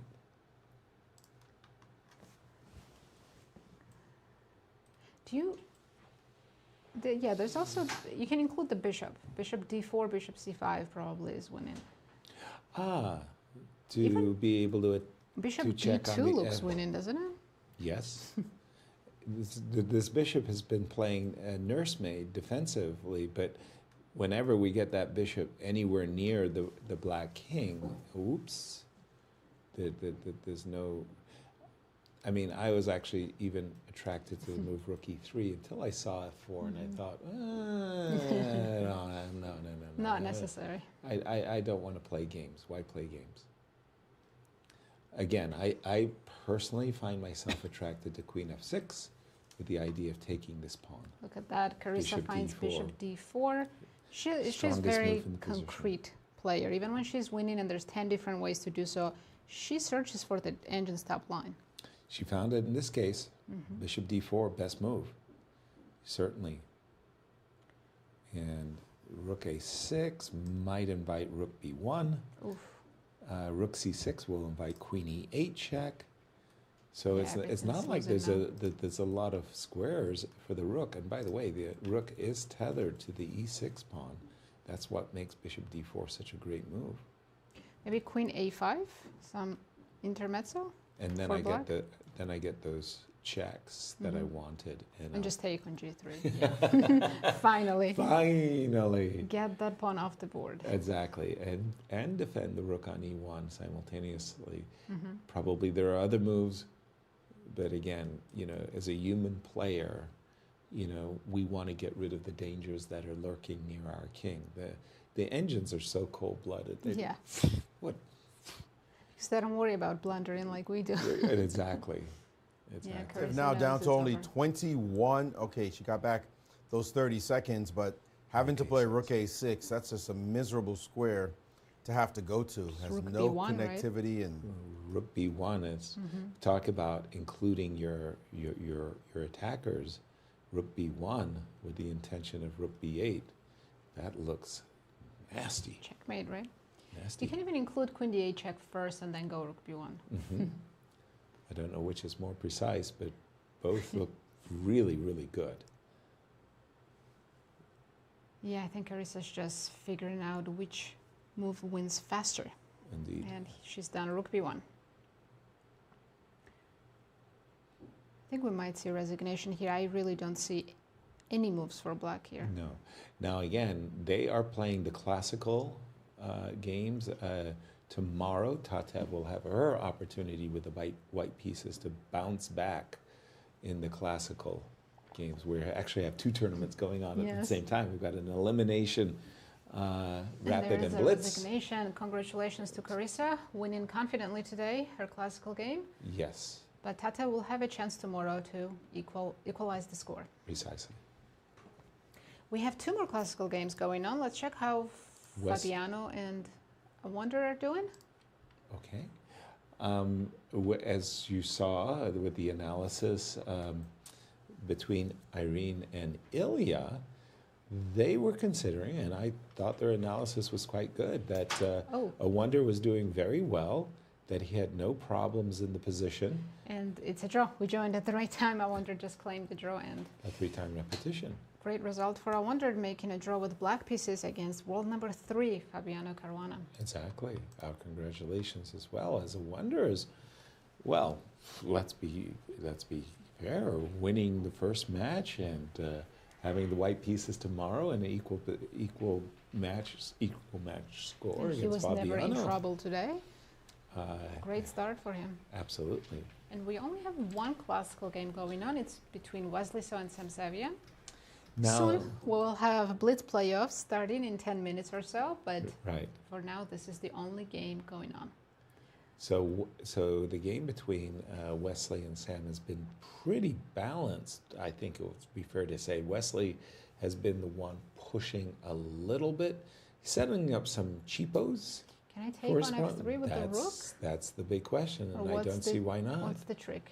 You check at the king, and drop back with the bishop. Let's say b7. Exactly. Just go away. It's a little bit scary, but I think I'm safe. A8 or b7? b7. b7. Yes. Okay. 7th rank is safe, so I think. Okay, so you have a check. King f8. And if you go bishop h5, I have g6. I'm one move away from checkmate, but maybe that wasn't such a good idea. Apparently, even this is a draw. You can just take and play h5. Oh, yeah, I'd get rook and bishop versus rook. But okay. Yeah, I was thinking bishop a8, but I think you're right. I think bishop b7 does the trick just as well.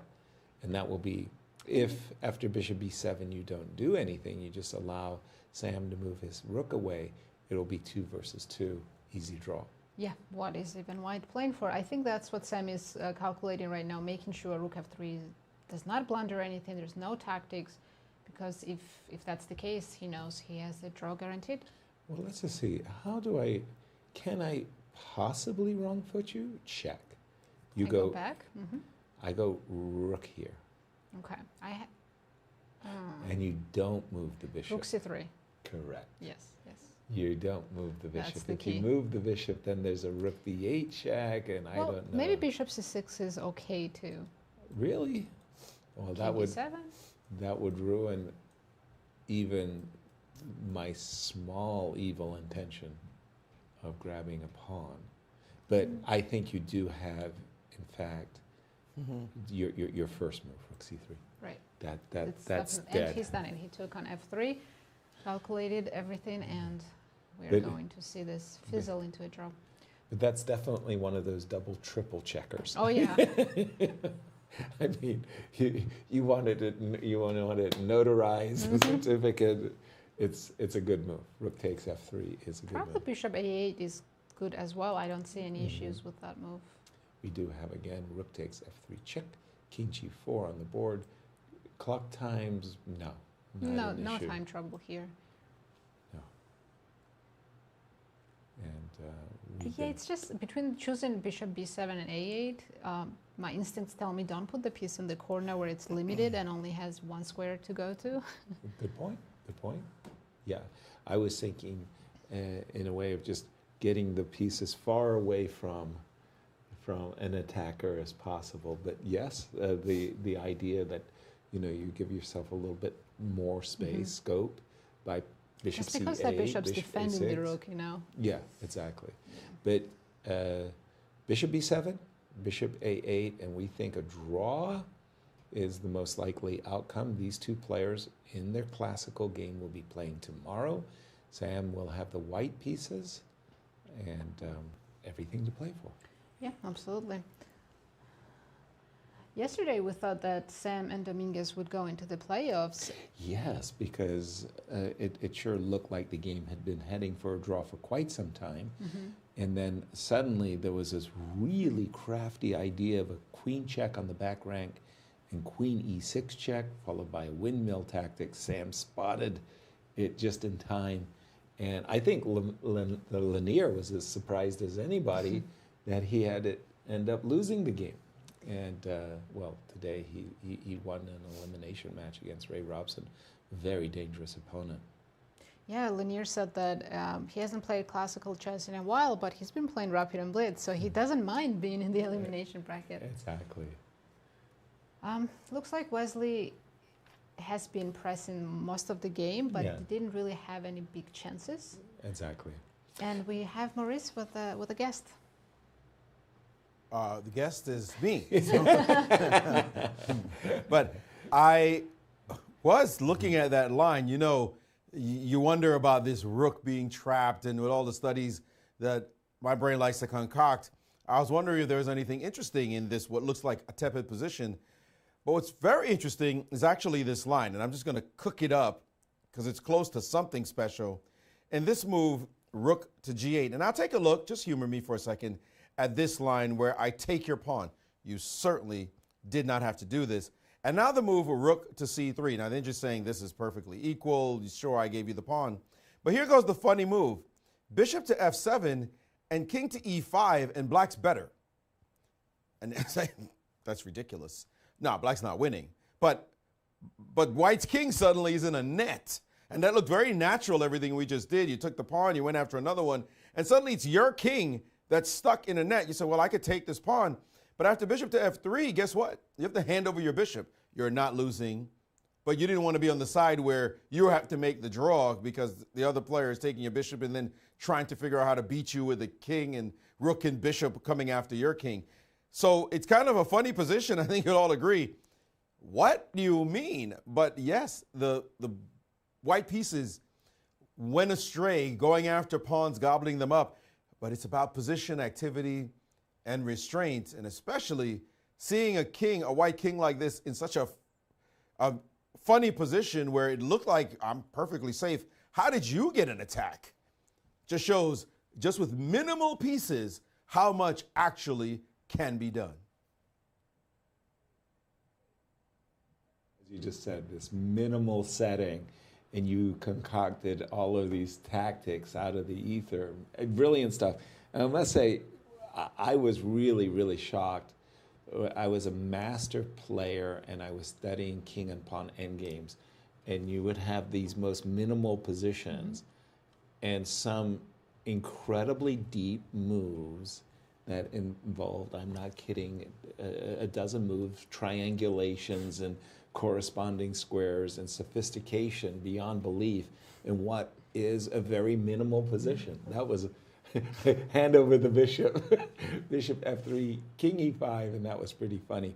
By the way, Wesley, you know, in these positions, you know it's a draw, but then you're thinking to yourself, okay, how can I make my opponent as uncomfortable as possible? Yeah. And Wesley said, okay, I got one more trick for you. See that move. I got one more trick for you. Bishop a6, go ahead and play bishop c6, and I'll go hunting down your bishop, right? I'll try to wrong foot you in a different way. No, bishop a8 was played, and that was a very, very good move by Sam. Again, we're expecting that this game is going to be drawn. The players in the elimination bracket are going to be coming back shortly, I would guess. That they have a prescribed agenda in about 10 minutes, and they have to play a pair of Blitz games against each other. Now, yesterday, we made a prediction between ourselves. You predicted a single Armageddon game. I predicted 2 Armageddon games for this event. We'll see if this round brings us our first Armageddon. So far, we're very wrong. We're very wrong. Speak for yourself. I am just looking forward to an Armageddon. No, as a player, not really. You don't want to go that far. But as a commentator, it's the most fun setup, right? Right. They sure are.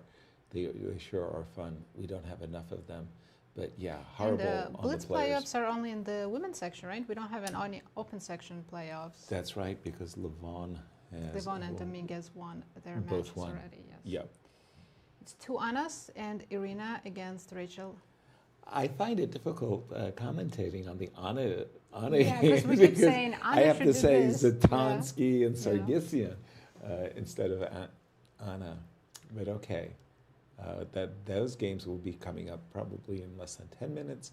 And in the meanwhile, Wesley So is trying to pull off one of the great cheapos of all time.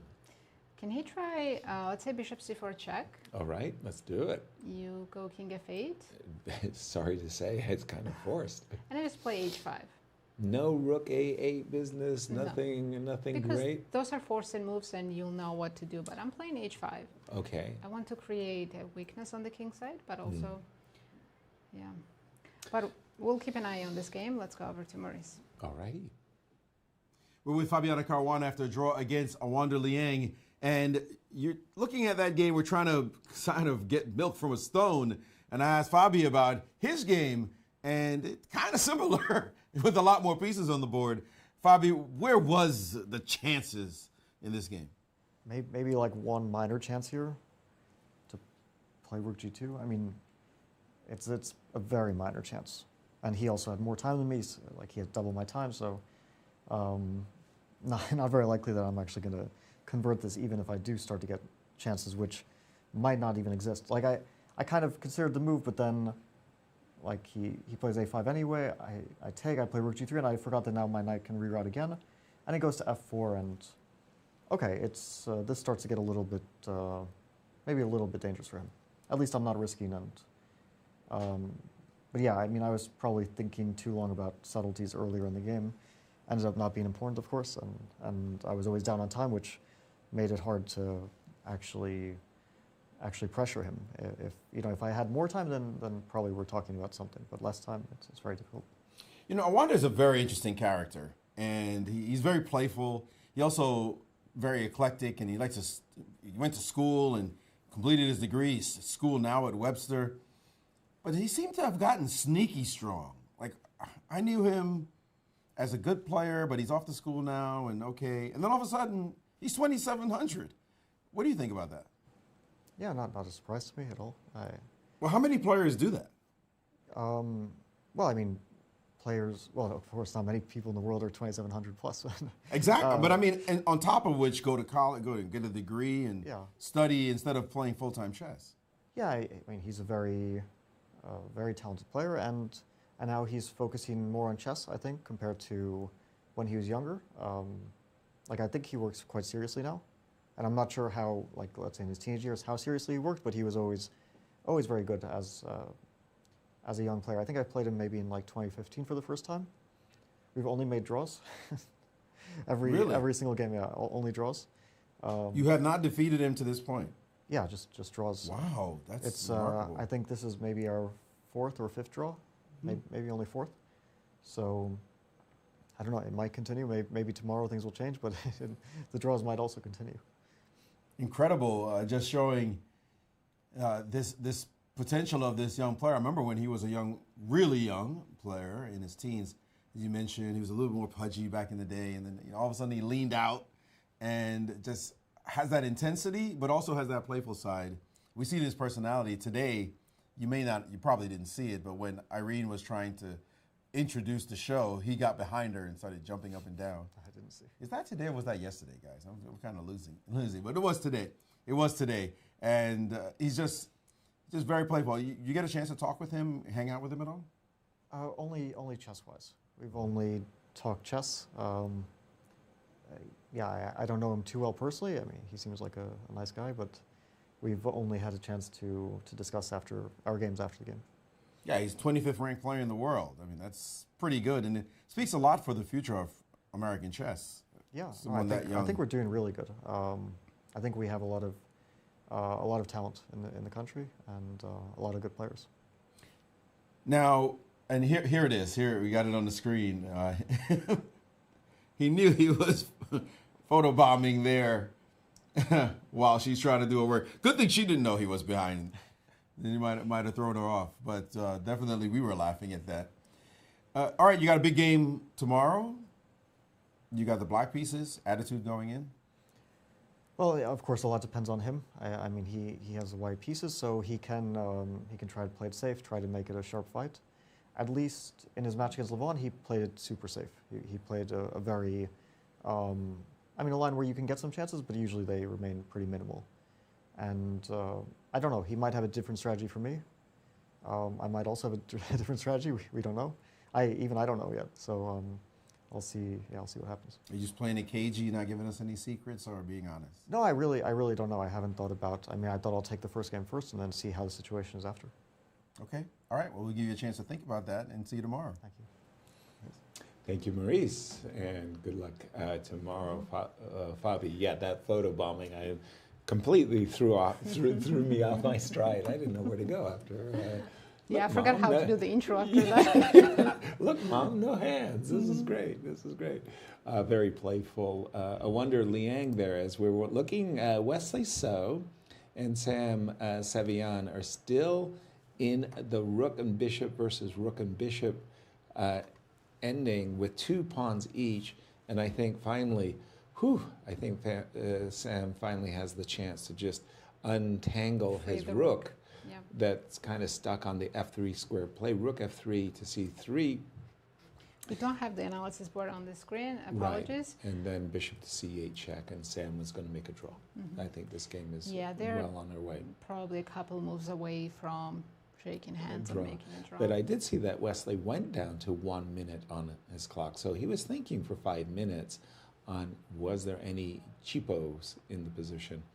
And now that I'm seeing the position for the first time, rook e3. But we have Maurice with a guest.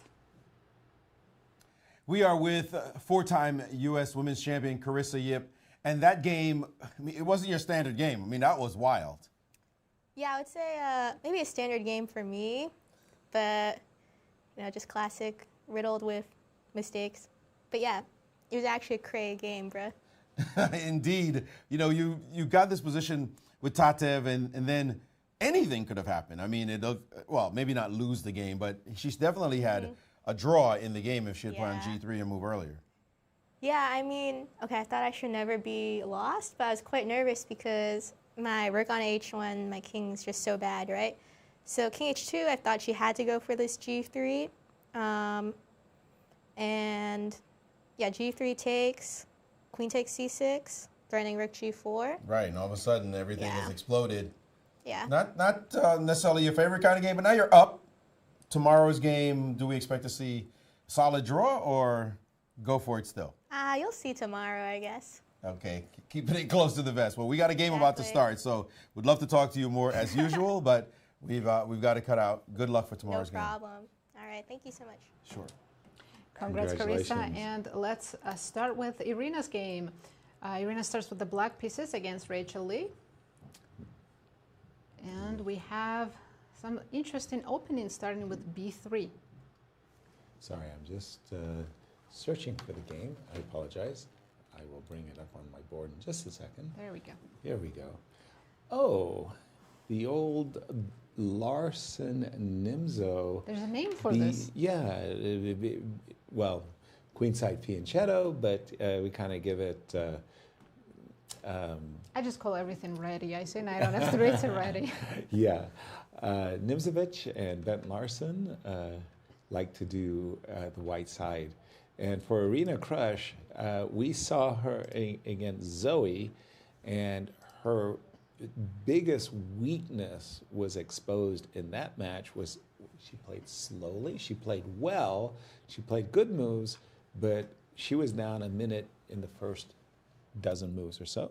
And then after 30 moves, she was down 2 minutes, and it was the clock that was her undoing here.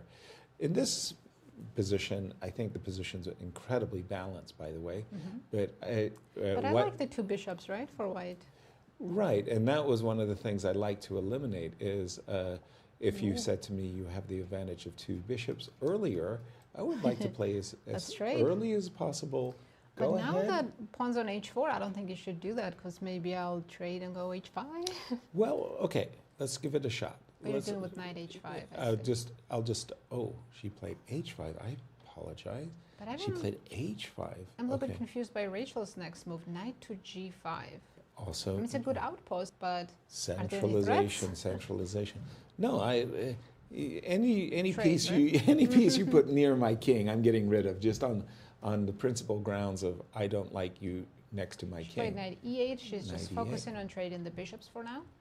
Which I think is a very good idea to do because once again, White's position has been compromised by the double pawns. The trumps are the 2 bishops. Get rid of them. Ooh, D4. Rachel declines the trade, but this makes her bishop not that great. I don't like this move at all. Now I start to think do I have an advantage as black with knight to D6 and knight F5? I even think about the stupid move F6. But? Because the king is on E1. Maurice, jump in. But you're down a minute. Already, game just started. Knight on. Wait, how did that happen so fast? Yeah, I mean, it's a whole minute. But Wow. but what? And then playing moves like this and bringing the knight back out. Knight e8 to d6. Why? You want to keep that pin alive. And I could even understand queen a5 check too, by the way. I would love to provoke the move c3.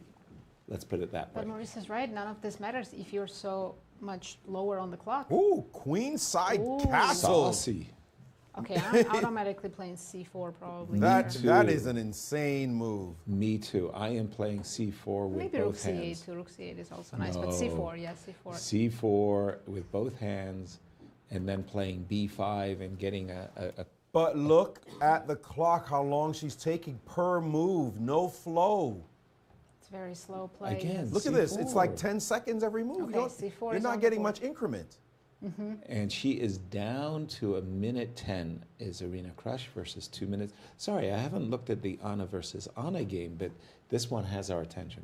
Right, and also, let's not forget, they're switching from rapid to blitz. There they had 10-second increment. Now Right. it's only 2 seconds, which is nothing. You just fly. Those 2 seconds fly by. It's just, wow. And to update our viewers, Wesley and Sevian did draw their classical game. Yeah. The other game, by the way, is just going along very peacefully. Nothing much to say as yet. We will definitely keep our eye on it. C2, C3. Now I'm very, very excited about A5, A4. So I can plant a knight on the C4 square. I don't like what I think Irene is taking over the game suddenly with these last few moves. As she's looking to play knight to B6 and Oh, yeah, she has a great A4 outpost. and knight C4. She played A4 first, and oh, her position is just beautiful now. Oh, it's Very easy to play for black, so she shouldn't have any trouble playing faster. Right. So now in a good position, good Yeah. moves play themselves. She's remained above 1 minute so far, which is great for Right. her. Queen A2. Queen A2 on the board.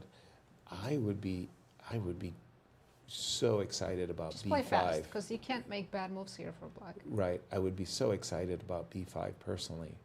Knight G4, okay. Knight, not bad. I'm kind of tickling the F2 pawn.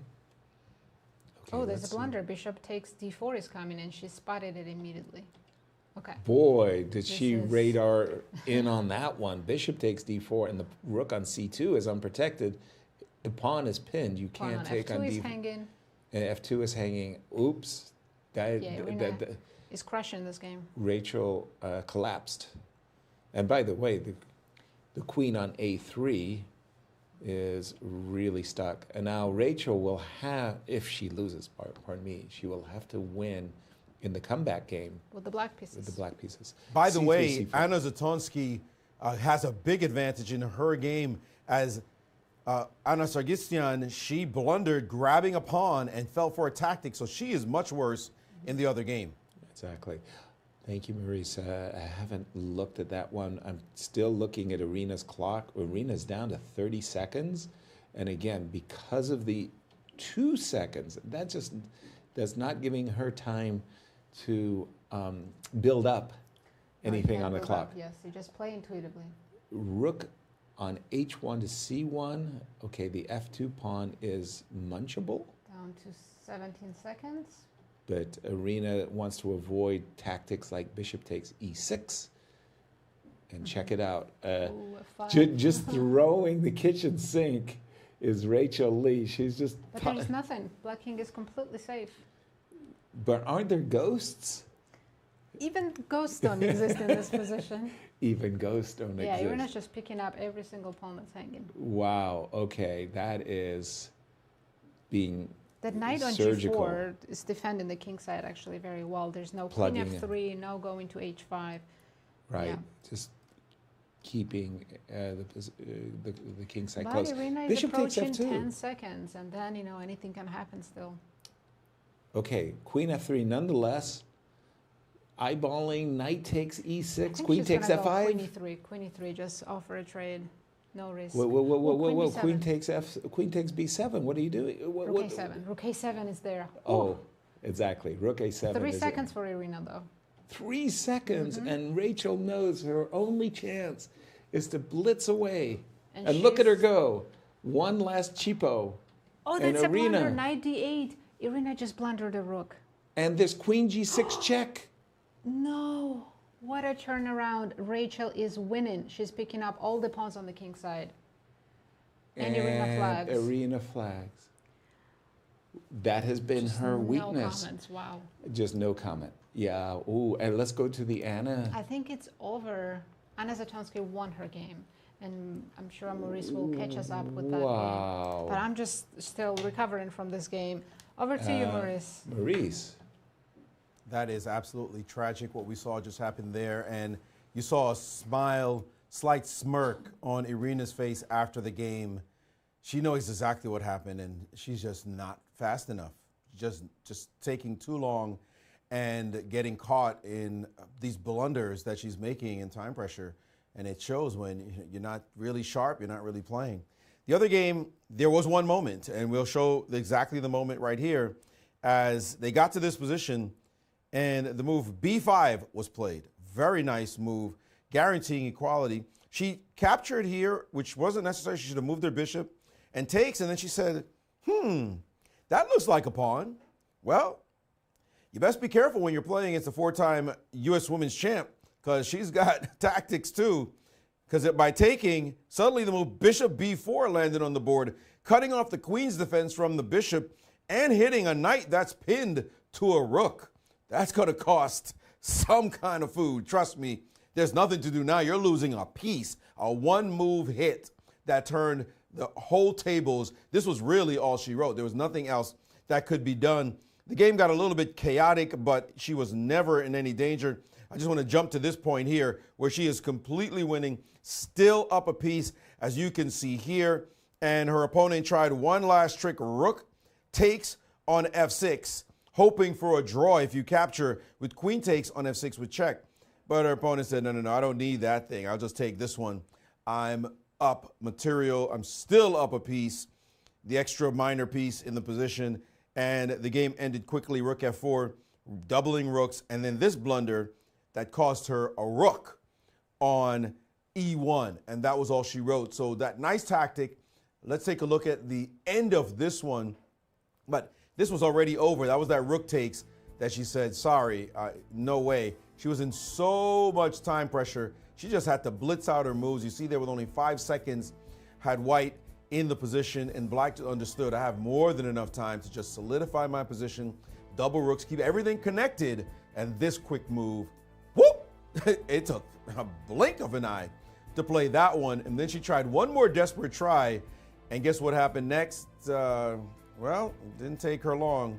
She could have just taken this next rook, by the way, when she played queen g5 and said, all right, enough is enough. Let's stop the game.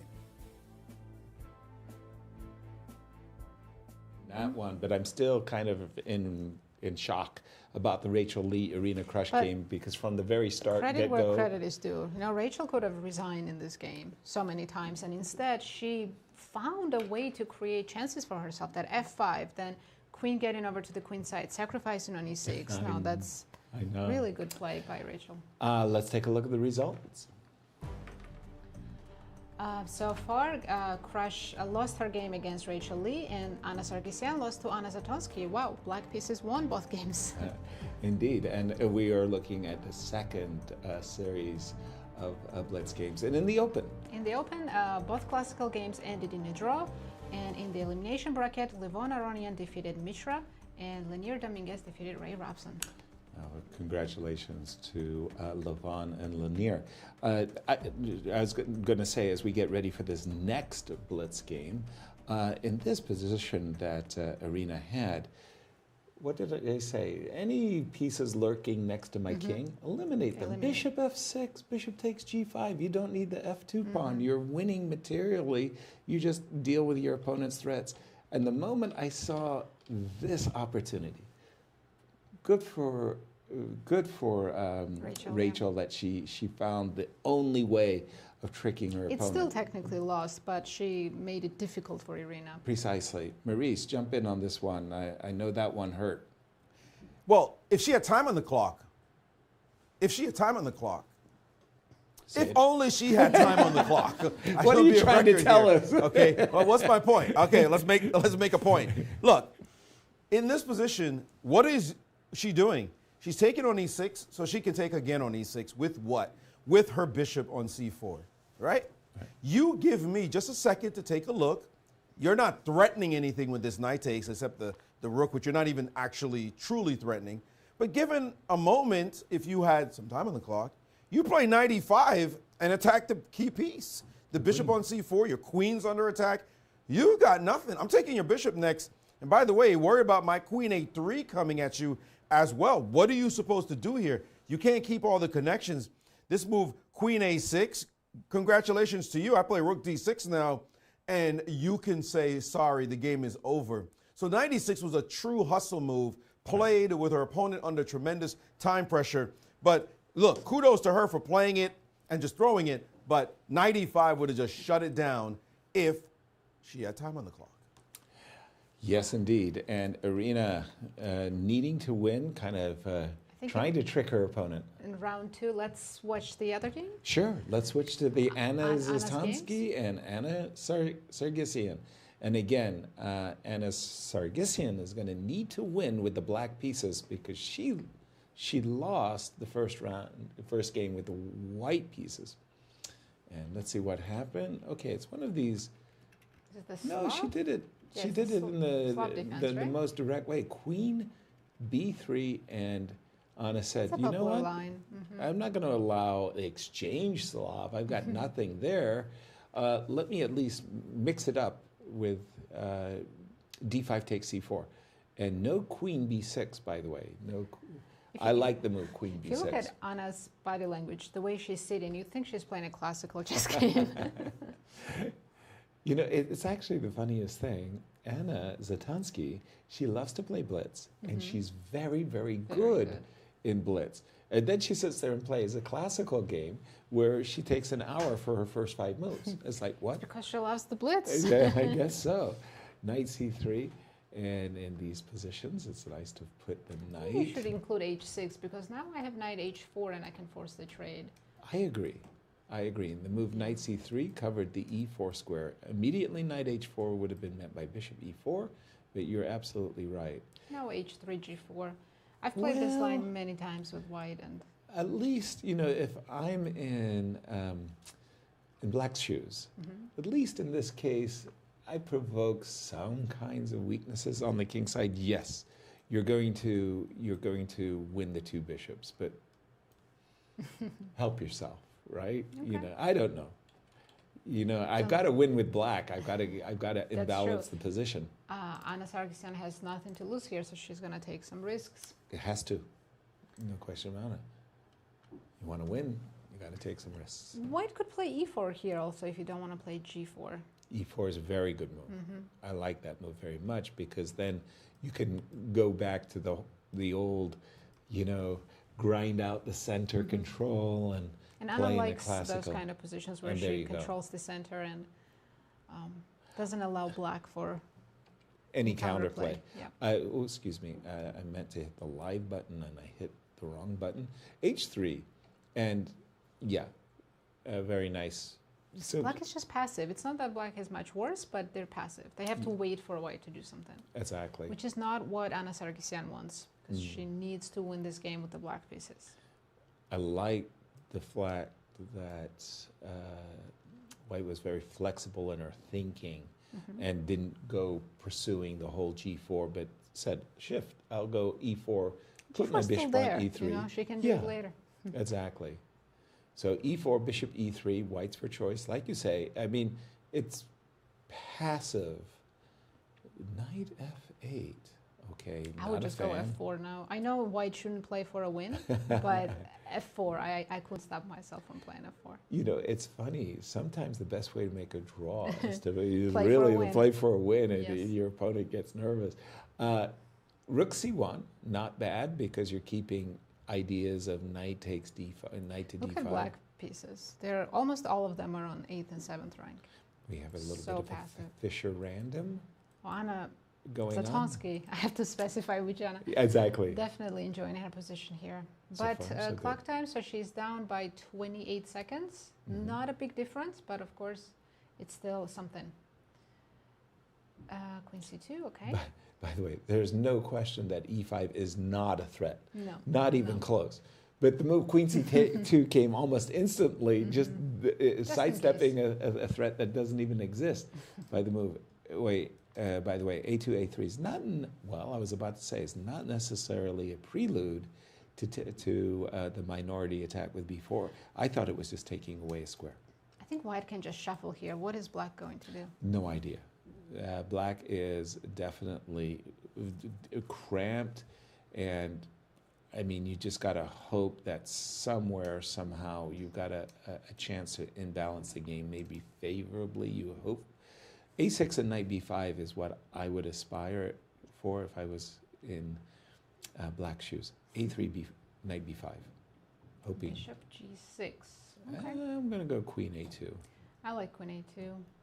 I like the long distance check. I also like Knight E2. What do you think? Knight, I like Knight E2 as well. I can also trade Knight C4 and trade the other pair of knights. Queen B2 was Anna's choice. Also looks very decent. By the way, the more I'm looking at Knight E2, kind of like it, right? I really like it. Knight E2. If I may interrupt, please, Maurice. Listen, jump to the other game just really quickly Arena because all you need to know for the story is the time situation. Oh, 13 seconds. She's got they just played 20 moves and she was under a minute. And now I hate to beat a dead horse, but this is the only reason this great player has lost these games is because every single time she puts herself in time pressure, she's under 10 seconds. Crazy for a position that's actually still looks theoretical.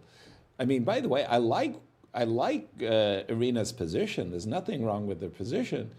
Rook B5. Rook B5. Knight C5 was. She trapped the queen. Rachel found it. Knight C5 was better. Irene was better. Oh no, Irene's just threw away a piece in time pressure. It's the same story each time. Oh, and this is it. Rachel is very what close. a shock! Rachel Lee on her very first American Cup. She's about to eliminate Irene Crush. Out. Two-time champion Irene Crush. Two-time American champion.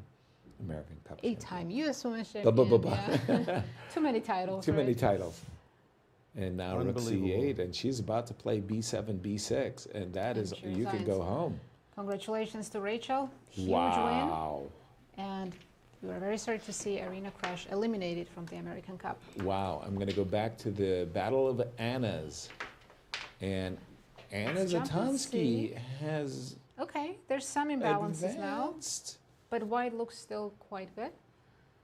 Knight C3, okay. Yeah, black still looks very passive. Passive, but this knight is now a great blockader. Black should just play F5, right? You have to create something for yourself. True. Rook C6. I would love to put the rook on C6. She didn't. How do you? She can still do it now. Rook C6 is. C6. Oh, she keeps trading pieces automatically. Wow, Rook C6 was an automatic there. You had to play Rook C6. Okay, she's still, Anna is looking forwards to playing a move like Knight C4, Knight takes D6, getting rid of the blockade.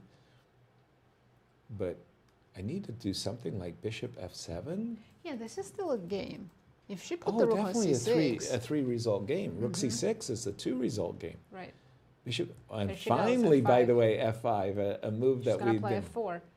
And again, very cagey. Look at what Anna Sargsyan is doing. Very nice. She's coming back. Oh, this is now. Whoa! The queen. Oh, A7 is hanging as well as F5. 16 seconds for both players. Okay. Do you trade queens, Yasser? What do we do? A6. Oh, F5 pawn's hanging, so you gotta trade. Oh, exactly. You're right. I have to trade. G6. Or E4. G6 was her choice. Bishop takes A7, bishop takes D5 on the board. And it's still a 3 result game, but it's 8 seconds versus 13. Yeah, anything can happen. Both of them are so low on time, and this position is unclear even in classical game. Yeah. who can keep their nerves Objectively, better. it's about equal, Yep. but anything can happen. Easy to blunder for both sides. Truly that. But Okay. Anna's playing very, which Anna Yeah. is playing very fast. I was I talking l- about Zatonsky. I like this move, knight b6, by the way, because that allows the bishop to drop back, and knight d5, knight d5. Okay, I would just take on b6. Oh, Knight d5, and wait Yeah, a I minute, don't wait like a this. 3-result game suddenly starts to look like a 2-result game. What is this knight on a5 doing? white pieces are not as well placed. Oh, the knight The is knight through. d1, Yes. alert, alert. 4 Down seconds. to 3 seconds. 2. My She played that spidey with 2 sense is seconds. turning. Oh, she blundered a piece on b2. It's a fork, Yeah, that's sure, knight and take. she loses. Anna Sargsyan bounces back with a win and equalizes the match score. Wow, you have to win on demand, and she did it. And now they're Guess gonna what? play one more Blitz match, right? No, we've got our first, I think this is our first. Oh, this What? was the first Blitz Oh, match. because it was the Rapids. Yes. We went the Rapids, we went the Blitz. We one got more Blitz playoff. If that's 1-1, then we'll have an Armageddon. Gotcha. And the players are going to have like a 5 or 10 minute break as they get ready for the next series of Blitz. Will they? Because Jennifer and I were not getting any breaks. You didn't get any breaks? No, we were immediately sitting back. You're kidding. Yeah. Wow. Okay. You know, I must admit, look, I have gotten forked a lot of times, and I think the ones from behind, Easy because to you're miss. always looking forwards, you're looking at knight b7. So when she played the move bishop e4, she's looking forwards, and she missed this knight d1. Maurice, with a guest. Yes, those forks. Man, knight forks on the back rank too. The worst. Well, one player who won her match, but it was harem scarum, you got to admit. It was Rachel Lee against Arena Crush. Tell us about this match, because it looked like we have an idea that you were just trying to play really quickly against her. Yeah, because I think she does really well like when she has time. At least that's what I figured from her previous games, and that's kind of why I feel like both of the 2 rapid games I played earlier were like kind of sad, because I didn't really get like any opportunity, because she plays very well. So the only way I thought I would have a chance would be to get her low on time in. I think that worked out pretty well. So It worked out really well. I mean, the first Blitz game, she was all over you. And then all of a sudden, 96, and it went a little bit mayhem, and she blundered, and then suddenly you had won a rook. yeah, I think that was a successful bluff. So yeah. Yeah, we don't mind bluffs, by the way. I'm a park player from Brooklyn, so bluffing is cool. What is it like being amongst these great players and playing tough games? Your first match didn't work out well, but you bounced back.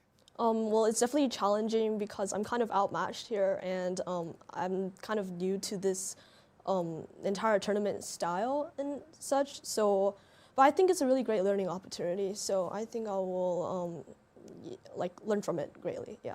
Well, you're moving on, but far cry from back in the day when you were playing Rick Singfield. I remember that. Yeah. That was fun when you beat him up. That one game surprised him as what were you, 7 or 8? I think like 6, or was it 7? Probably 7 actually. I don't remember. My memory is a little blurry. Trust me, mine's hitting up there. But Rex, I'm sure, doesn't appreciate me bringing that up. But we like to rib Rex. He's got a good attitude. All right, now you've got another one to play. What are your thoughts? Or do you ever had any chance to think about it? Not really. This was quite sudden on me actually, so I didn't even think I would honestly be able to somehow clutch back the games, because it was a rough start. But I'm hoping that maybe I'll have more chances, in the future, because this is it's rapid, it's fast, no one knows what's gonna happen. So definitely some things will happen. All right. Well, good work, good hustle. Thanks. We're proud of you. You can put that on the hustle stamp on the chest. Yasser likes to grab pawns, but we prefer to hustle. All right. Good luck in the rest of your games. Thank you. Our congratulations, Rachel. Amazing hustle, as we Yep. say. Results. Let's have a look in the playoff results. So Crush lost the match against Rachel Lee and got eliminated. And Sargsyan and Zatonsky are going into another Blitz playoff. Wow. And as far as predictions are concerned, I've got to shed a tear. Anna Sargsyan sitting there with her eyes closed, smiling. Meditating, getting the zen of the moment. Well, right now she's in much better mood than other Anna, right? Well, it's crazy because she had to win with black on demand, and she came back and she did win that game. So she's still in it. She's still in the tournament, and she was just a move or two away from bye-bye. Yeah, Yep. absolutely. Anna Zatonski had such dominating position. She was controlling the entire board. And then in the end game, I think Anna tried to trade everything too fast just to Yes. force a draw. And just overlooking rook c6 is a little bit unforgivable because your bishop is on G2, and you know it so well as a Catalan player. You aspire to those moments with rook c6, but Anna Sargsyan just looks very, very focused, doesn't she? Yeah, At the moment? and Yeah. relieved that she just survived. And relieved. Yeah. Focused and relieved, that's correct. And Anna Zatonski needs to just completely move on from the last match. And forget that it imagine ever this is happened. the first Blitz playoff. That's it. Yeah, easy for us to say, but yeah, you're definitely feeling Oh, you're the feeling nerves. it, of course. Yeah. It's like, And I think the Here we games are go. off. D4, knight of 6. And we're seeing, sorry, I had the wrong position on There my we go. board. All right. E2, E3. is this how they started the last game? It was something, no, it was the Slav. It was the Slav. Anna Sargsyan changed it up a little bit. But E2, E3, I don't know. It's okay. She is. Type of she's Raposin we might get. expecting some kind of a Bogolyubov, and maybe she didn't want to put her bishop on G2. So. I don't even know what to call this. It's a mixture of 4 different openings. Well, it's very strange because Grandmaster Ulf Andersson, he liked doing this in Queen's Gambit's decline positions. He liked trading a pair of pieces, going Queen E7, C6, Knight D7, and slowly playing for the E5 break. So we'll see if Anna Sargsyan. Let's just say white and black, right? Yeah, It's easier. black will play for E5. So the idea what Ulf would do is he would go Queen E7, he'd go C6, he'd go Knight to D7. And Play he'd for do- E5. Correct. Nice. That was his intention. I like this position with G3 and bishop on G2. Me too. Me too. That Guys, was why the move E3. Maurice. If I may, please. All that's great, but she just spent about a minute. Like, what? Yeah, Look how he's- much time she spent. You guys got the chance to talk and elucidate on the Chit-chat. variations and ideas, and she just dropped all that time in a Blitz game. That could come back to haunt her. And I know we make a lot of points about it because it's that critical. You can't drop a third of your time and expect to be effective when the stuff hits the fan later. Agreed. And by the way, sorry to interrupt you, Maurice, but they're playing too routinely. Anna Zatonski should play C4, C5 with a huge advantage. That's a big cramp on the queen side. Not to allow black to play C7, C5, but play C5 yourself, and you just say, ha, ha, ha, ha, to the bishop on B7. You've got no life. 100%. And B2, B4 comes next, and it's very easy to see. It's a one-way traffic, an avalanche. I think they both didn't understand it, and Missed so it. didn't Missed realize opportunity. just the import of that move. And now she should be capturing on C4, but Again. she just didn't realize it and played Still- this move, just saving her pawn. Yeah, again, C4, C5 Right now, C5 still looks fantastic for Anna. is a nice advantage, and I think it's now Now black should play C5, C5, right? And Come on. Why okay, is nobody captured. playing C5? What's going on? Nobody. But now knight takes C4, and it's still advantage white. I think if she had played C5, it would have been equal a move ago. Right. Yes, for Now- sure. But this is not as big an advantage as it was before. Agreed. In any way. She can continue to play maybe Queen E7 right now, get her queen off the back rank.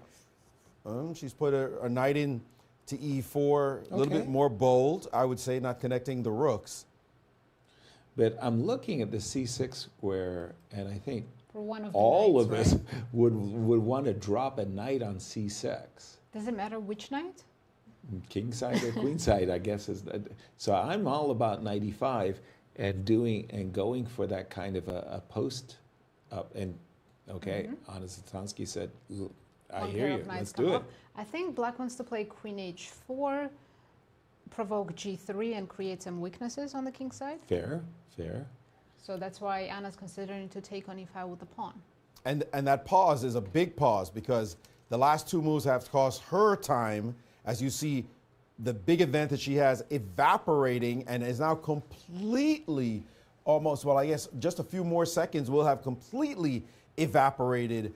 And we realize those momentary swings. This happens to me all the time in Bullet, where all of a sudden I'm like, what happened to my clock? I'm like, what's going on? And she took all that time and took with the pawn. I'm very surprised. Knight takes e5, queen h4, g3 was still, in my perspective, favorable for white, but She I don't don't want to like. take any risks. Well, this is Definitely her risk. last game affecting her decisions. Bishop d5. Bishop to I thought queen e7 was the only move. I'm she not didn't want to allow guessing. rook d7, although it didn't look that It was scary. yeah. Now there's a ghost of bishop d3. Bishop to d3, trying to. I like bishop to d3. I like winning pawns. Somebody is a please free play pawn. bishop to d3. That is, she's going to a6. Okay, maybe you can include that move and then Well, go hello, bishop d3. hello. There is No, a rook queen. a8, right? Okay. But And then then you I'm come back. happy that I chased your rook away. She didn't chase the rook. Oops. The bishop just slid all the way down to e2. Well, because f5. there's queen takes F5. c7. This queen That takes really c7. Can be affects your good. position dramatically. e4 now. Let's go. Knight to g5, maybe e4. You guessed it.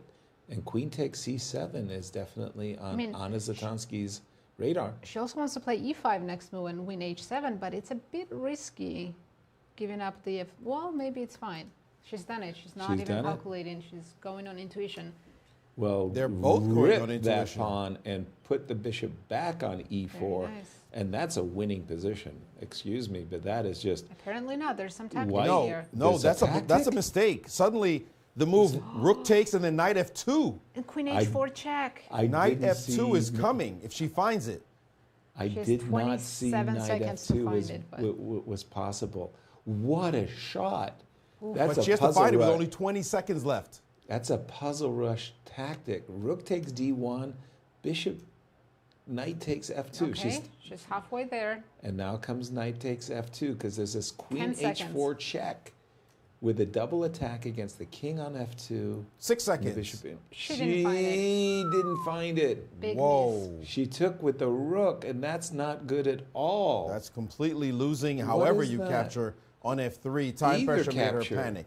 Either capture wins, but gf is most And Anna forcing. Zatansky has so much time on the clock. She can calculate now but- how to take on f3. But yeah, this g is takes f3 or bishop takes f3 are both winning. I thought g takes f3 was the easiest, by right? the way, Mhm. because there was no knight takes e5 after g takes f3. Queen e4. Yeah, it seems like Anna Sargsyan will have to bounce back again in the next Blitz game. Right, she will get that chance, but boy, this was f4? Isn't F4. f4 just winning? yes, f4, Because the queen g4 rook d8 checkmate. She's found it. Wow. f4, and rook d8 is mate, as There you you just go. said. And Anna Zatansky wins this game and takes a lead Oh. again in this match. when Anna Sargsyan realizes she misses knight f2, there will be beatings. Maurice, back to you. Yes, that critical moment was the whole thing. She had her chance and she missed it. We were talking about it, but let's show the fans so we could see the picture itself. In this position, what a wonderful tactic. The idea of, in this position, playing knight takes on f2, hitting the bishop on e4, hitting the rook on the d1 square. And what can you do? Your rook's hanging. If you take with the queen, then your bishop is hanging, and black is back in the action. And king takes allows this fork, and once the king moves, we're going to take this. Don't try to protect that piece because suddenly this check lands on the board, and you're in much more trouble. We're taking with the bishop now on e4 and keeping an attack on the king. So just a beautiful one move tactic. She was right there, but again, with just those 14 seconds on the clock trying to calculate, she just missed the shot. Again, if she had time on the clock, she would have found it, but that's the way Blitz bounces. Thank you, Maurice. And I've got to tell you, the knight F2, it looks like White has done beautifully knight on F3. I mean, it's just so unfair chess that tactic exists. And this is the playoff results. As you can see, Rachel Leaf eliminated Irina Krush, and the two Annas are still playing.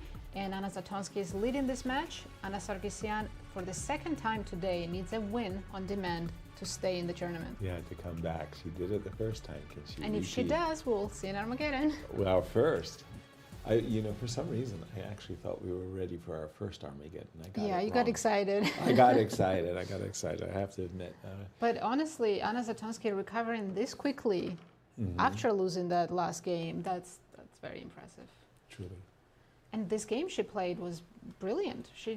It did allow that knight f2 tactic, but okay, it's just so easy to miss.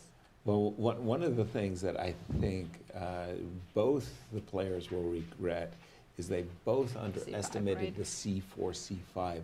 And one of the things that Anna, very much like Anna Zatonski, very much like Irina Krush, she enjoys those spatial advantages that you get in King's Indian and stuff like that. So the move c4, c5 in this position, I guess, would have been second nature for her. Maurice, jump in.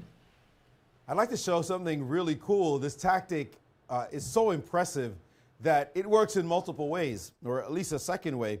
It looks as though here, if you have time on the clock, you should be able to deal with the threats. Bishop e4, we see what happens. So you do want to blunt the effect of Black's bishop on the long diagonal. So you want to play bishop e4, but you say, wait a second, my rook is hanging on d1. That was the point of the tactic. So what if I take on d8 first, diverting the rook from f8 or the queen, so that when you capture, obviously you have to take with the queen, now I play bishop to e4, and then you don't have knight f2 hitting my rook on d1. Chess is an evil game because we'll capture anyway and sacrifice anyway. Because guess what? Now it's your other rook sitting on c1 that is the victim, coming from a different angle. Like chess, the geometry of chess is so wicked. We don't even pretend. You get the GM title and you're like, but I'm just such an amateur when it comes to the truth of chess. And they're back at it. Let's see what more interesting ideas they allow us to enjoy. Absolutely. E2, E3 is the go-to move in a Queen's Gambit, it seems, as both Annas are championing this early move by White, E2, E3. And, well, this bishop needs a life on C1, so the bishop is being fianchettoed. I've played this many times with White, never got an advantage and then gave up. You know, it's always funny. I actually really, really like to play these positions as Black when my opponent was making soft moves, and I really liked playing the move knight on f6 to e4 and blunting the attack. Yes. Just like, you're not going to play bishop h7. No. I'm going to shut that down. So White's plans are pretty clear. Rook f3, rook h3, and just go all in. Exactly. Now, well, you got to go all in. Right. Do you take on e4 with anything and take advantage of the c4 square? Probably, because if you don't take on e4, f7, f5 will end any ambitions that you might have of a kingside attack. So she's done it. She's trying her best to create an imbalance, favorable or otherwise. Okay, the bishop on d6 is under attack. I guess I'm you can dropping step back. I wouldn't want to take on e5. That looks scary. No, and then not to allow knight to d6 thereafter. So no, I wouldn't trade on wouldn't take on e5 either. Can White now go in the preferable endgame, take on d7, then take on c5, because we will control the d file? Well, wait, actually. We're winning a pawn. What? Because there's rook d7 at the end. What? Oh, you have bishop c5. Okay, I was only looking at pawn c5. Well, that would cost me a bishop, actually. Yeah, rook to d7 is a major threat. But yes, by the way, I do agree with you that this is indeed a favorable ending. whether you play bishop a3 or bishop to going for d4, you know, let's go. Oh. Queen g4. Okay, No that was a endgame. surprise. Queen Well, it's because she g4. needs a win, so she's afraid to trade queens.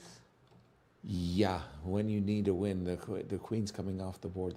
But hold on, isn't this F5. making Anna Zatansky's life a little bit easier? F5. I don't think f5 was a good move. No. No, the engine didn't approve, and I guess structurally now e5 square is always going to be a problem. Okay, so bishop f6. I'm a little bit afraid of d4 takes c5. The knight will recapture. Well, first do rook d1 probably, and then Throw in a tempo or two just to be irritating. And Anna Zatansky is dropping down on the clock, about 40-second difference. I agree. That knight going to e5 would be my biggest concern. If bishops get traded off, your bishop on b7 will not have any life, while a knight on e5, and there it is. Bishop f6, rook and, d1 and she first, has as you played said. rook to d1 first, but she plans to take on c5. She should have taken on c5 right away and grab that bishop, that dark square bishop, so she can get back to c4. The problem here is when the queen moves, your knight will not get back to c4 after you take on c5 because there's going to be a bishop a6 sighting. Mm-hmm. Agreed. So now if you take on c5, she can trade, and after you take back, then she can take, and when you really want to play, so for example here, queen takes c5, you really want to play knight c4, but you don't get the knight e5 tempo you had when the queen was sitting on d7. So bishop a6 looks playable, although the engine is saying maybe it's not great, but I don't see anything wrong with it. Well, there is this rook d7, which might create problems after rook f7. Then then you get to e5. And yes, then I we see get the to point. e5. So still some issues. But maybe for, bishop a6 instead of queen c5. Exactly. And we do have, and now this is the moment where Anna Zatansky might have to play bishop a6. Whoa. Whoa. Let's get to the turn Whoa. What just happened? What just happened? What just happened? Why did c2, c4? She tucked her knight in on b2. Why would you do that to your poor knight? Wow. I mean, I don't think the gentleman on b2 is happy with that decision of Anna. I'm trying to find a path for the knight back to e5, but there isn't one. But Even okay, if I give you 10 moves. if you give me a few moves, queen c2 and queen c3 and knight a4 and knight c5. Sorry, yesterday this e5 got double question marks on my screen. That drops a pawn. Well, I take on d8, I take on e5, and I take on f5. Yeah. This queen f7. Do you know how many puzzle rush tactics I've sold by queen f7 and queen f8? That's worth at least 20 points. Oh, okay. Anna has to admit that she overlooked something when She's she now played down a e5. pawn, but she still has some compensation because that knight is so bad on No, e2. the knight can go to the a4 knight's now. gonna jump. Oh, it's coming back. It's coming back. It's Well, got a bishop new c6. life. Let's play bishop c6. True that. I like bishop c6. She did not do that. Rook Rook f2. f2. Queen Whoa. d8. Queen d8. Okay, h3. Or, by the way, e6. She went back e6. to d8. Anna's down to 22 seconds. G4. Good move. Wow. Good move.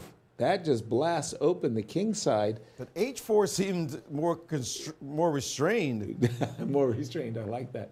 That just seems like so much. Knight c3. Yes, exactly. Now knight is to be. coming back. You're right. h4. By the way, you're absolutely right. But I love the move g4. I found that move so attractive. 5 seconds for Anna Zatansky. She gives a check. I don't see what she's going to do about knight c5 and queen f7. She's in huge trouble now. Knight c5. Take it. Take it.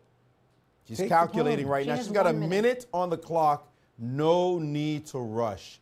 Make sure that you see the win and play the right moves right here. Nothing to see. Knight c5, queen f7, and that's it. That's game. That's Johnny Ball game. Oh, she didn't find it. She went knight c3. It's still good, of course. Well, Wow. it didn't end the game. You had to find e6 at the end of that. You weren't mating. I thought I was actually. Knight No, c5. it was not mate. You had to actually finish that off. But now she's definitely got this game under wraps with a fantastic. Oh, there's the bishop. Even better. And now queen d5 check, and let's trade queens, and we all know what happens next. Oh, I love the fact that she's pausing right here. I love this. What? Queen f7 check? Rook f7. Now she can trade and continue to munch. Yep. And this is completely hopeless. Yep. We are going to see an Armageddon. Finally. Knight f2. Ooh, Rook stylish H7. finish. Oh. Give me all your pawns, please. Styling indeed. Okay, nicely done on Ooh, look at her. Sigh of relief. I know. Survival. Wow. And our very first Armageddon of this 2026 edition of the What American a fight Cup. that was. Wow. Wow. What a fight it still is. Yes, once she put the knight on b2, I thought it was over. Right. And let's have a look at the rules now. Let's remind everyone how the Armageddon is going to happen. White is going to have 3 minutes, black 2 minutes, and 2-second increment from move 1. Black has draw odds. Right. And who gets white and black? They're just going to do the... I think it's a drawing of lots. Drawing of lots. To determine. And I like what Maurice said about this particular Armageddon. He felt that white has a big advantage in this Armageddon. Normally speaking, it's 5 minutes for white, 4 minutes for black, no increment until move 60. Right. And he said, okay, if you're going to reduce black's time by half, 4 minutes to 2 minutes, reduce white's time by half 2.5, right? to 2.5 minutes. That's not the case in this situation. It's 3 minutes for white, and that's why we think, even though we're giving up draw odds, white has the upper hand in this Armageddon. Should we're have gonna an upper find, hand, yes. We're going to find out. How about yourself? Well, When definitely Armageddon? white, yes. Yeah, well, you're always picking It's so black. hard to make a draw in such blitz game. No one makes draws. Maurice, your thoughts? I'm with you guys. I completely. No, I'm quoting you. Thank you. That's true. I'm with myself. I'm with you. Thank you. I agree with my own thoughts. Yes. It I haven't doesn't always changed my happen, by the thoughts. way. But yes, the thing is, we have seen that when they go down to 2 minutes, they're playing badly. Like to just drop down to 2 minutes. When we look at an even game at 3 minutes apiece, and then somebody takes time and drops to 2 minutes, we're like, this is almost a disaster. And the player with less time is just almost always in trouble. So now just putting them at 2 minutes, I mean, I think it should at least like 2:20 if you're going to do this. Right. But 2 minutes is rough. It's like telling black, you're just in trouble, and we're going to get you out of here. And the fact that Nazi said, of course I'm taking white, okay, that tells you the story. You don't want people saying, of course I'm taking white. You want them to say, I don't know, it seems like a little edgy, let me think about it. Right. And this is not let me think about it territory.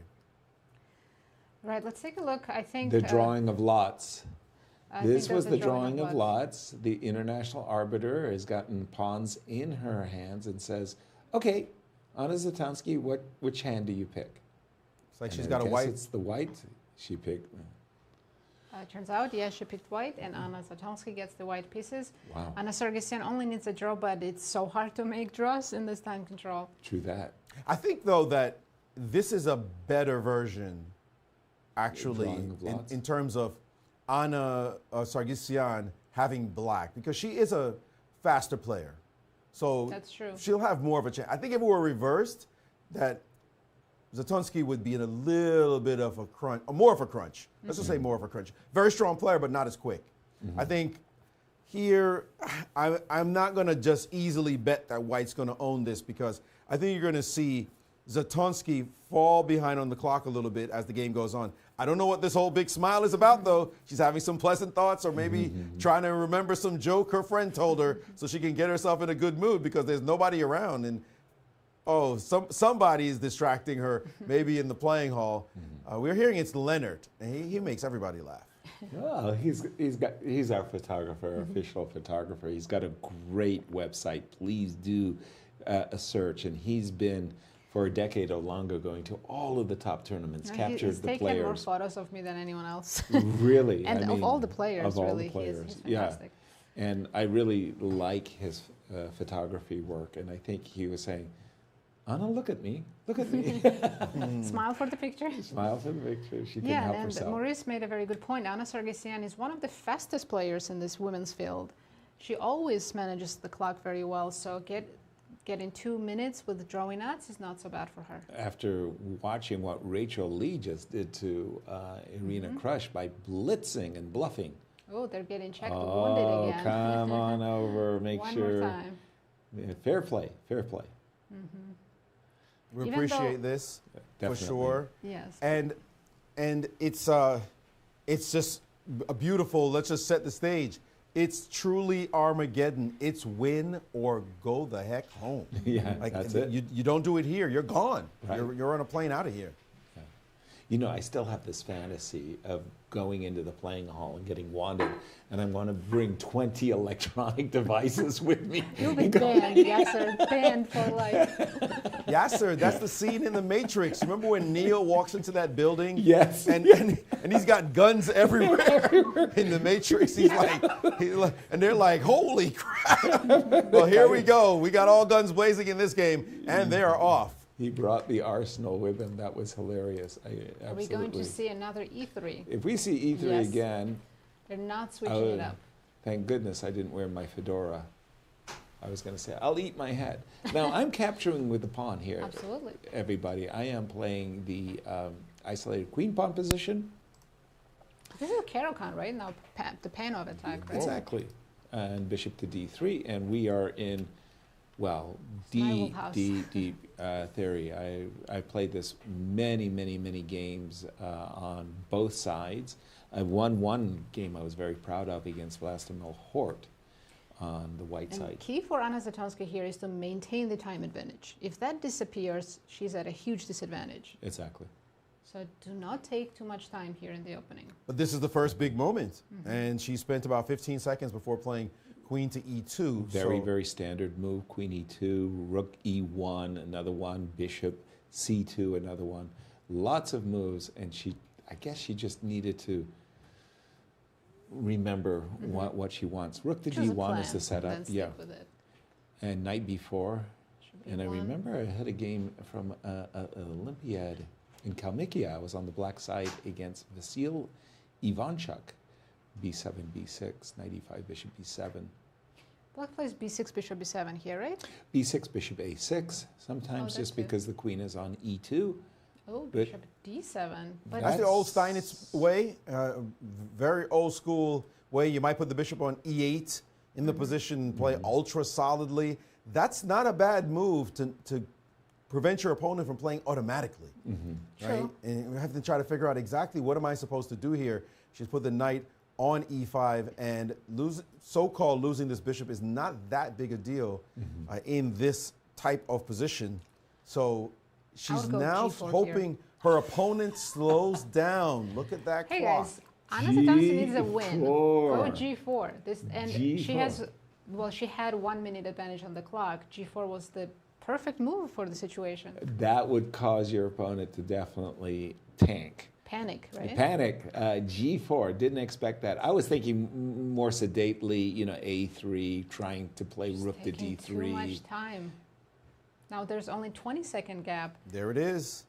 The gap is closing. I totally agree with that. And the body language doesn't suggest that she's ready to move. She's deep in thought, and there goes the time advantage in a game that she must win. And that's why you said G2, G4, and just play all out for the victory. By the way, they're now equal on time. And in position too. This move, bishop G5, I really don't like, because you're inviting knight D5 in trades. Okay, I think Anna Sargsyan is feeling better, much better about her position coming out of this opening. And bishop C6, very ambitious move. Could I say, by the way, there is a strange phenomenon that when your opponent thinks, they slow down to think, sometimes you slow down to think. Exactly. And even if there wasn't that big a threat in the position, we saw Anna do that, Sargsyan do that just now, but look what's happening to her opponent as well. They both entered sort of a black hole, losing time. you're supposed to gain time in a black hole, or maybe time slows down, whatever the physics is. It's happening to them right now. Those last 2 moves alone, how much time did they cost Zatonski? 2 minutes. Well, it was 1 minute 30 seconds, so she's already spent 30 seconds on, and she hasn't even moved in response to Bishop C6. Seconds. This is definitely outrageous, unacceptable. Yeah, bad time management. Can't do it. Can't do it. 30 seconds and she seems stuck. She's got to play A3 and Rook D3. There's no other way of coordinating attack against Black's king. Knight takes C6. That's no. Not a trade you want. She spent a minute on a bad move. I'm sorry, it's a bad move. You just and a minute to make a bad move. Now the bishop on B1, and Anna Sargsyan is a big favorite in this Armageddon. All she needs is a draw as Black. 15 seconds. And only 15 seconds left as well. Again, knight to D5, favorable trades. Favorable trades are. Oh, what's this? F4 is hanging. F4 is just hanging. F4 is hanging. Knight But takes F4. How come she hasn't taken it yet? She's double checking it. Whoa, she missed it. Knight? She missed the piece. Wow. What? Both mutual blindness. Hey, look, no, it happens all the time. I'm sorry. It's Armageddon. Yeah. Well, no, mutual blindness. You trust your opponent sometimes. Absolutely. You do trust your opponent. That was... But that was an opportunity. That would have ended the game right there. That would have been match over. If she doesn't win this game, somehow manages to lose the game and finds out later she had a free piece on F4? She'll be crying. She will be crying, no question about it. Right now, she's still in a very good position. She has more time. The position maybe even slightly better for Black. It's definitely better for Black. I don't trust something when you miss things. I don't trust you after that. I think maybe you might miss something else. That's true, but let's not forget Anna Zatonski was the one who left the piece hanging too. This is true. This is true. They both just missed something huge, and Black is for choice, no question about it. But now her time is also looking a little delicate. Wow, Bishop. Okay, so I think Anna Zatonski's done a good job at recovering. Oh, look at this cheapo. Queen takes E5, take my pawn.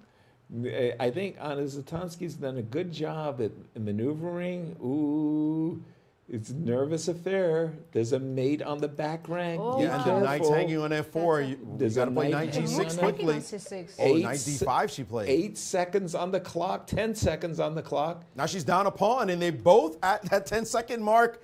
Anybody's game. Anybody's game, but I'm not covering the Queen E4. I'm not covering the second rank. Rook C2, let's go. That's a good move. E6, let's go. Threatening what E7. Is going on? Threatening E7. Check. I'm still thinking that Black is completely There's fine. a check and a mate threat. Whoa, mate. Rook G1. Okay. Mate, B2 is hanging. They both have she 6 could seconds. take on B2. No, she can't take on B2. A rook would have been hanging. Okay, chase the rook. Oh, very good move by White. B4. Let's not chase the forget, queen. Only needs a draw. Rook to the 7th rank. Now White's back in business. Ooh, a nice trade there. Oh, that was a very clever decision. And snapping the pawn. Black is back in business, played some great defensive moves. B7 is hanging? Nope. No going after the B7. But A5. Ooh, nice move. You can't Rook take E6. No, Rook E6. Rook E6 threatens mate. Oh, she didn't find it. Okay, so it's going to be 3 versus 2. We know it's a draw with just rooks on the board, but with queens and rooks, anything can happen still. You got chances of winning. The rook can come. I think I want the rook on C7. Very simple for Black to defend this. You think it's simple? Gosh.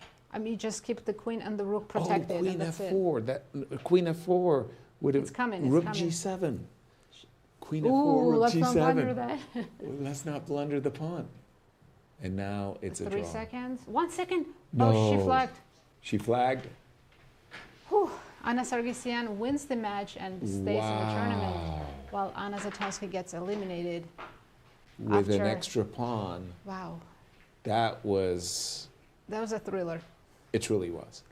our congratulations as we catch our breaths to. She's all happy. She's just happy to be so going. relieved. Yeah, she's She still had in to the win tournament. twice on demand, Mm. and then another. This one. Yes, with the black pieces. And she defended. Wow. I'm not sure what I just witnessed. That was remarkable. And we're gonna Irene just talk to grabbed her her. soon. So let's go. Come with me. Let's go to Maurice. Come with me. Ooh, Maurice. I mean, you feel for the players when they lose these matches, don't you? It's brutal. Brutal. It's absolutely brutal, and putting more and more time pressure. Right. Try to play good moves with no time on your clock, and then look foolish when you make a bad move. But you try to do it because Right. No. it just simply will happen to you. It is just so tense.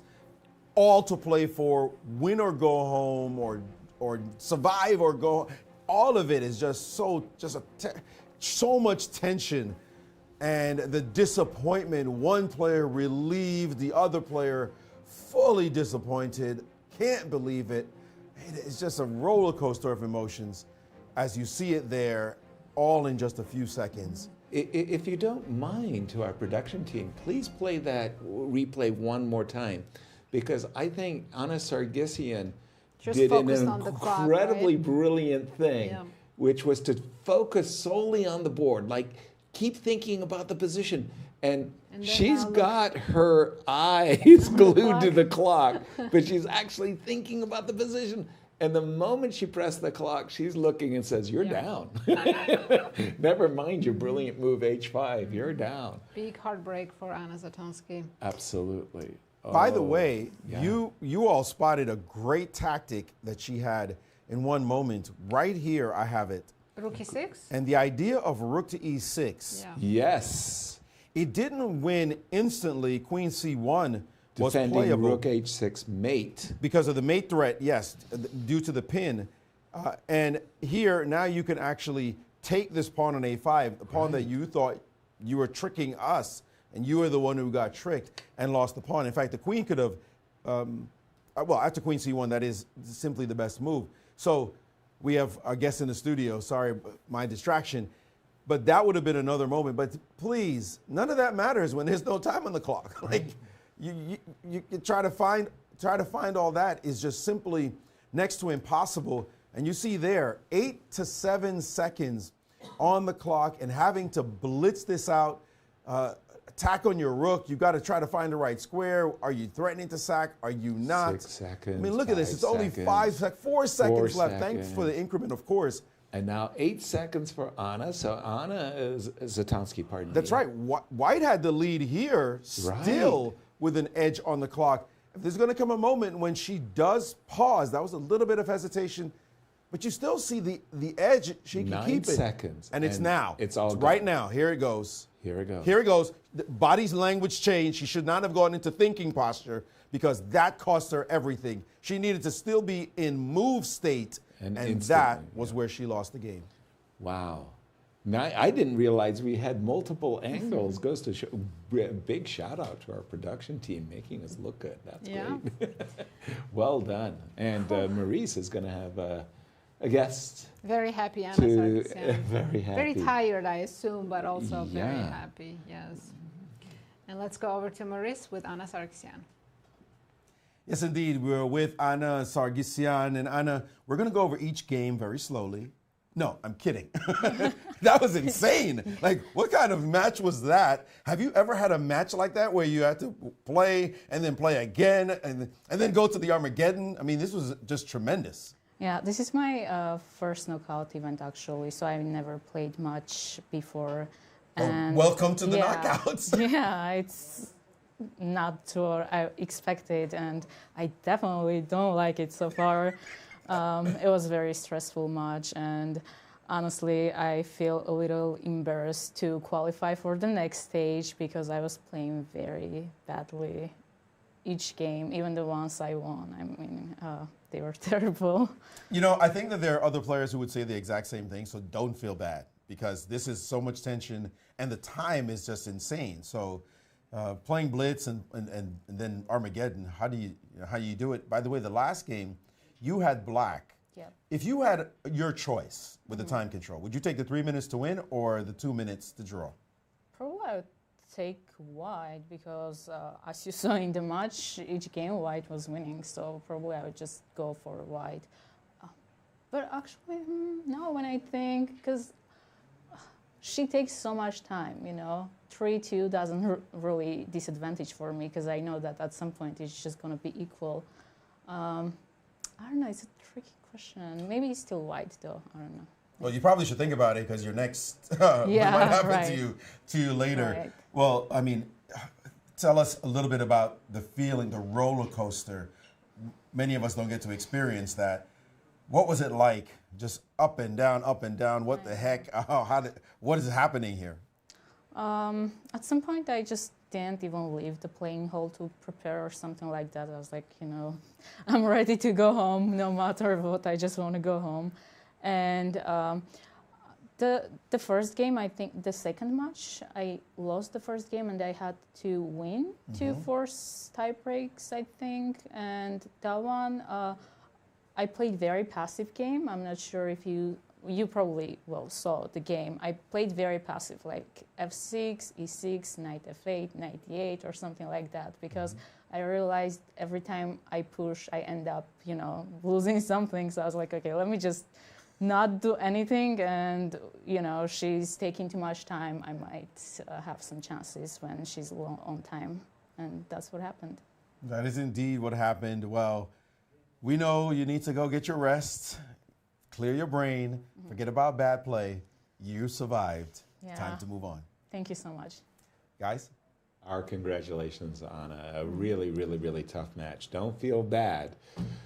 You're still in the competition, so good luck for tomorrow. Tell us about the results. A very eventful day 3, I must say. Let's see what happened today. Well, result graphic is coming, but I think some players have a day off tomorrow, right? Either the champions, someone gets a day off. I think the elimination. Elimination bracket has a day off, so we won't see any rapids tomorrow.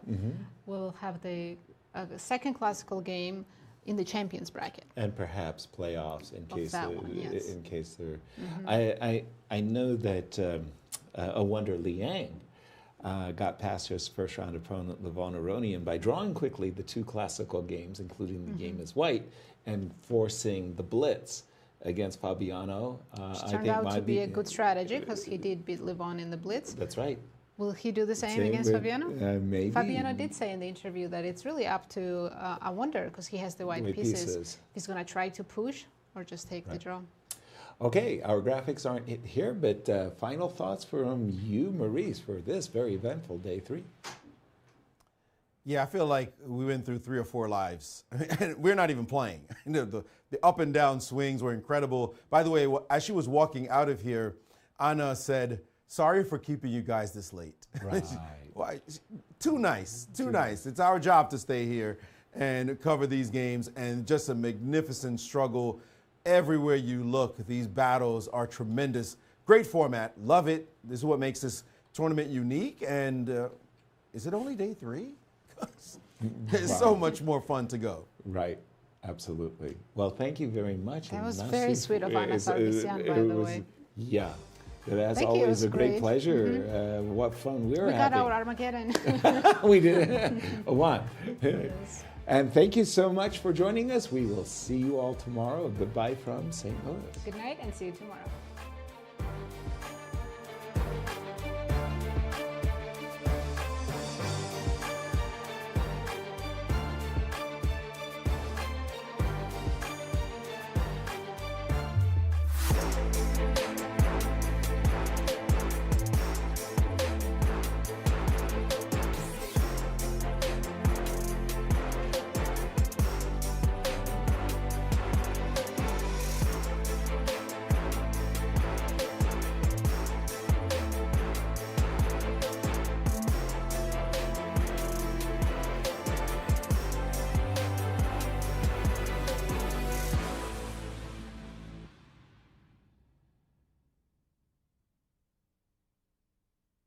This has been a presentation of the St. Louis Chess Club.